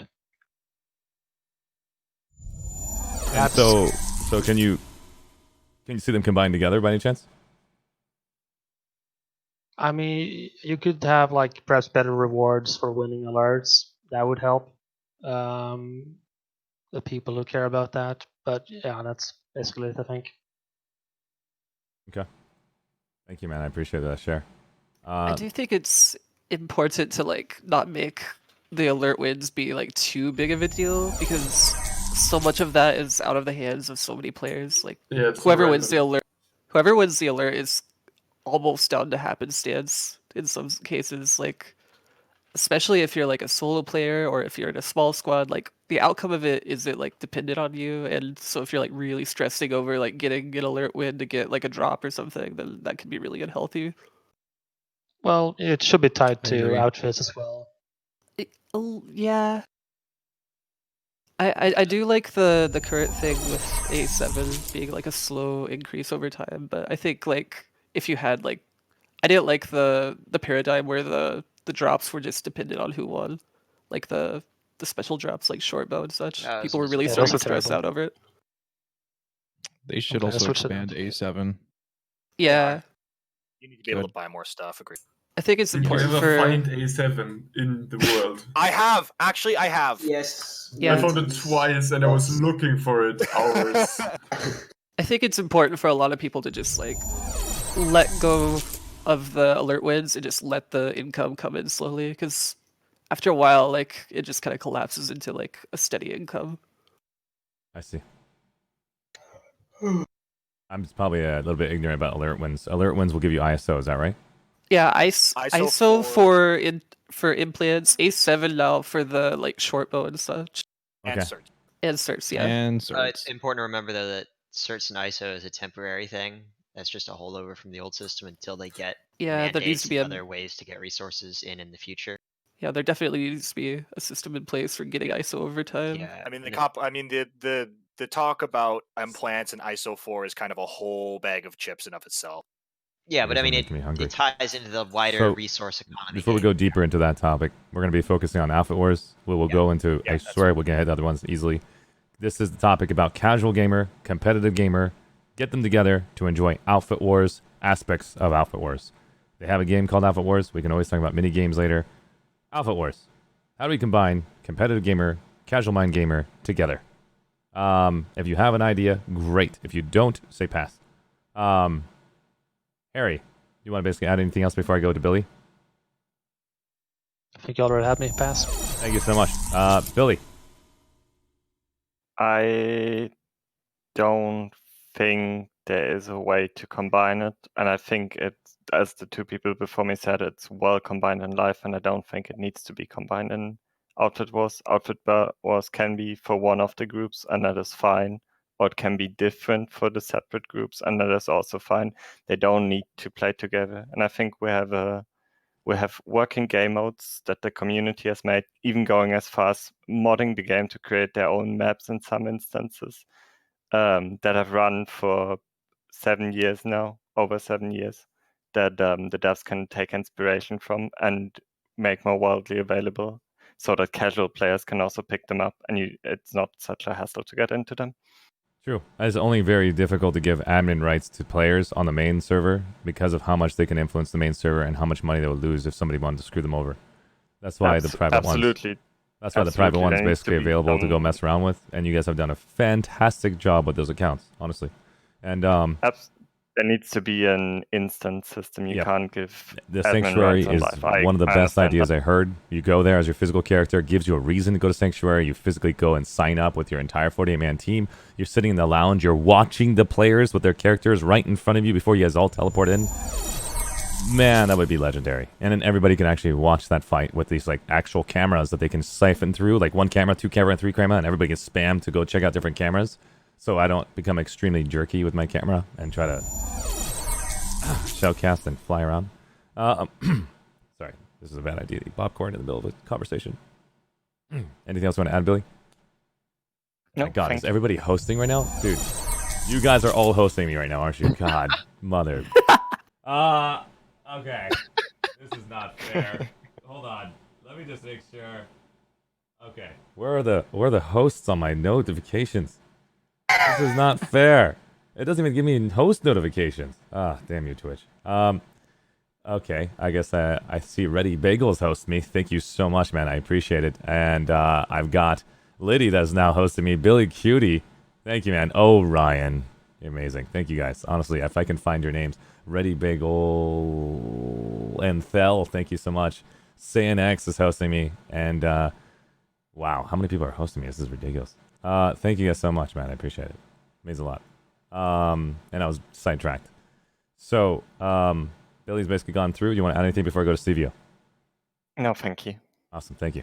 One thing I just want to say about putting the thing in the streams, not in Desolation, but what was it called? Sanctuary. Sanctuary. Yeah, Sanctuary. I keep on forgetting the name. That they can do that in Minecraft.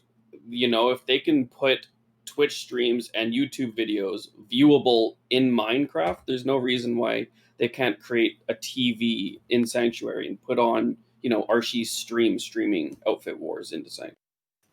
It should be said that the devs don't actually have all the dev time in the world, whereas in Minecraft it's a lot of freeware made by individual players, so that's something to take Yeah. into account. I'm pretty sure it's just priority right now. They need to get the functions first, and then Yep. they can do the fancy Twitch stream in-game and stuff like that. Yeah, well, I totally know this is off topic, but what's the point of Sanctuary right now? There is literally no point. Besides, Don't worry, guys. besides I going can tell and you right finding. now. No hurt. You're If 100% right. I if have you an build a entire game Sanctuary space- document, guys. I have a huge one. So they don't have like a dedicated GUI designer, but if you build a game space where you interact with NPCs, that approaches the same functionality as a menu, and that's why they're doing that. They do have a GUI designer that's dedicated. Do they now? Okay, that's good. Yeah, for like a year now. They've Yeah, had one Come on, since Liddy. like before PSA. Yeah, he did the renewing on a lot of the sort of touch-ups on the assets for the construction UI as well, and some bug fixes on that for a while. And I don't know what He's been the done only guy that before didn't get laid off. Okay. Yeah. But yeah, that is one like Dark. reason a lot of developers will make a space like that, like in Warframe. Save some time for the GUI artists and stuff. It's also immersion. Like you feel more like you're the character Yeah, it's controlling it, diegetic. clicking on buttons. That is something to note. It's hard to feel like, what are we fighting for type of thing, right? Like it's hard to feel that scale, and Sanctuary is kind of a part of that, I suppose. Can help you feel. This is Sanctuary, I feel like goes against that because you're Yeah, walking we are around supposed all to be these trying to people that combine you the have like competitive a and casual It's aspects of the like game it's- here. It's in kind of the right idea, kind of right direction. Okay, now let's go back to the idea before, keep guys. going, I just completely let you guys talk for a bit, and I was having fun talking in chat. All right, so we've got Stevio. Go ahead. I was just going to say, I'm watching Winter Gaming's stream, and he's got his TR carrier right above the VS carrier, and he just literally cleaved across the VS carrier and road killed about 20 galaxies and 10 scythes. Wait. Like, they're almost touching. Wait. This is the This first is a glitch. time I've seen this. This is a glitch. Yeah. He must be his carrier must have been about 10 to 15 meters above the enemy carrier, and he just swept across. Dude, oh my god. And he Well, got so many please, right developers, if you pretty heard that, epic. go to Winter I want the Gaming's channel gunners. and get a chance to record that, clip that, so we can give that to them so we can fix that. He's gonna try and do it again. Oh my god, Winter Gaming is hilarious. Ladies and gentlemen, if you guys want to Winter Gaming, give it a chance to give him a follow and like. This guy comes in from multiple games.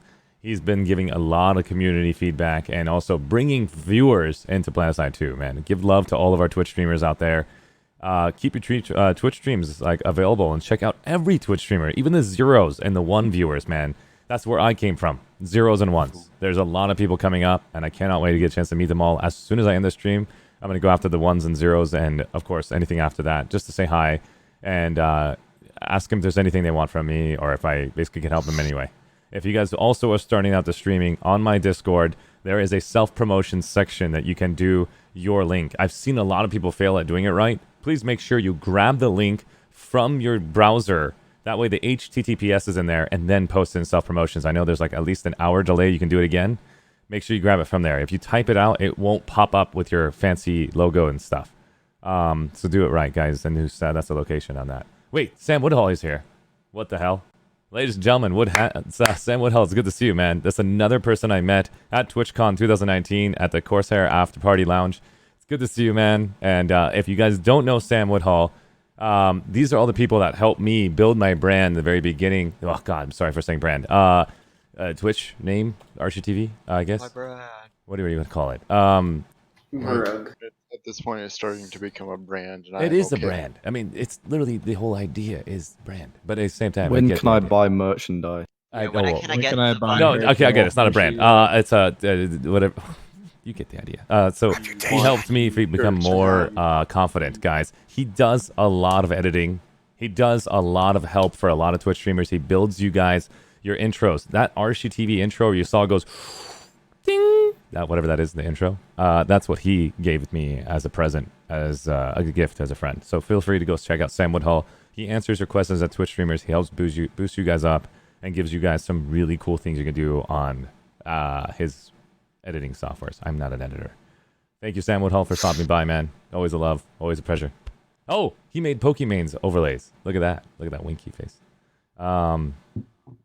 Sam Woodhull is in the house, guys, ladies and gentlemen. He also works directly with Harris Heller. He's one of the top streamers for Corsair, and he talks about how to buy your equipment, all the lighting you need. I actually followed Sam and also Harris Heller on how to build this stream entire setup. And so they've got incredible YouTube content. So I don't know what else I can say. Oh my God. Really? Really, Mayan? At the same time I'm trying to do this? Ladies and gentlemen. Ladies and gentlemen. Just talking more hate. You guys know what's happening right now. Ladies and gentlemen. I just got raided by more than 2. You know the cue. Everybody, let's get in chat. Spam shots because it's Mayan coming in for the raid. And here we go, Mayan. He's got music going on right now, guys. So grab some whiskey. Hey, Sats. What? Oh, hey, oh. Oh my God. Thank you so much, Mayan, for the raid. I appreciate it. You know how much we all love you from Twitch. And ladies and gentlemen, if you don't know Mayan as well, she does Twitch. She does it really well. She's a way better gamer than I am, and I'm learning from her as well. And she's teaching me how to clap people all day, and I'm wondering what the hell that means. Mayan is right there. That's her Twitch link, guys. She's a monster. If you ever see the name Mayan in game, please right-click your name or basically /delete character as soon as possible. Do not face her. She's... Yeah. Anyways, I give her a little bit of a shoutcast following her, and she was just literally so calm, collected, and she was just killing people like it was nothing. And I would just lose my composure in the middle of talking to her live on stream. And there's a clip out there from when I was doing a commentary on a Twitch streamer. If you guys want me to comment on your stream and your gameplay, let me know in a DM, and I'd love to stop by and join your own voice comms and just be a solo announcer for you, because I like having fun like that. I'm not competitive announcer yet. I'm just a fun, ridiculous one. So sorry, guys, for draining all of your energy after that raid. That's before the Arshee. I mean, that was the old Arshee before you guys taught me not to do that anymore. Anyways, Billy went through. Stevie went through. Before the shave. Yeah, before the shave. Right. Thank you, Billy. I mean, Liddy. Yes. Before this is growing back. This is bad, guys. That means as soon as this fully grows in, you know what that means. It'd be like, oh, where's the button? That's how we dedicate time now. It's 1 week BB. Oh God, it's not good. I'm sorry. 1 week after shave. 1 week after shave. Focus, Arshee. Bring it down. Arshee, you're not We allowed practice shave how to it. meditate. Yeah. You're not allowed to remove the beard. Agreed. No, that's not. It's just the Stark beard. The heart rates went down. No, I'm serious again. Yeah, let's go back to Outfit Wars. Serious Back discussion to on Outfit Wars. There's Outfit Wars Desolation. This is basically the main game actual interface. We had a chance to hear casual gamer in perspective for the first hour. We took a break. The second hour, we had a chance to learn about the competitive mindset, the 5%, the extreme, the hardcore, the individuals that I actually want to see play against other individuals with this mindset. And now, we're here tonight to have the opportunity to learn about casual and competitive mindsets. So, we were with one of the individuals here tonight who is super respectful, positive, and family-friendly for me. And we're going to hear their opinions on how we can combine them both together to make that system work for all of us. Stevio, you already finished your piece, and then I basically went to Billy. If you guys want to talk, say something now. I'm going to go to this, you run. I think that live play combines competitive and casual quite nicely.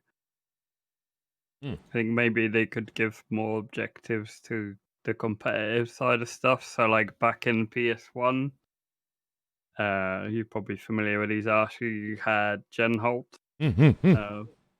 Back in the old style facilities. There was an amazing thing where you can grab this beacon and then take it to a previous base, so you can actually go and take the capture. LLUs, yeah. That was so much fun, mother. LLU. Dude, I'm telling you, that was the coolest thing on Planetside. Just beep, and just like you'd see in the mini map, and everyone would bring Mossies and Reavers and just try to destroy it to pick it up so you can reset it. Oh, so much fun. There was talk before Planetside Arena became a thing of putting an LLU on live and having that similar style capture. Then combined arms would officially have a purpose to defend that damn thing. Yeah. Yeah. I think they want to do it, but the problem is like once you've got an LLU on the map, and let's say it's going from an NC base to a TR base, and it's going to be a major facility like a tech plant on ESA, you are going to have such a gigantic concentration of players around that LLU, it might not be good for server load. Makes sense. We can always basically figure that out, but I'm telling you, it's extremely powerful if we can bring different game modes. We had a conversation with Rel live on stream. It was when the ArsheeTV personality that literally pushed the button 500 times every second he can get a chance to, and made Rel smile and cringe and wanted to die inside multiple times. And so, Rel, you know how much I love you. I'm sorry. So the example I have, and when I use the word love, I know a lot of you guys don't like to use that word. It's because I love myself so much that I can actually give that love word back to you guys. So it's the same thing as like, hey man, you're cool, bro, thanks, sick, you're cool, whatever the terms that you guys want to use. That's my word, so you can't steal it. You can't say I love you to other people, unless if you actually love yourself extremely well. I'm reading chat right now. Okay, there's a lot of DMs right now. Holy crap. Okay, we're back again. So thank you, Stevio. And we, Billy, anything you want to add before I go back to this Uren? One quick thing. Like, I think because you mentioned Planetside Arena, I think a lot of the Jaeger players were hoping that Planetside Arena would be the game for us where we would get those smaller modes, but it turned out to not be for any of the Planetside players. I think a lot of people have said that, wow, you guys got the game you wanted, you got it in Planetside Arena, and no, we didn't. There was a disappointment for all of us, sadly. Okay, so if I can explain to you guys what Planetside Arena did, in a very shortened way, I'll do after everybody had a chance. But remind me, Billy, at the end of this, and I'd love to tell you my outside, unbiased approach. Actually, no, I'm extremely biased. I played the game, I liked it. I'll tell you my biased approach and what happened. If you guys bring that up. Let's go to this, Uren. Pass. Thank you. Let's go to character name. Okay. I'll try and be a bit slow this time. Last time I needed to No, take your time. You've got all the time in the world. And say Hakuna, Good job. Hakuna Matata. It's a wonderful phrase, okay? All right, so my input is that if you're going to be spending time developing a feature, you're going to want it to cater to the most of the player base that you possibly can have. A system for desolation, that means that small fits can fight small fits, and Zerg fits can fight Zerg fits, and elites or casuals can fight elites or casuals is the ideal system, of course. Some people mentioned the idea of brackets or players opting into competitive or casual, but I think that fractures the player base and doesn't take advantage of the live server situation we have. And I agree with Billy and Steve-O, and that live server has a great mix of the way you can play the game in different styles for both casual and competitive. So I think I would say build on what live already does, and this would hopefully reduce the work needed to implement whatever system is made. And in terms of an idea for an actual system, again, I would say a bit like a broken record, really, but if outfit leaders can make instances of desolation to fight whatever outfit they want to fight, it's going to fit Planetside. It's a sandbox. You can have drama on live and take it to desolation to settle it. Small outfits could choose to fight other small outfits. Elite outfits can choose to fight other elite outfits. Ideally, that would be the best system I think of, and it would make gameplay for everybody. And it would actually fit outfit wars, and it would be more than just a name, where you could have matches and rematches and some actual sort of personality behind it. Makes sense. Well said. Yeah, I'm getting completely getting distracted by chat. You're right, mine. But we're just letting these guys speak so that way I can focus on chat, give everybody in chat a chance to basically be loved and heard. And we're gonna hear these comments here, and that way I can come back later, rewatch this damn thing, and then try to compile data to get you guys to understand that we tried to make something clear and concise for them and hand it to them in a nice silver platter. Thank you, Carrot. I appreciate it. Let's go over to DNA Rip. How you doing, buddy? Hey, what's up, Archie? Thanks Good for being to see you patient, again. man. I'm sorry for this. It's all good, man. Go ahead. I think this type of forum is something that a lot of us, in fact, most of us are not used to, so appreciate it. That being said, I'm going to frame my conversation around, we talked about this in Outfit Wars, area of expertise. I'm not a game developer. That being said, so RPG made a huge investment in Outfit Wars. I'm going to make an assumption they're not going to revamp it. So with Outfit Wars, and I'm just going to spitball here. If anybody's familiar with how European football, the Americans would call it soccer, works their leagues, they have ladders, they have promotion relegation. So when initial sign up for Outfit Wars is done, outfits could sign up for Elite Fit, Mid Fit, Zerg Fit, Crap Fit, etc. That then it could be parsed by outfit statistics. I don't know what those data points would be. As Outfit Wars goes along in the seasons, the top three or the bottom three from the top are relegated. The top 3 from the lower division are promoted, so on and so forth, down through however many brackets they have. This takes care of ultra competitive, the casual competitive, the casual, and just the, hey, look what we're doing type of mindset. The one drawback here is that as those seasons progress, you're going to have a bunch of outfit jumping in between, et cetera, et cetera. And I don't know how you would compensate for that. But I do think that it could be a very logical step forward on how to move and integrate competitive, ultra competitive, semi-competitive, etc. So again, just spitballing, but I don't think you're going to have a situation where the ultra competitives, get away from the casual gamers. This is a faction versus faction versus faction. Has been that way since the get-go. Our experience last weekend on Desolation was such that we didn't necessarily have a 2v1 or a double team situation. We took on both. We had the Southwest Gate, and the way we went for steals on both the second point from our home base point on each one. And once we controlled 4 points, it was a situation where we had the game, period, end of story. So I don't believe that the double teaming thing, there's a counter to everything.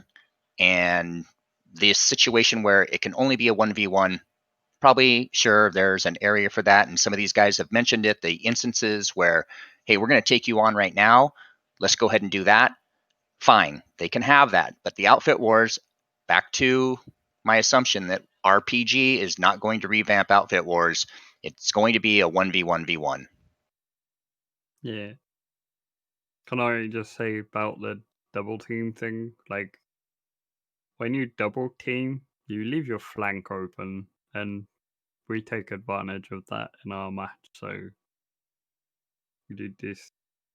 It ends up balancing itself out. Yeah, all we did, what we did was, and nobody countered it, was we had ejection seat ESFs to the first point, get those caps on quicker than they got the caps on their first points. On our west lane, boom, the entire one squad went, wiped out. Mail, are you still on here? Yep. Took care of their air, and then capped and was ready to go. Yeah, was ready to go on the next one. On our southern lane, that squad secured the first point. 18 seconds before they got to the next point, they OS'd it. They called it an OS, wiped out everybody who was on there, and dropped the entire squad on there, resecured the point, stabilized, and it was a game over from that point. Well said. There's a conversation going on. I think one of my mods are trolling me, or is Saiyan trolling me? Liddy, are you there? Yeah. Did you make that? You made that. Damn you, Giovanna! Really well. You completely got me. Oh I'm my losing god! it. Made what? You do? No, there's no way my mod just trolled me. You son of a. That's cannot believe it. I don't know. Giovanna seems like the type of No, person. but she makes it. I mean, she's good at this stuff. Oh my god. Okay, that's just unbelievable. Great timing on your part, by the way, Giovanna. So you didn't hear anything I said? You did. I did hear what you said, but I just want to make sure. Did you get a chance to see this None of us DNA were rep? listening, bro. Yeah, I know. This is ridiculous. I have like 17 basically DMs going across the board. Basically, people are saying, I made it. No, screw you, I made it. I'm like, how am I supposed to focus? So DNA rep, basically, you were talking about combined design. You had basically 4 points, you took it, and then at the same time, we were talking about Outfit Wars on Desolation. Everybody said. Well, my last point was basically just our OW tactic, but what I was talking about was the assumption that RPG is not going to revamp Outfit Wars. Why would you make that assumption? Are you saying that because you want to basically prove a point on the assumption if they didn't? How do we create a way to work on the assumption that they're going to create another design that is similar to Alpha 1? Where did you get that assumption I'm saying? Well, my assumption was we talked last week on our Outfit Spotlight. I'm not a game developer. So, being that RPG has invested quite a few dollars into this whole outfit wars. I can't see them revamping it. Oh, the only thing they can revamp is the entry. The entry level. Yeah. We're talking about the entry, Right. not So the example then of this. Right. So then what I same went to is the initial sign up for Elite Fit, Mid Fit, Zerg Fit, Crap Fit, etc. Right. And then having some type of ladder system where there's promotion relegation. Okay. And so the promotion relegation, how do you basically deal with that? So after the first season, you get well, I guess in this case, the way the European football clubs do it is typically the upper league, the bottom 3 are promoted, but they've got 20 teams, thereabouts in those. In fact, in like the EPL, the bottom 3 would go down, and then in the championship, the upper 3 would go up. So in this case, it'd be bottom 1 goes down, top 1 from the lower bracket goes up. It's just an idea. Like I said, I was just spitballing. No, I'm hearing you. I'm hearing you now. But I think then you can combine the all of the uber competitive, casual, etc., and it kind of filters everybody into where they should. Okay. What about like a elimination round design? So if you basically go and compete, and you go into Desolation and you lose, you get 1 elimination point, and of course it's 3. Maybe you get 2 eliminations, you're out of the entire tournament. Is that a 1v1v1? Yep. And we're having an opinion that we can have TR go against NC against VS. Everybody can go against each other. That means you might have a 3 VS actual 3-way war. This is the assumption that we can make brackets where VS can fight VS, NC can fight NC on the same Desolation war map. Under that assumption, because that's the only way you can do brackets. Well, his assumption doesn't need brackets because it's basically a continuous matchmaking system like in chess you have, where the top people just keep getting matches against the top people, and the winner gains points. How and the many loser how many loses points. servers right now do we know of that actually has the top people equivalent to each other that basically give each other a fight, a real fight? I don't Last see, weekend's Outfit Wars? I don't see that many servers have that option or that ability. Some servers do have that ability, some don't. That's my opinion. Prove me wrong. I mean, that's where 1v1v1 is actually good. Yep. Because it balances out one stronger faction.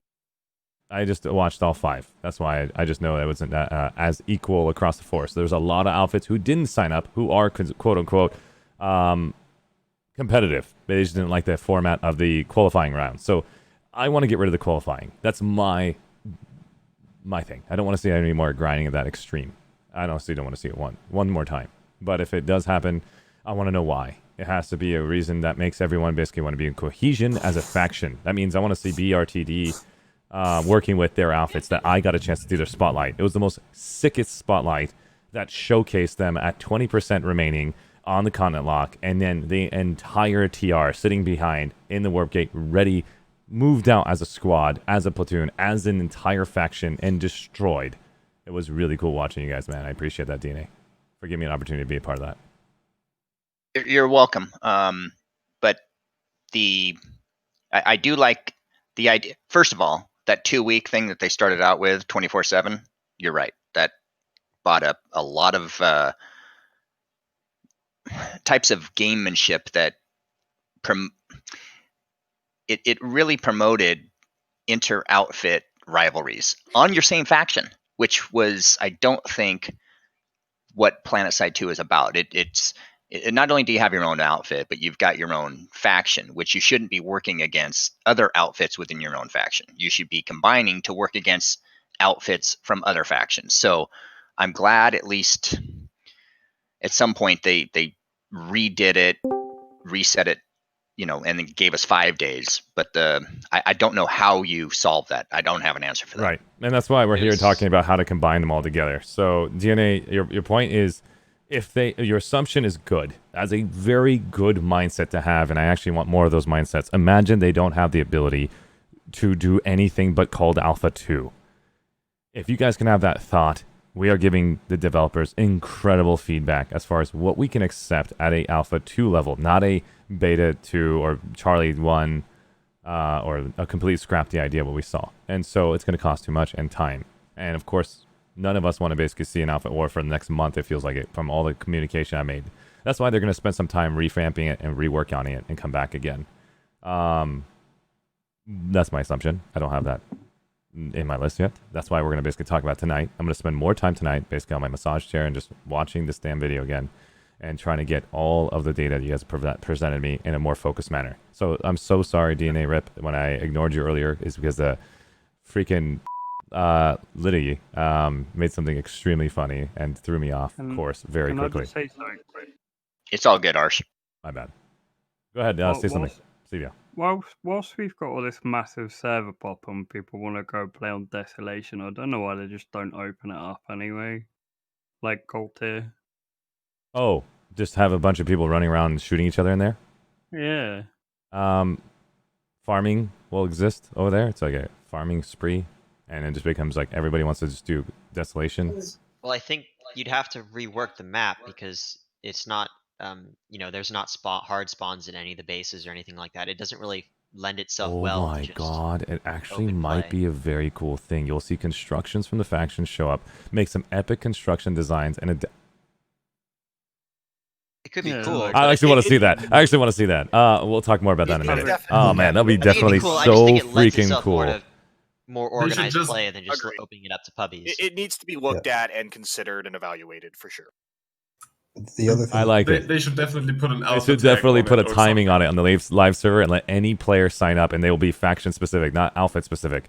That means the first 48 people sign up. They are 48 random people working together to fight 48 versus 48. This will be so much fun to watch. Having no hard spawns and no resource tick was absolutely amazing to watch on Desolation because the gameplay lent itself to it got rid of nade spam. It got rid of C4 every 3 seconds. It got rid exactly. Somebody just called it med stick in yourself.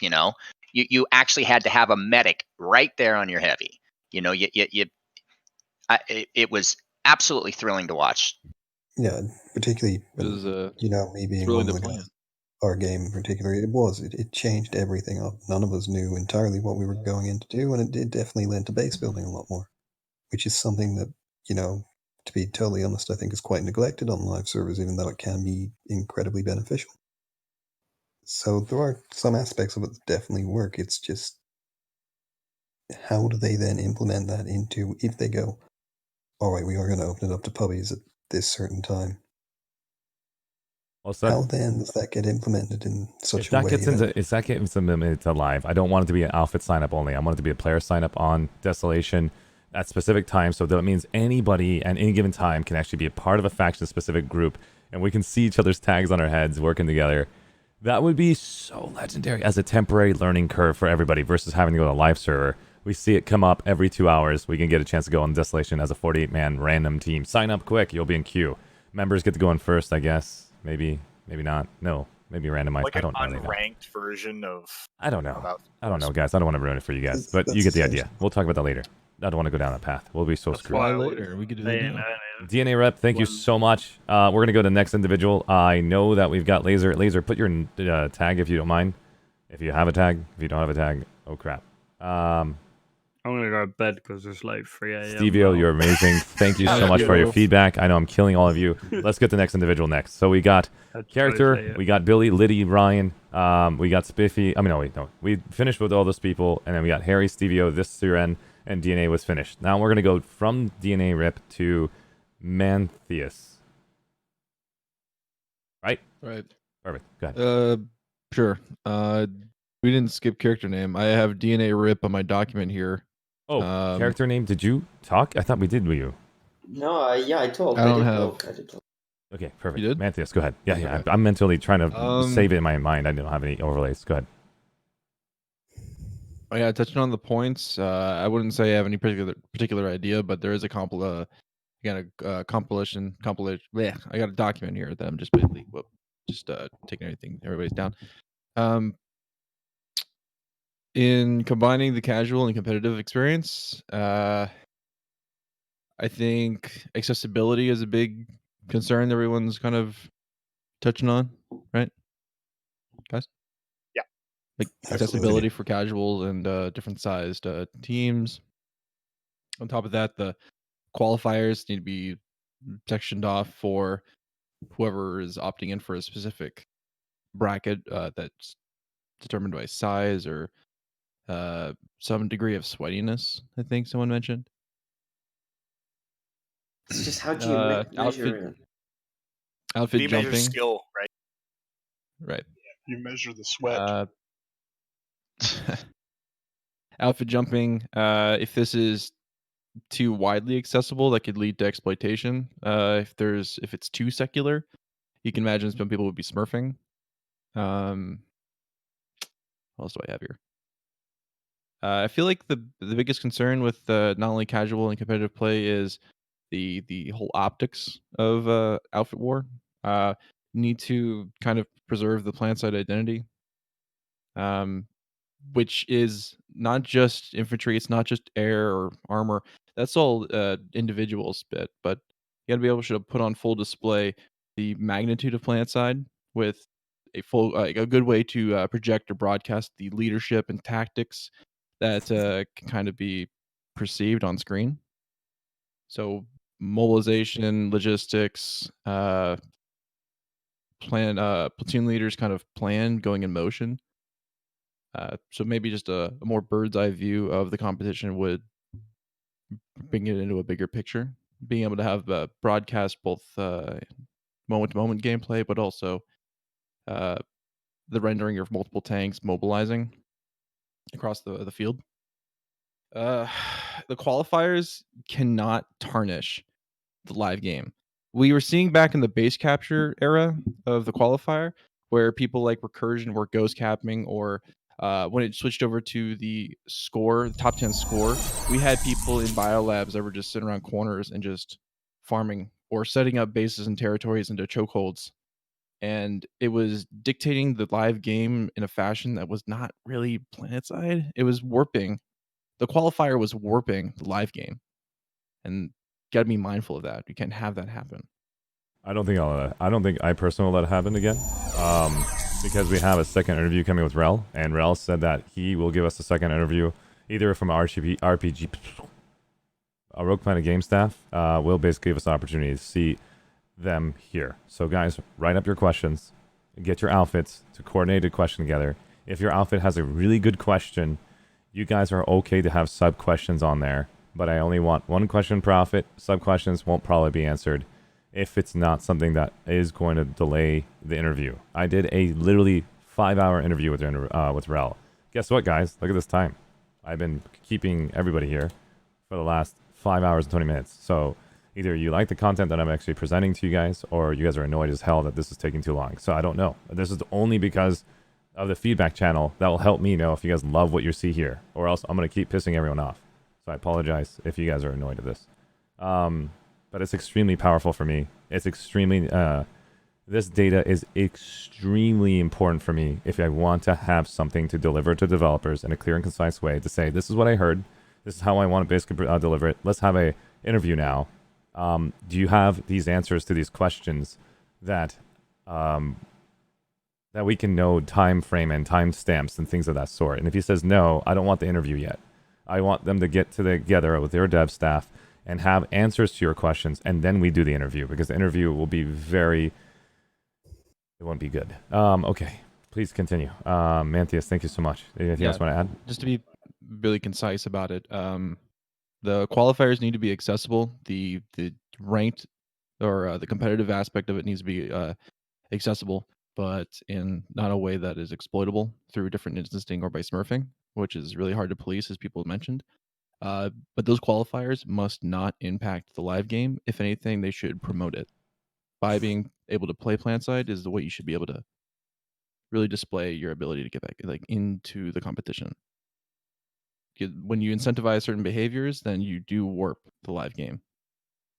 That's all I Makes gotta say sense. about the And that could be relationship deadly. between competitive and casual play. It'd be deadly for Planetside.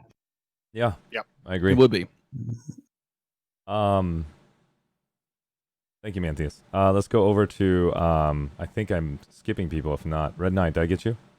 No, you haven't yet. Go ahead. I was up next. Go ahead.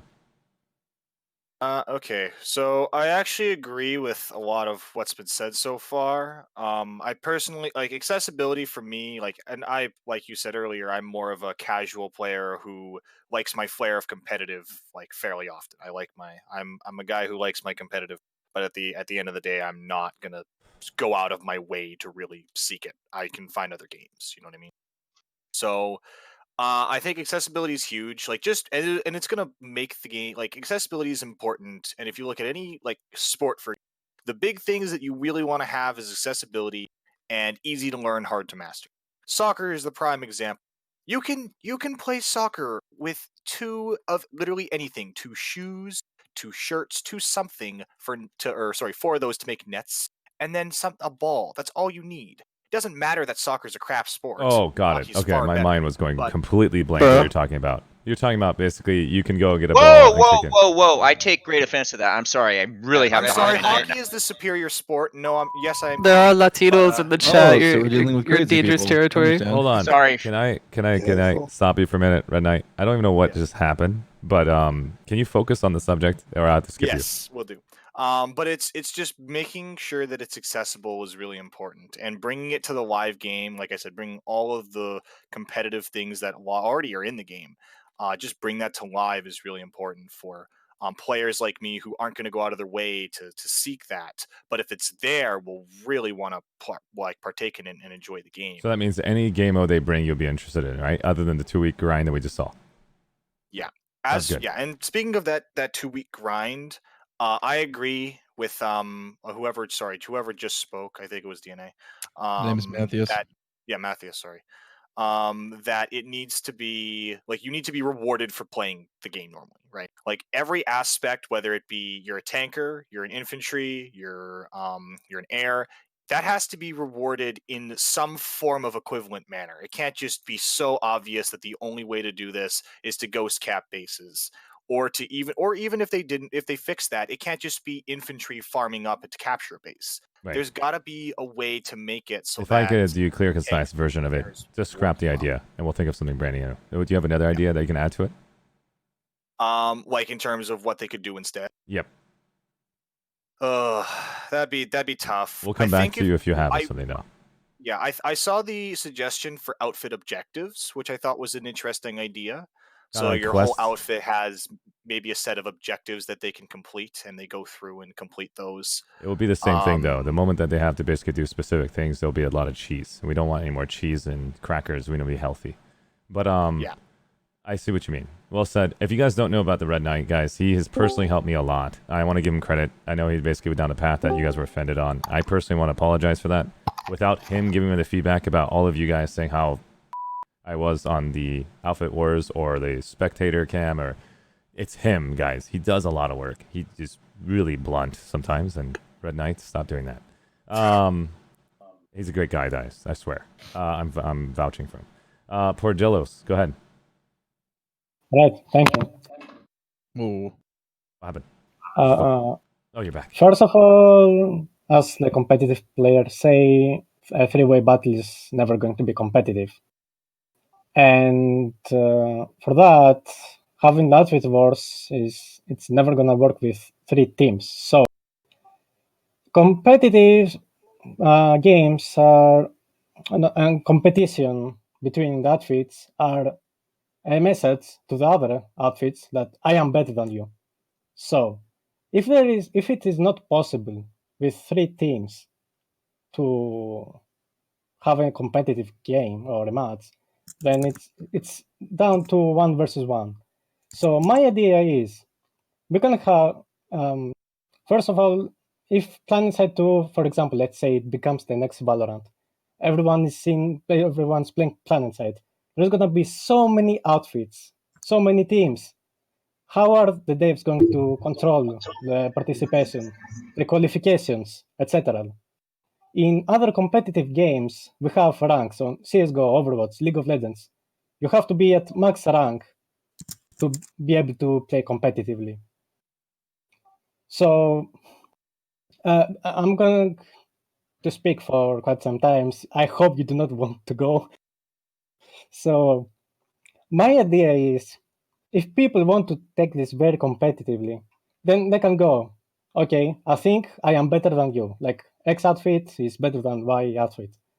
Let's go in the 1v1, and so only, because some people might go complaining, oh, the NC Max is the worst. That's what I hear.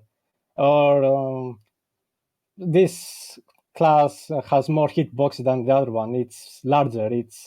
The models have to be the same, and the only option for that is for NSO characters, the robots. If a NSO Max fights another NSO Max, you cannot complain about hitboxes. You cannot complain about character model. So that's why it has to be a battle with NSO only people. Both teams have NSO characters. Weapons, same thing, because you don't want people to complaining tier weapons are better than the other weapons or VS, etc. Let's be fair dinkum though. If you're complaining about that and like, oh, sorry, 2020, you know, it's a bit hey going, but also, they've done a lot over the years to like equalize all that stuff, you know. So instead of it being very like way back when, it was very much a case of this faction has this over another, but nowadays everything's pretty balanced. And I think a lot of people would be like just totally turned off by the idea if they can't play their home faction. You have to take that into consideration. Well said. I'm gonna get you. I'm gonna get Laser in just a second. Laser, you're gonna be the last one to put the sugar on top. If you guys don't know who Laser is, this guy is a pivotal person in the ArsheeTV, I guess, start of my streaming. So I want to tell you guys all about that in the future. But thank you so much, Laser. I'll come back to you as soon as I get Portillo finished. Okay, so we have that about the competitive style. Whoever wants to play competitively, you can challenge other outfits. And because if the game explodes and there's so many people, you cannot control who's gonna participate in so many teams. So I think it has to be somewhat in private, like okay, I think I'm better than this outfit. So if people want to check out who won, they can go in a leaderboard and check who won and have a schedule. I'm gonna fight this outfit then, and so. Okay. And so when you basically are saying for competitive and casual, you want to basically go and talk to an outfit and then schedule it in the sanctuary, kind of similar to what Shefka said earlier, where you have the opportunity to go and sign up and have your specific duels that you want, right?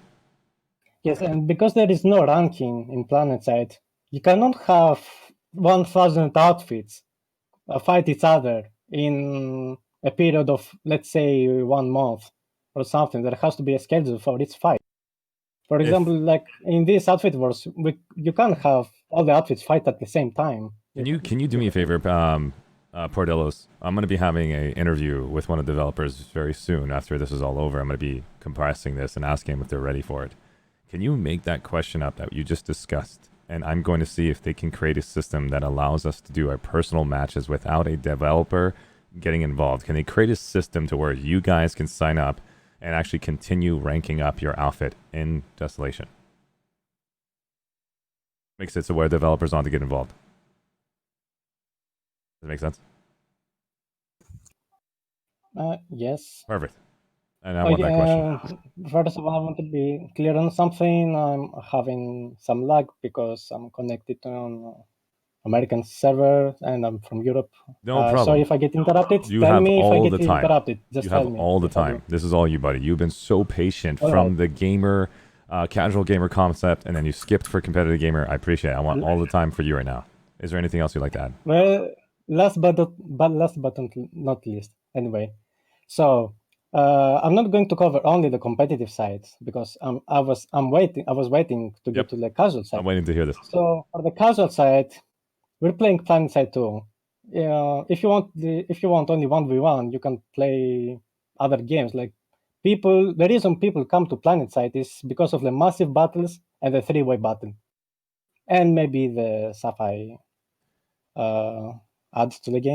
Can I say something about this real quick? I just want to cut in there. How would you feel where we're on the main server and we have an ability where somebody just killed you and you, as the person who died, has the ability to declare war or send a 1v1 to the guy who killed you. If the person who killed you is still available to accept it within like 10 seconds or 5 seconds, you accept, you both get teleported to a 1v1 zone, and you fight each other, and then it's over. You're basically back at your spawn camps. Would you be okay with I that? think that's too much development for the developers. I Just see. for a Well, let's 1v1 imagine it for was two a non-issue for development. Would you like that idea or no? Can you repeat the question? The question is, have you been Modern Warfare Warzone? Have you seen that? I've seen it. I haven't played it. Have you seen the idea when you die, you have a chance to go to prison? I mean, not a chance. You go to prison, and you have an opportunity to go and get out into the fight again if you win your 1v1 match. Have you seen that? Hold on. Oh my god. I didn't know that it existed. Like, it reminds me of 1v1 me kid in Modern Warfare 2 Rust. Yep. And so, Yeah. if you haven't seen that yet, I honestly have seen so many cool ideas in a lot of games. I'm looking forward to seeing if we I'm can bring gonna those search for the game video. modes to Planetside 2, because it gives us Twitch streamers a reason to be extremely excited to showcase so many sides of Planetside 2, except for I am making a thing called, I'm now self-promoting myself because I have to talk about it, Outfit Spotlight, so I can learn about your outfit and see what you guys are doing and what your community's been up to. And so I really adore doing that. I really like it. And that's the only way I get to know you guys. So I do outfit spotlights for outfits, but I haven't had a chance to sign up any outfits because I've been so much work trying to dissect 90% of the stuff happened after Alpha Wars. And now I have the opportunity to stream, and I'm here tonight. And then I'm going to have a lot of work to get, a lot of paperwork to go over a lot of data tonight to go and try to get something clear, concise to the developers and not to kill them. Please don't DM the developers anything, guys. I know Justin Golenbach will accept it, but the whole point tonight was to go and listen to all this data, get it clear, get it compressed, and then use a tweet to them. Use Twitter, guys, because it's going to force you to be at 300 characters length, and you'll be more clear, concise about it. Yeah, thank you so much, Pordillo. Is there anything you want to add? Yes. Please go ahead. About the casual side now. Yep. So, because the Desolation map is nice, I like it. And as I said, you can't have every outfit fight in one map. I think my idea is to have, instead of an outfit wars, apart from the competitive side, which I suggested, I think it is better to have a faction wars, where we have multiple outfits fighting together to win a faction. So That's a good idea. Yeah, that the is. question is, Oh, no. how What? often? Say it How one more often time. do you hear the Pordillo. command channel? One How more time, often do you repeat hear it. the command channel?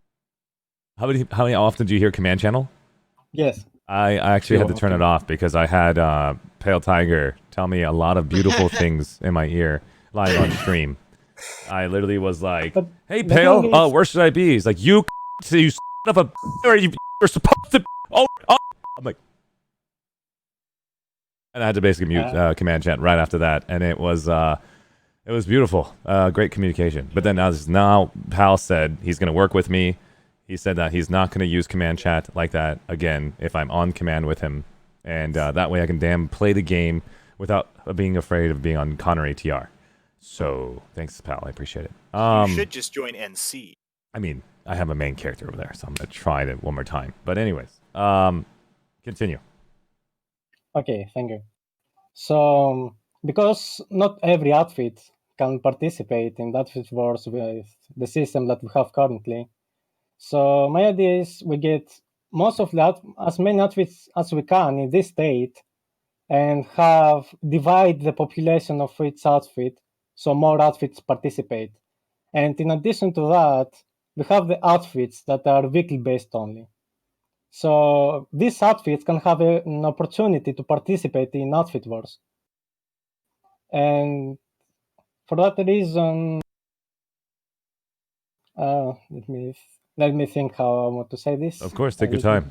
You've been the most patient guy in here about waiting your turn. So take your time on that. I can always come back to you if you like. So yeah, only outfits should be able to participate in this faction war. So we don't have, because if people are not in an outfit, that means they don't have a leader. so they're not organized. So it's not gonna be exactly like live play where people can be new to the game, and so we can have experienced players from outfits or people with guidance from leaders, which are going to be in outfits. So people will be coordinated from all factions, so there won't be. I have noobs in my team because they're low level or something. It's gonna be outfits are going to choose who is going to participate in each faction, and I don't want this to be like 48 people. I think it should be like how Planetside is supposed to be, many people, not just 48. Okay, and you're saying that you want to basically increase it from 48 versus 48 versus 48?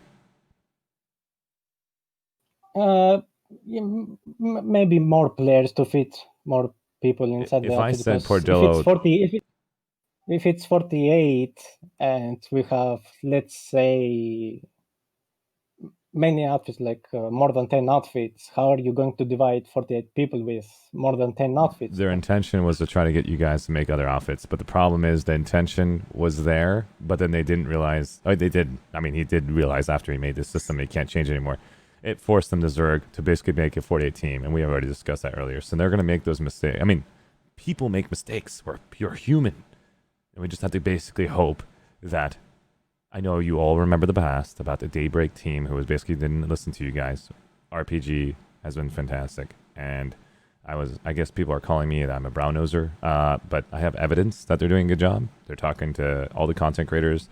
They're giving us an opportunity to have events like this, like we're right now talking, and we're able to have the developers come on our stream and live interview them and tell us all the things that are basically happening. And Outfit Wars, they gave it to the Twitch streamers to content create and really bolster the Twitch viewership for Planetside, which is free advertisement for them if they rank up in the viewership in Twitch, and then we get new players. Long story short, you guys said you want Shroud. You guys said you want Dr. Disrespect. Why? Because they have viewers, which brings in new people on the Planetside. Well, start watching Twitch, and then we will basically have an opportunity to basically slowly climb on our own while we bring all and more people. Why would a top streamer come and play this game when nobody's watching Twitch from Planetside 2? There's no incentive to watch this stuff because the system doesn't exist out there for you guys to go and spend your day after you've been playing to come watch on Twitch, so that way you get some extra packages like drop packages from other games. So they're working with us. They're trying to basically think of a system to help us gain viewership on Planetside 2. So the Twitch streamers that you see today, which basically stopped in today, Faber One, Mayan, Mofker, those individuals, if I missed one of you, I'm so sorry. Nico 101. Those individuals that basically I have personally connected with before I met all of you today, those guys will benefit, and maybe just could have been streaming their butts off the whole time. And if there's any other streamers in here, I say something right now, and I'll say your name. But all I've been doing is basically trying to give you guys as much love and respect as possible. And I don't know what else I can do here, so I need your help. Thanks, guys. And thank you, Pordillos. Do you want to add anything else before I move? Yes, but not much. So, but the casual part with the faction wars, I suggest. I think it is going to reduce the outfit drama or increase it. One of those two. But the goal is to win. So if you don't collaborate, you won't win. So accept it, collaborate. You hate that outfit, just collaborate just for this once, so we can win something. And as previously pointed, with this faction war can give rewards to all the faction players, like it was suggested before. Flares, I don't know, explosions, a reward for the faction that they won. And I think it should be, because this is something casual, and of course, with a double team, you can't win sometimes. I think it should be like either a weekly event or a monthly event. So faction of the week or faction of the month. So I think there's a balance if it's frequent. Like people won't care that much if the next one is going to be in a week or so. So people won't go away out of themselves to try hard and make sure they win and it can also be displayed on like a continent, like you know how, for example, Indar, when it's captured by the VS is purple, this map can be colored with the faction that won, and this continent is locked by this faction in that event at that time. So people keep looking at the map, and in the next one, outfits will say we have to make this blue or red. So let's do our best. They should display that in the sanctuary, like a list of the banners that won the last week or something. That'd be so Stuff. cool. If you guys are interested, I can go over everything I did on the previous streams. We did an entire sanctuary revamp idea. It's a text doc. I'll show you guys. You can go through it. And you guys basically laugh your asses off on the things we thought of and all the cool things that we can do in sanctuary. Let's go and get this basically finalized and then basically nipped. And then I will open up the stream again if you guys want to talk about sanctuary. But Before that, well, basically, I'm going to have to head on out. Thank you all so much, very Red Knight. Have a good night, man. Have a good one. Have a good one. Thanks, everybody. This has been productive and awesome. Appreciate it. I'll Always. be watching the replay of this for sure. Thank you, everybody. Have a good one. Pardillos, fantastic, man. Great feedback. I appreciate it. Anything else you want to add before I move on?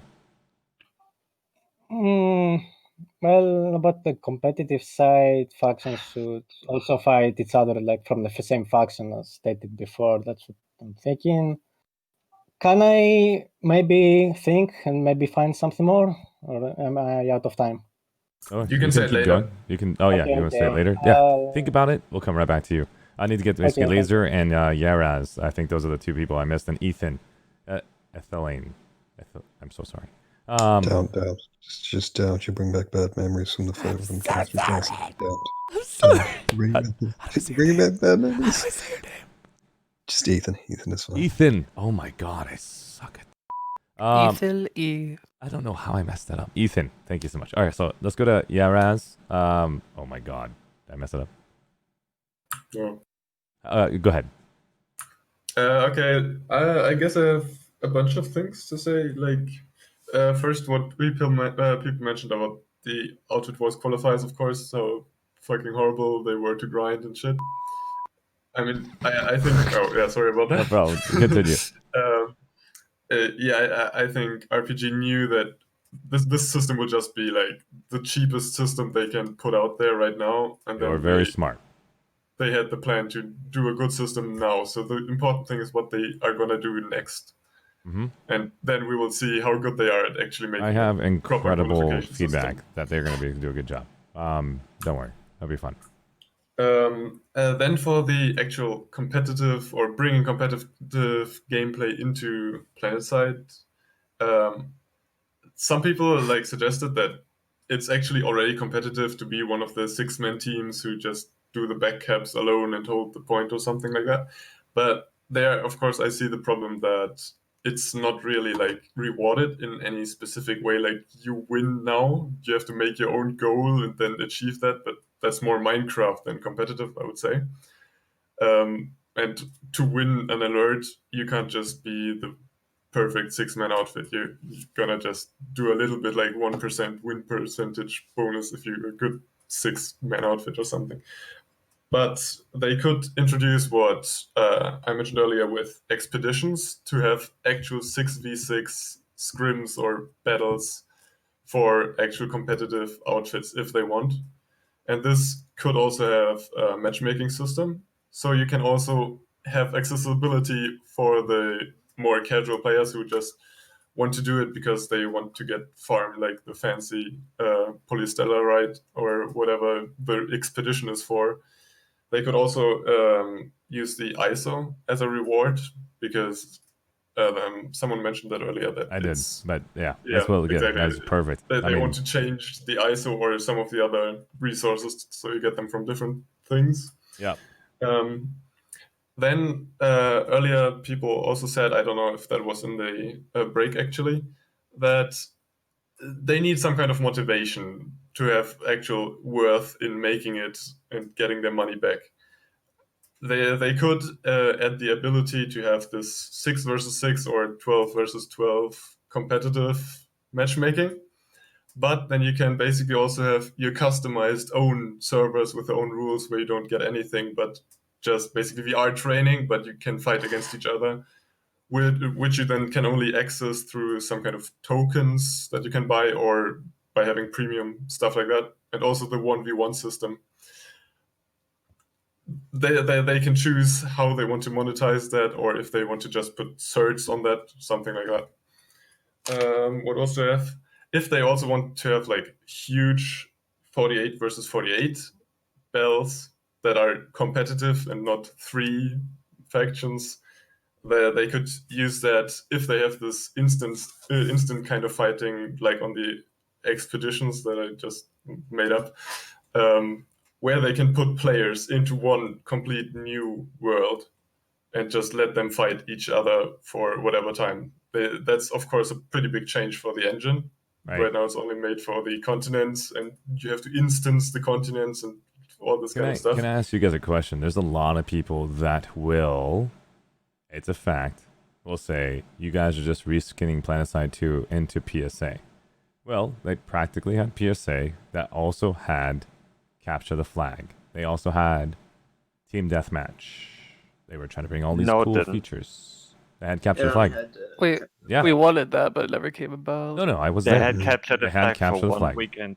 Because the Yeah, hackers but we destroyed never had it. that match. But the point is, I was a part of it. I have videos of it. And it was a lot of fun. And then it the was fun. hackers It was joined great. and shot me a million times, and then they stopped hacking because they wanted to play. So, long story short, there was more modes coming out to PSA. And so if you guys keep saying the word PSA, if they bring out modes for PS2, why? I want to talk about that the next stream. But think about it. Why not get basically modes for Planetside 2 that is considered a sandbox? Don't know. Yeah, so for me, the difference is giving the options to the players inside the world of the MMO. Yep. So you go to it's Sanctuary, still you can sign Planetside, up it's this my week. Planetside character. Exactly, it's in the Sanctuary with your character, and then you can play with your character. And going into this ultra match-based system like in PSA, I played a lot of Dota, and I play Planetside now because I don't like this match-based system where you just have 30 minutes and then everything's over and like you didn't gain anything except getting tilted. Makes sense. Then also for the Desolation, like I think Red Knight suggested it maybe, or someone else who's gone now, with the matchmaking system for Desolation. There, I agree that the 1v1v1 can't be really competitive if every team has a certain rank. Because once you have the highest rank, you get double teamed instantly, basically. It could be possible by one hiding the rank or hiding the team. But then it would also probably be revealed, stuff like that would be kind of complicated. So if they really want the competitive Jäger style players in Planetside instead of on the special server, then they need to do some kind of 1v1 system with instances, stuff like that. And also, since people want to have the viewers and get more players by getting exposure through Twitch, stuff like that, there's definitely a need to have a good observer system for that kind of competitive gameplay. Right now, it's kind of like you need dev commands to get into the observer mode, then one guy hit like E while observing and suddenly spawned with his guy and dropped on the map and got shot by a tank as the observer. So yeah, that should be fixed in my opinion. Sounds good. All right. Yeah, I think that's kind of everything, except maybe I had an idea to like, because I really like this Planetside 1 style of having different objectives for different play styles. They could introduce something like that to the bastions, that you can kind of enter the bastion by like dropping onto it or something. Then you get teleported to an instance where you can have a 48 versus 48 outfit battle, 1v1 outfit. That seems pretty competitive and pretty endgame to me. Makes sense. But of course, that's the fucking dream to fucking program all of that. That was that was a double take on that one. You was like, I'm just gonna sneak that in. Well done on that. We're gonna go to the next individual team, Bink, and then we're gonna go Laser, and then Ethan. Okay, so I agree with what who was it? DNA said earlier about that they've put a lot of time and effort into making Desolation what it is and setting up the system and everything. I was there when they were doing the alpha testing, so I don't think they're going to change it too much. Just from a purely development standpoint of how much time they put into it, it's already on the live server. They've already done the alpha test 1, and they're going to keep doing these alpha tests with changes. But I don't think it's going to change drastically. They aren't going to totally revamp Desolation into a 1v1 instead of a 1v1v1. So I think that we should keep Desolation relatively as it is. Obviously they should change it. I'm a fan of changing some of the bases so there's more variety in bases, maybe making it so vehicle play is a little bit more important, that kind of stuff. But I think that what Desolation represents is a less competitive kind of competitive zone where it shows off the chaos and the insanity that is this 1v1v1 playstyle, 3 factions fighting it out in combined arms that Planetside is. And it should facilitate that kind of playstyle on Desolation itself. Because when you have moments like Pigs pulling out the win against Recursion, or Thank you. Megatron running over a squad on top of a building, or B-Way coming from behind to pull off that victory after GSLD took that demanding lead at the beginning. Those are cool moments that really only happen in Planetside, and Desolation's great for showing that off. But we still should foster a place for competitive players, and that's why I think what they should look into is bringing back battle islands and creating. All we need really is 2 modes, 2 end game outfit modes. One being Desolation, which is more geared towards the Zerg fits, the bigger outfits. The crazy. It's still competitive, but it's more focused on the chaos of Planetside battle. Whereas these battle islands would be the 1v1 play space where it's more competitive. You have your set lane, or maybe there's 2 lanes on this battle island that each team starts at their warp gate and they fight over, and whoever controls the most or has capped the most bases by the end wins the match on that battle island. And a very lane smash-esque event. And I think that would be a good compromise where we have the best of both worlds, where we still have this is what Planetside is about mode in Desolation, and then we have the more competitive but still Planetside themed mode on these battle islands. Well said. Do you mind if I? Please, go ahead. How far away through the? We have Laser, we have got Ethan, and then we're gonna basically go back and forth between all of you like a big jumping expression. Gotcha. Anybody else that want to add? Team Big, you want to add anything else before I go to Laser? I know chat's brought it up a couple times. Do you know what Nexus Battle Island is, Arshee? Have you ever seen that? Battle Islands. Yeah, you should probably tell people in the chat what that is too. Yeah, so Nexus Battle Island is back in this is probably 2013, late 2013-ish, Sorry, I had to push mid 2013-ish. They released a video. You can even look it up. It's still on their YouTube channel. Look up Nexus Battle Island Planetside 2. There's a whole trailer for it. It was this new map that was a 1v1 map. There were 2 warp gates, and it was a snowy Esmir-like map. 1v1. One outfit versus one outfit. And it was geared towards 2013, right? Yeah, 2013. Yes. That's where I basically spent AFX. I spent all of my time planning for that. Yes, I know what you're talking about now. I spent my entire time training for that event, and it never came out. So I quit in 2014. Not because of that only, but also I focused on 5 years of, get my university degree and all that stuff. So it kind of gave me a reason to leave. But I thank you guys for not bringing it Battle Islands. Just overloaded you. Yeah.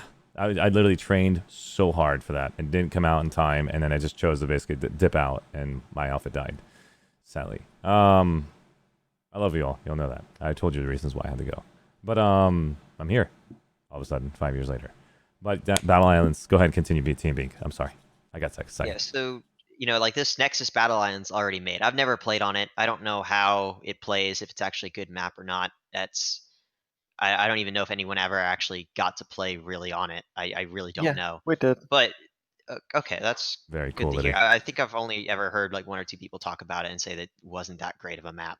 But I feel like that idea could be built upon, if they wanted to revisit what they already have and change it to actually make good battle flow, or, something along those lines. I think it would be a good play space for a more competitive 1v1 outfit play. And you could even incorporate some of the ideas we had where, you just, if I had beef with another outfit, or I wanted to settle a friendly rivalry with another outfit, I could just call them up. Hey, let's schedule a match on Nexus or wherever. For sure, I'll tell CIK beef up my compound. You said that for sure. Yeah. I'm just kidding. Continue. But yeah, that'd be pretty cool. I think that's actually a great idea. I think the sanctuary idea that we talked about earlier, you could sign up. That's what Shefka talked about. We have plenty of opportunities. So I'm just telling you guys now, you guys are super intelligent. All of you guys basically have great game modes, great thoughts, awesome feedback as far as how we can actually work together to make this happen for the competitive scene and for the casual scene. I want you guys to understand that both of you guys as a whole is what makes this game. And so I appreciate both sides of the coin. And I liked having fun on the competitive side and on the casual side. And I think you guys all can vouch for that. I just haven't got a taste of this yet. I really want to try that. I have been a part of this my whole life. So it'd be really cool to see. And you guys teach me what it means to be in the competitive side. So that way I can give you guys a better delivery of shoutcasting and camera work and all that stuff. Long story short, thank you so much, Team Bink. Let's go to Laser. Yo, what up? How you doing, buddy? It's good to see you, man. Oh, you know, man. So, wait, what am I fucking... Oh, sorry, man. Sorry, man. That's no worries. good. He's That's a doing big his best. He's doing everything he can. I'm just kidding. Go ahead, Laser. So, yeah, it's against my culture. This is, anyway. Would you like to tell us where what you're do from? we, Tell us where you're from and all that stuff, so people understand. And I'd love to know about your culture as well, if you want to talk about it. I'm from Portugal. Cristiano Ronaldo, man. And I currently reside in East Timor at the moment. Nice. So, and then everybody over there uses language like it's like no tomorrow. It's like eating eggs and the C sausages. word there. Yeah, that's awesome. Wow. Yeah. That would be terrible on stream. I continue. yeah, nah. What am I saying? What's the question? The topic is take casual gamers, competitive gamers, combine them together to have fun in one scene on Desolation.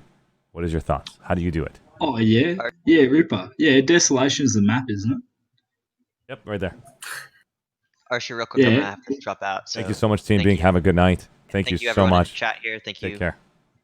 Peace out, Big Rig. Have a good one, buddy. Guru. Oh Jesus! Hold up, I've got to close my window. It's blowing my computer down. All right. So, bloody yeah, nah. Oh no, yeah, nah. So what I reckon, all right, is you just like slap down a smaller base to like, you know how there's the relics? They look pretty good, yeah. So why not just? I was talking to boys about this the other day. Just rip down one of the relics into one base if you want to do the small scale stuff. You know, why not? There you go. Oh, and that's how you do. That's how you do the fucking. I'm sorry, mate.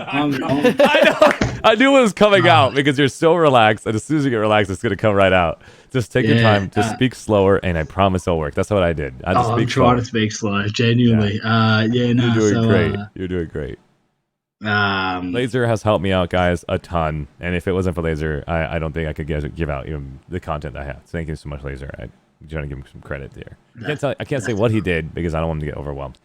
Yeah. Right.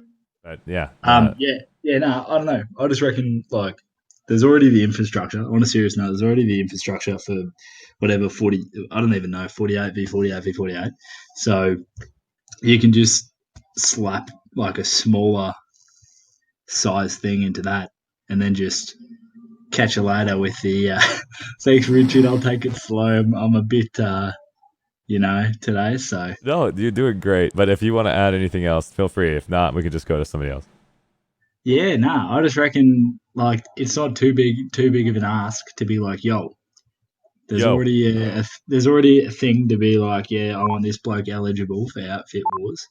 Why not just have a separate, like you already, as I said, have the infrastructure, so just make it smaller for like make a separate thing for smaller groups. So take this thing, take the top and the bottom, and just make it single lane.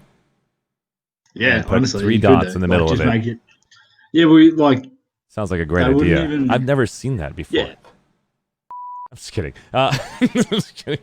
I know it's basically lane smash. Andy, you just heard that right now live on stream. Andy, get the team ready. RPG, you heard me.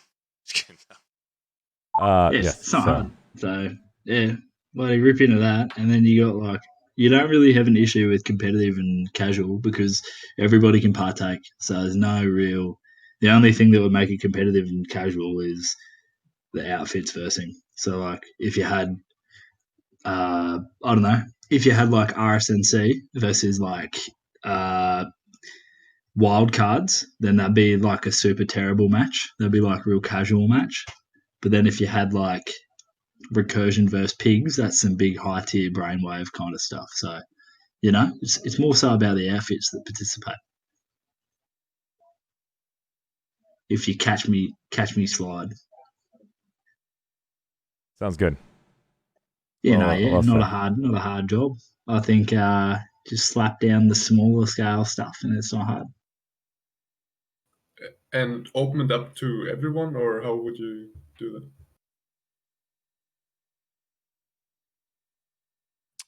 I was going to say, hearing pigs and big brain in the same sentence was quite the anomaly. I appreciate it. Very, So, very cool. mate, Very cool. I'll So, find Laser, out where Tiger lives. We'll crack a few stubbies open. it would be pretty good. I think we could try to basically get that combination that you described earlier. I will basically try to think of how we can come together and make a competitive and casual scene, and of course, something where competitive can clearly stand out on their own, and something where casuals can be in the competitive leagues and have fun trying. I don't think there's ever a chance casuals can step up to the competitive players unless if they want to have a competitive mindset, because I actually had a chance to sit down with some very heavy competitive players and realize everything I know about Planetside 2 doesn't exist anymore. I feel like I went through the Matrix and I just got like, it's like all this stuff happened in my brain. I'm like, what have I been playing for my whole life? And You know what? it's been pretty crazy. And let's go to Ethan, guys. Let's give Ethan a chance. And then we're going to go and open up the floor for everybody to basically add anything before we end it. Ethan. All right, well, I'm just going to say go ahead and open it straight to the floor because pretty much everything I was going to say has either already been said or Just say it due to again. time has Just slipped end out it of on my the best brain. part, Ethan. You're so damn patient. It's your turn. I want you to say everything again. Repeat. Make it your own words. It'll basically come out differently. I promise. Yes, so I think definitely along the lines of introducing the ability for both casuals and competitives in a manner that doesn't overly impede either side it's something which, I'll be completely honest, is essentially mutually exclusive. You can't have both perfectly. It's not going to happen. Now, that's just my opinion. Other people may think, maybe you could. Just personally, I don't see that being a possibility. Okay. So, one of the things you need to look at is how do we get as close as humanly possible to that compromise where we mostly satisfy the competitives and we, mostly satisfy those who are just in for a more casual experience. And yeah, realistically, the best way I can see about going through something like that is a ladder with, point gain and relegation depending on where you are. But again, the other thing you've got to consider is how do you match those outfits? Because sure, some of them are wanting going competitive and they're obviously going to go and give it everything they've got. But even then, you might have some newer outfit that says, screw it, we'll try and go competitive. But they're going to get their, well, for lack of a better term, ass handed to them by the far more experienced outfits. So I think what you need to look at is not restricting it because that's the worst possible thing you could do, but I'm trying to figure out how to best word this. Take your time. There is, for lack of a better term, it is somewhat restricting. It's more providing, let's go with providing a pathway towards those more competitive levels. So, yes, you can still dive in the deep end, but you mightn't want to. Whereas, you could start in the casuals and slowly work your way up to the point where you're getting more and more confident and then pushing over into probably this middle gray zone area where it's a bit of both. So to speak.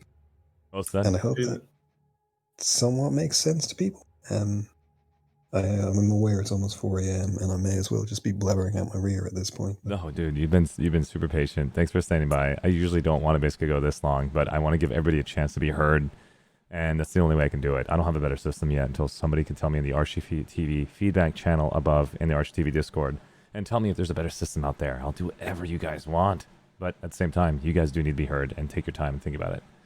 But Ethan, if you basically agreed with everybody that said earlier, thank you so much, man, for basically stopping by. Honestly, appreciate it. And all of you guys previously that came over here, you guys actually have given me so much intel, and I have to spend so much time going through all this to make sure we can actually get the right feedback across the developers. You guys are freaking awesome. And at the same time, anybody else want to basically take the floor, where we'll basically start from the top and go down quick? Yeah, Raz, you want to add anything? Okay. I mean, I forgot about the Nexus Battle Islands earlier, so that basically means there's already an ability to start 1v1 matches. Yep. So That's they don't basically- really have to do that much work if they want to introduce some 1v1s in the Sanctuary. And like, I would like to have some like reason to fight in there, that you can get something from it, some loot, something like that you can get in the Sanctuary. Makes sense. That's where my idea was for the resources, the expedition system, because for me it looks so empty right now to just click the button and you change resources over 5 hours. Yeah, I think that's my main take on the end. Well said. And Pordillos, you want to add anything before I go? Yes. Feel free, man. It's you. It's all you. Well, first of all, I don't know if I was clear on the leaderboards. So when two outfits about the competitive side are mentioned, it shouldn't be on a big screen that this outfit won this outfit, because if there is many people, you can have control over it. So if an outfit says I'm better than this outfit, people can do the research themselves and see the results. So that's the first point I wanted to say. You don't Second you point- didn't like watching the streams from Kamikaze and Commander Serious Winter Gaming Favorite One. Shoot, Enter Project. I should not have done this. Project Curtius, Planetside Battles, and I forgot one more. I might have killed myself. But yes, you didn't like that from those guys.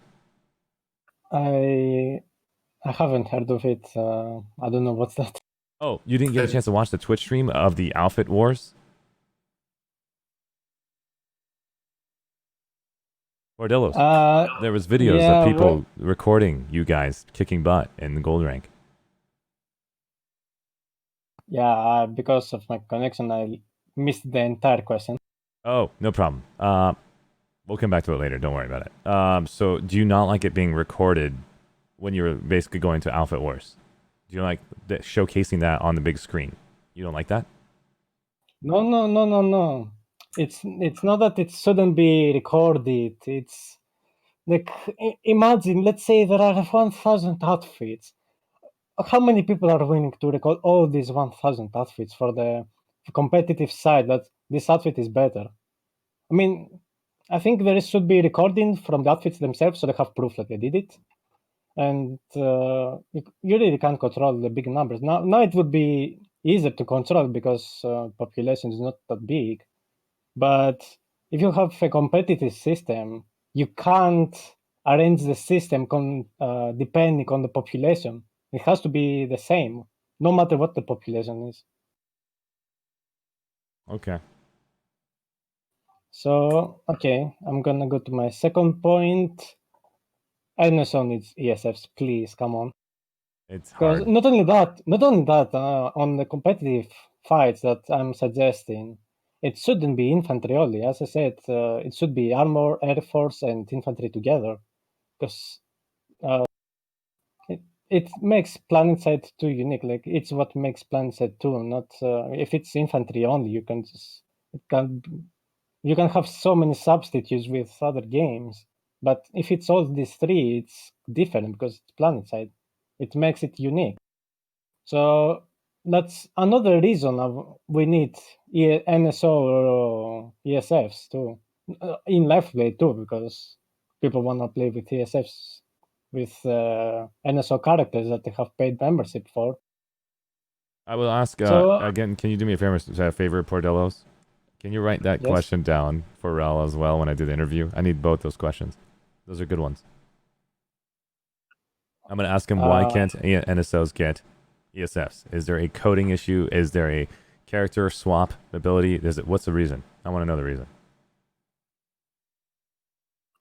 Okay, and have just notify me because. Oh no, I'm gonna have it on my Discord. I can't notify anyone. I'm telling you right now, ahead of time. when I do an everyone call and I tell you Yeah, no, I you have can a announce. rel interview, check the stream and notifications, check Twitter, check Discord. I have 1,000 people in my Discord now. I'm so screwed. And so if you guys can check the notifications, I won't blow up you guys on my Discord. It will be everyone for any major events, or if I want to say something personal. It won't be often. Please. Can I add a question that you should definitely ask Rel? I think a lot of people will agree there. He needs to actually like tell us what kind of audience the outfit wars are for, because I think they're not really completely for the competitive audience. I think they're like an event they want to have for the community. But I mean, that's what They're aiming towards the idea of us. it being competitive, but they don't have the right definition of it because of this iteration did not help you feel that way. I promise you, they have plenty of evidence now to work with, especially from Kamikaze doing a stream earlier and myself. And so I don't know who else streamed about Planet Wars, Alpha Wars. Thank you, Yaras. I appreciate it. I think I'll come back and learn what we can do, talk about next, and what we can share. Antheus, anything you want to add before I go to character? I'm currently I'm listening to everybody right now. I'm currently drafting a rough summary of everybody's concerns and priorities and solutions. You're amazing. I want so I'm kind of just big listening. hug, you pig. Absolutely. You can hire me for $17 an hour as a virtual assistant. I'll check all your emails and do your PR. Anyways, I'm currently doing this free right now. I'm getting screwed. I know, right? But yeah, for sure. I'll just give you some nanites, 17 per hour. It'll be great. Just kidding. No. Nanites? I'm kidding. I'm just joking. That would be like cheating. That's paying to win. I'm Can kidding. afford That's more joke. That's a joke. KitchenAids. That's just a joke.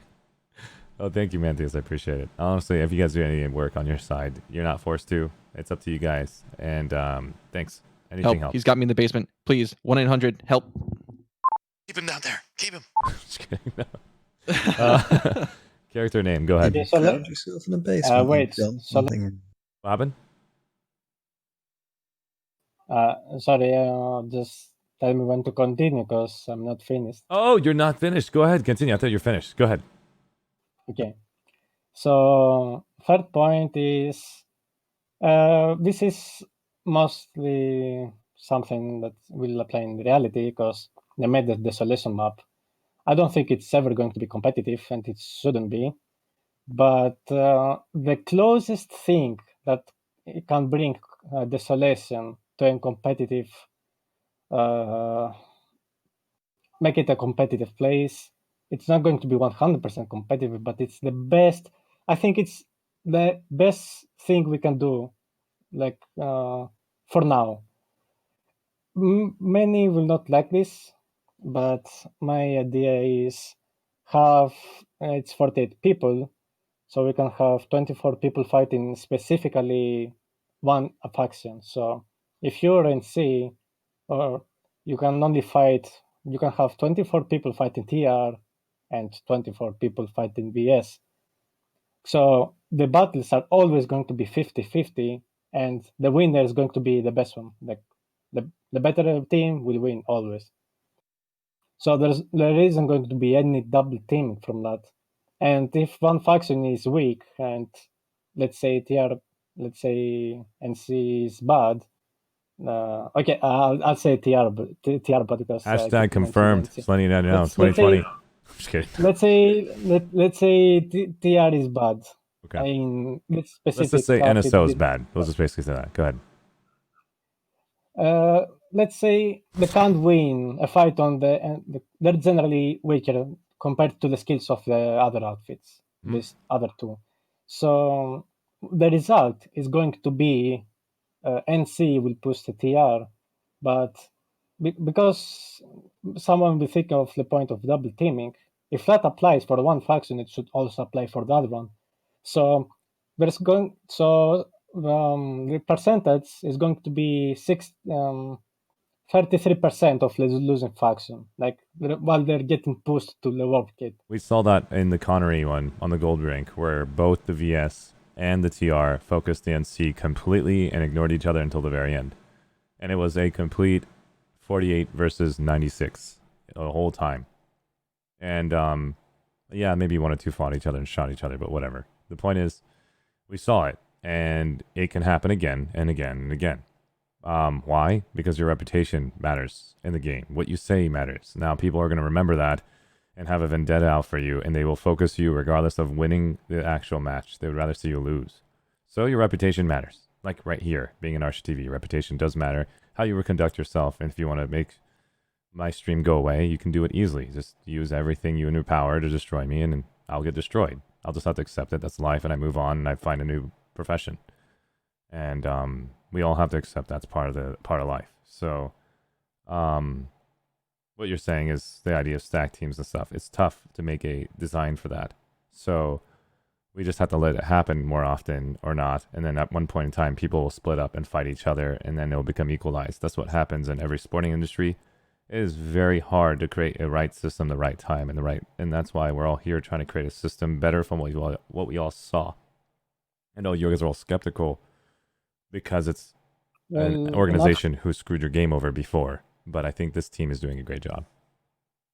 Go ahead, Bordelis. Okay. Well, as I said, outfit wars should be with all the fighting assets like Air Force, armor, and infantry. So this is why I don't think my idea is very good, like splitting. Like it's the closest thing to competitive. This is the sad truth. But it's if RPG wants to make it as competitive as possible, they have to split the numbers. It's 24 people fighting VS, 24 people fighting NC. Oh, there was a for example. screenshot that somebody basically had the lanes super focused on each other to where they had to go one-on-one against each other. That means the way the lanes are designed, you won't see it through a faction fight. You'll see a 3-point design to where they have to fight NC and TR, and a 3-point design where the NC and TR are the fight, and you'll never have a middle point. The only thing, it should be probably one connection line to the middle, where that's where the 3-map faction actually begins. It would be very interesting to see that. So I'd be curious to see how that goes. There's a really cool map design, and I could show it. I forgot where the DM was. Continue. I'll show the picture. All right. Next point is the construction on Desolation. When I was in Outfit Wars, first of all, I want to point out that not everyone has everything unlocked in the construction system. I do, but others don't. And let's say an outfit does not have everything in the construction. Like, let's say there is only one person who has everything, it's not enough. Desolation is based on construction. It's very important. There is no deploy zones. That means what I did when I was fighting for FU, I built a flail and I was spamming the flail at the eye point. I got 3 kills, but at that time we were pushed back to the workit, so I wasn't that useful. But if somebody doesn't have construction, what can they do? Do they have an opportunity to win if they don't have the constructions unlocked? So I think the outfits should have everything unlocked in the construction. Only for the outfit wars, at least. It's unfair if people don't have the construction unlocked. Makes it sense. gives people the vibe of pay to win. Can I tell you about the reason why construction is extremely cool to see, but it also gives revenue to Daybreak Games if construction is involved, because it's so damn dead in the game. And so if you really want to be a viable source, you have to pay to win, I guess. So they need to make it easier to get construction. So I don't really know how easy it is to get all the construction pieces yet. I would have to spend more time on that, but I know what you mean. I don't have a good answer for it yet. But it at least gave an opportunity for construction to be viable finally. And versus only 3 freaking spots in the map, because that's the only place that has an outdoor capture point. I mean, there's other outdoor capture points, but you get the idea. Yeah, should also make construction available on slopes, because I have a lot of trouble placing some walls in the Outfit Wars, and I wasted in total, let's say, 3 minutes finding a spot that I can place But a again, wall or something. Portillo's, you've been a part of the main server for many years. This is brand new, so a lot of mistakes will happen for part of Alpha Wars. Don't worry. It'll be easier next time. They have to basically get more data. and it's hard to work with 30 people. Probably only 2 people worked on Desolation. I don't even know. But the point is, it'll get better. And I appreciate that feedback. It makes sense. Let's go to the next person if you don't have anything else. I do. Oh, I do have something else. Go ahead. About the construction again, if RPG wants to make Outfit Wars competitive, they should ban routers. Because when I play in live, what I do is work it and get some Cortium, air terminal, router spire, some silo, near the work it so it's safe. And I go to any base I want, I drop a router, and I can decide the result of the battle. If I win or I lose. If I drop a router, everyone spawns next to the A point, and we have a huge advantage because we spawned inside the objective. Because the defender has to run for let's say 1 minute to the objective, and the other team spawns at the objective. Which team is going to win? We don't want that in a competitive area. So if I talk about the router play, we talked about something earlier to give you a chance to ban. So that means if you guys get one or two bans, each group gets a chance to ban. Routers will be on there. We've seen how it works with outfit checkpoints and like having different systems. You might be able to ban routers. The other team bans ESFs. The other team bans main battle tanks. And that match is so custom to your game. It'll be really cool to watch. And I'm gonna disagree on banning specific things like Air Force or armor. This should be something that you have to utilize. I'll just give you an example. I'm sorry for semantics. I just made up 2 other ones. I didn't spend time thinking about it, but that was just an example. Each team has a chance to ban something. As far as what they are, we'll figure that out later. But I think the banning system exists in other games and competitive play. You see that in League of Legends, and I think this game requires that as well. I think you guys do that in Lane Smash. You guys ban specific primary shotguns, or I don't know what the hell is going on. Like the rocket launchers, anti-infantry max weapons. Yep, those ones have been banned. There's specific things you banned. I think it's really cool. Different competition things have different ban lists, but they're all pretty much the same. Yep, and that's really cool. I think that's really important that we have an opportunity to do that. As far as development work for that, I don't even know that's existing, but it's kind of cool that at least hear the competitive side of things and the casual side. But right now, we need to think of an idea that Desolation can come out to us in a theater near you, where all of us as casual gamers and competitive gamers could accept for the first iteration. And then we can get the other aspects of competitive gamers and the other aspects of casual gamers. They have this system. We need to polish it to where we can accept it right now. Other game modes can exist for this, but we have a lot to talk about as far as how that's going to look like. And we just did that here live on stream. Thank you so much, Arash, Mickey, for the follow. I appreciate it, man. I appreciate it. Hops, I am reminding me of shaving today, of course. Pordello's, anything else before I move to Mantius? Yes, some more points. Go ahead. You're amazing. I think. Wait, where was? Oh yeah. Okay, yeah. So I have the notepad open and see my points. Set in order which one to mention first. Okay, I think for a celebration at the end of the Outfitverse, a really fun idea is, I'm not even joking, a harasser race across all 3 factions.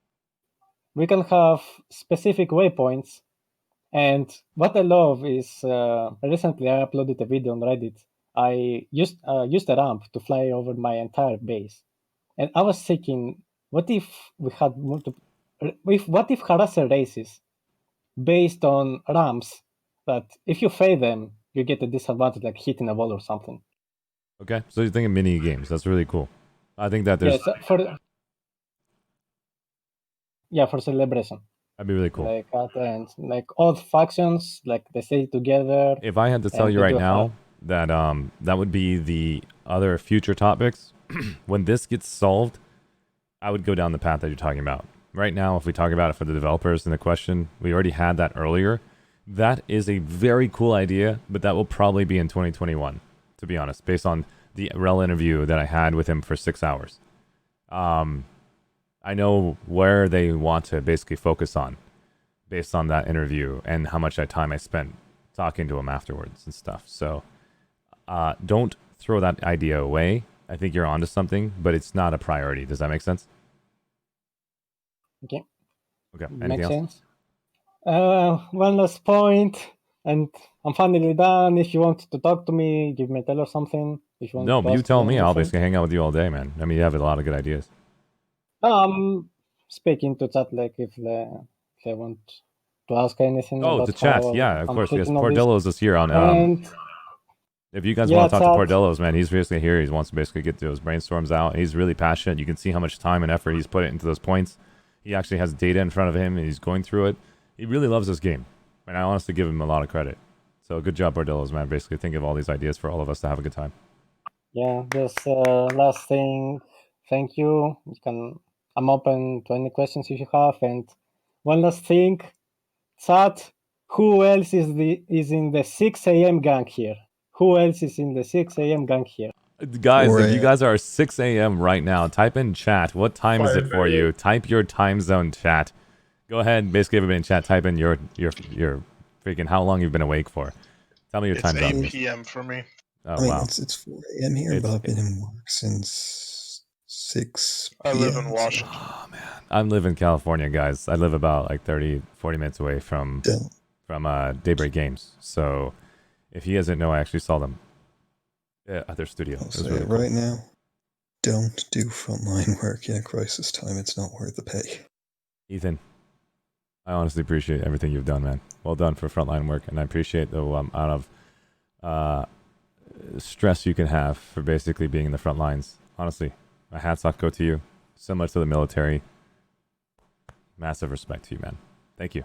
If it wasn't for you, I'd be basically doing that right now, and you give me an opportunity to sit here and try to focus on this gaming community while you're saving lives. So your profession sounds 100 times better than mine.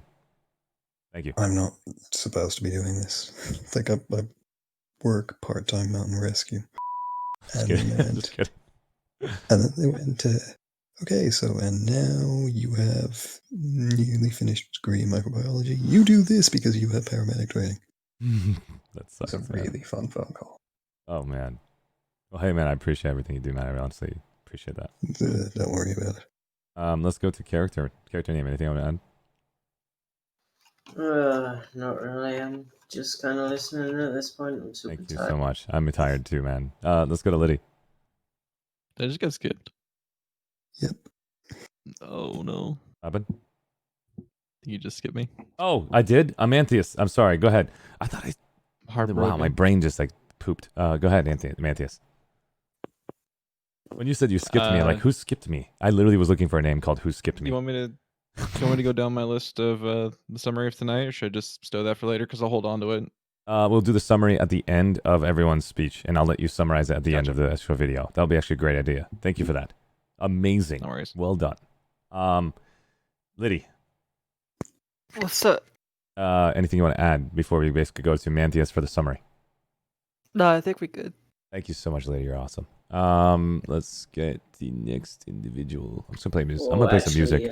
You know what? I've got a point. Go ahead, character name. You got this. I think I'm playing music now, guys. If you on guys the, don't on the mind. topic of banning things, some people make the point that banning things, they don't think you should be able to ban things because it changes the game from what they think the game is. But I think just give whatever, if you're having instances and whatever, give the option to ban things. And then if you don't want to ban it, you don't have to, but at least it's there as a feature, so you can get rid of stuff you don't want to have to do it with. You can always ignore your bans, in League they have that feature where you don't have to ban something if you don't want to. Very cool. The only time I've really seen people not do that is when they're not paying attention, but it's a... That's awesome. I just saw something in chat that made me laugh. But I think the ban system, basically on and off, you don't have to actually pick a ban, is actually really smart. Well said. At least it's not forcing you to ban something you don't want to. Ethan. Oh, Liddy said pass. Ethan, I already said something. Did you want to say anything more? I'm gonna pass. No, Awesome. I'm My good. brain just also jumped again. Spiffy. Is your brain melting? It is. I need to eat Yes. probably. Yes. Anything else you want to add, Spiffy? No, I'm good. Awesome. What about your I mean, to the ban system, I would say, like, sure in the like instance do-it-yourself kind of outfit war do in private, but I would keep the main outfit wars as like actually being full-on Planetside. And since everyone has the same tools, it is balanced, even though everyone has the routers, for example, so nobody will win just because they have routers, because the other side will have them too. And I mean, overall, I think it's a great event, and the devs did a great job on it, even if it's not as competitive, maybe, as they hoped. Yeah. But like as a community event, it was fucking epic to play. It was frigging epic to play. Freaking epic. That's what I'm talking about. That's a great. Like it felt intense from the first minute to basically the last minute. But yeah, I would play again the next day or next weekend if it was there. Awesome. Thanks for that share. Ladies and gentlemen, we've gone through everyone. And let's go to Mantheus for the conclusion. Mantheus, go ahead and take it away. Sure It thing. only took 6 hours. Only 6 hours. Just kidding. Go ahead. Cutting into girlfriend time. Oh, dude. Find me a girlfriend. Oh my Go god, ahead. you have a girlfriend. I knew. Mantheus, go ahead. Right. I'm gonna drop this. I should probably drop this in Discord somewhere. That'd be great. I'll make a channel for that. Is it? How long is it? Do you think it's like? Can you keep it clear and concise and just straight to the point for the next 3 minutes? 3 minutes? Yeah. That hesitation worries me here. I can try. Do ahead. I'll I'll just basically breeze say past, 3 like, minutes, and then we'll bigger basically points post the rest of here, it in so- a channel. Mantheus is taking it. Yeah. Ladies and gentlemen, take the floor. 3 minutes. Major issues that we're encountering here, not issues, are the concerns, solutions, priorities, is we want to maintain Planetside 2's identity as a game of magnitude and combined arms. Some people of secular interests want to showcase their particular fondness for a certain aspect of the game, which is completely viable. You know, we have everything that contributes to Planetside is a viable thing that's completely valid. You can broadcast and show on Twitch or develop say a competitive scene for, or to stream. Everyone has this weird misconception that we're trying to compete for a definitive competition that represents Planetside, when all these things definitely combine to be to the greater whole. Which brings me to the point of, does the competitive scene take away from live?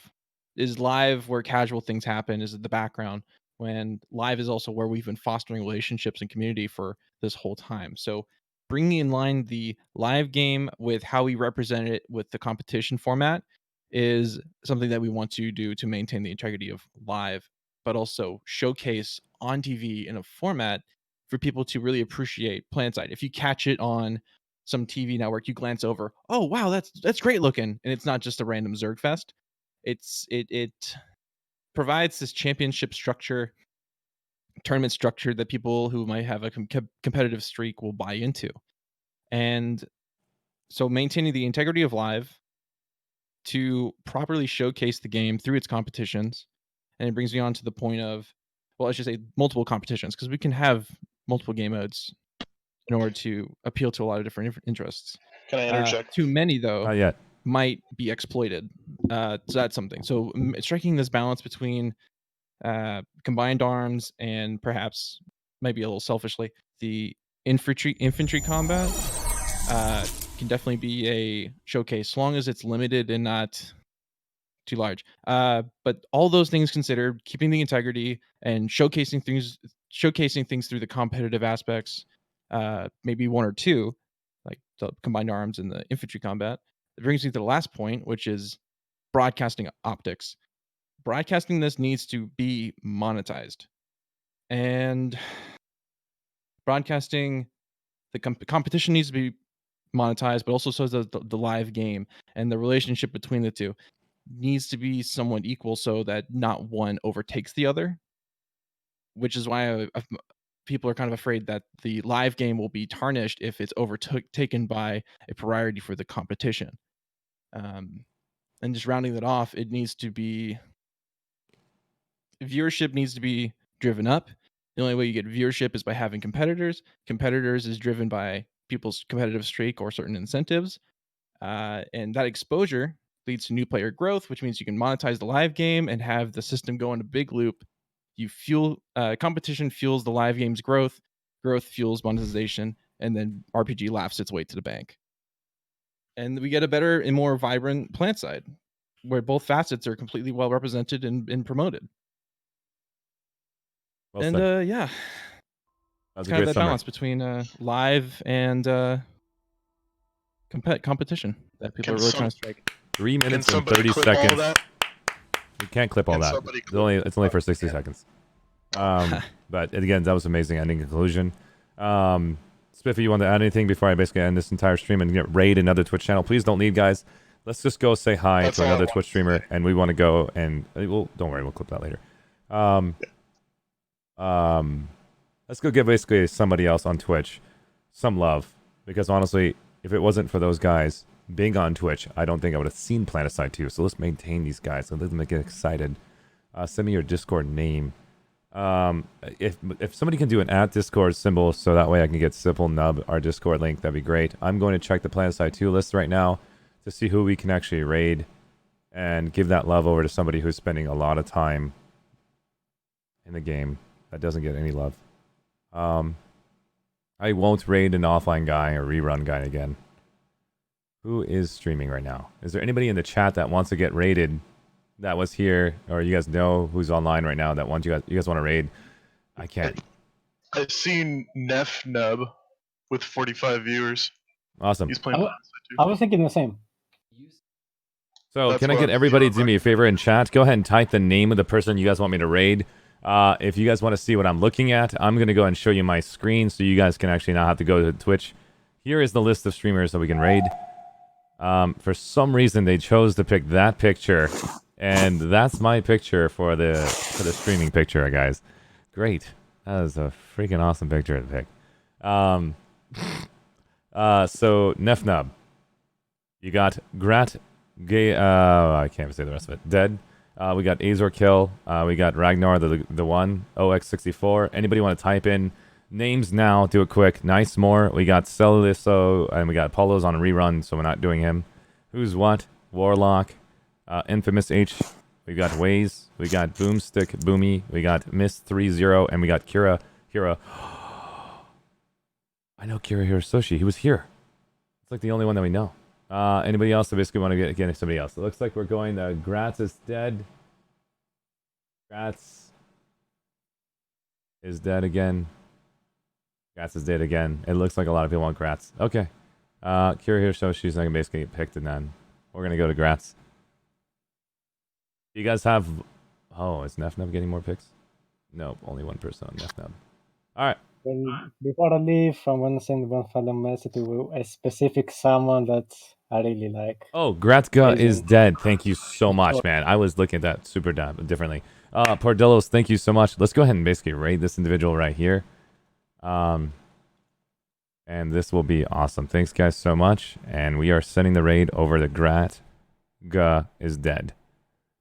Thank you so much for hanging out here. I don't know who Gratka is, but let's give him some love and let's give him some excitement. He's Twitch streaming, representing Planetside 2, and that's really, really cool. And let's give him that love and send him some follows and get him excited to stream. All right. Let's make sure he can see this.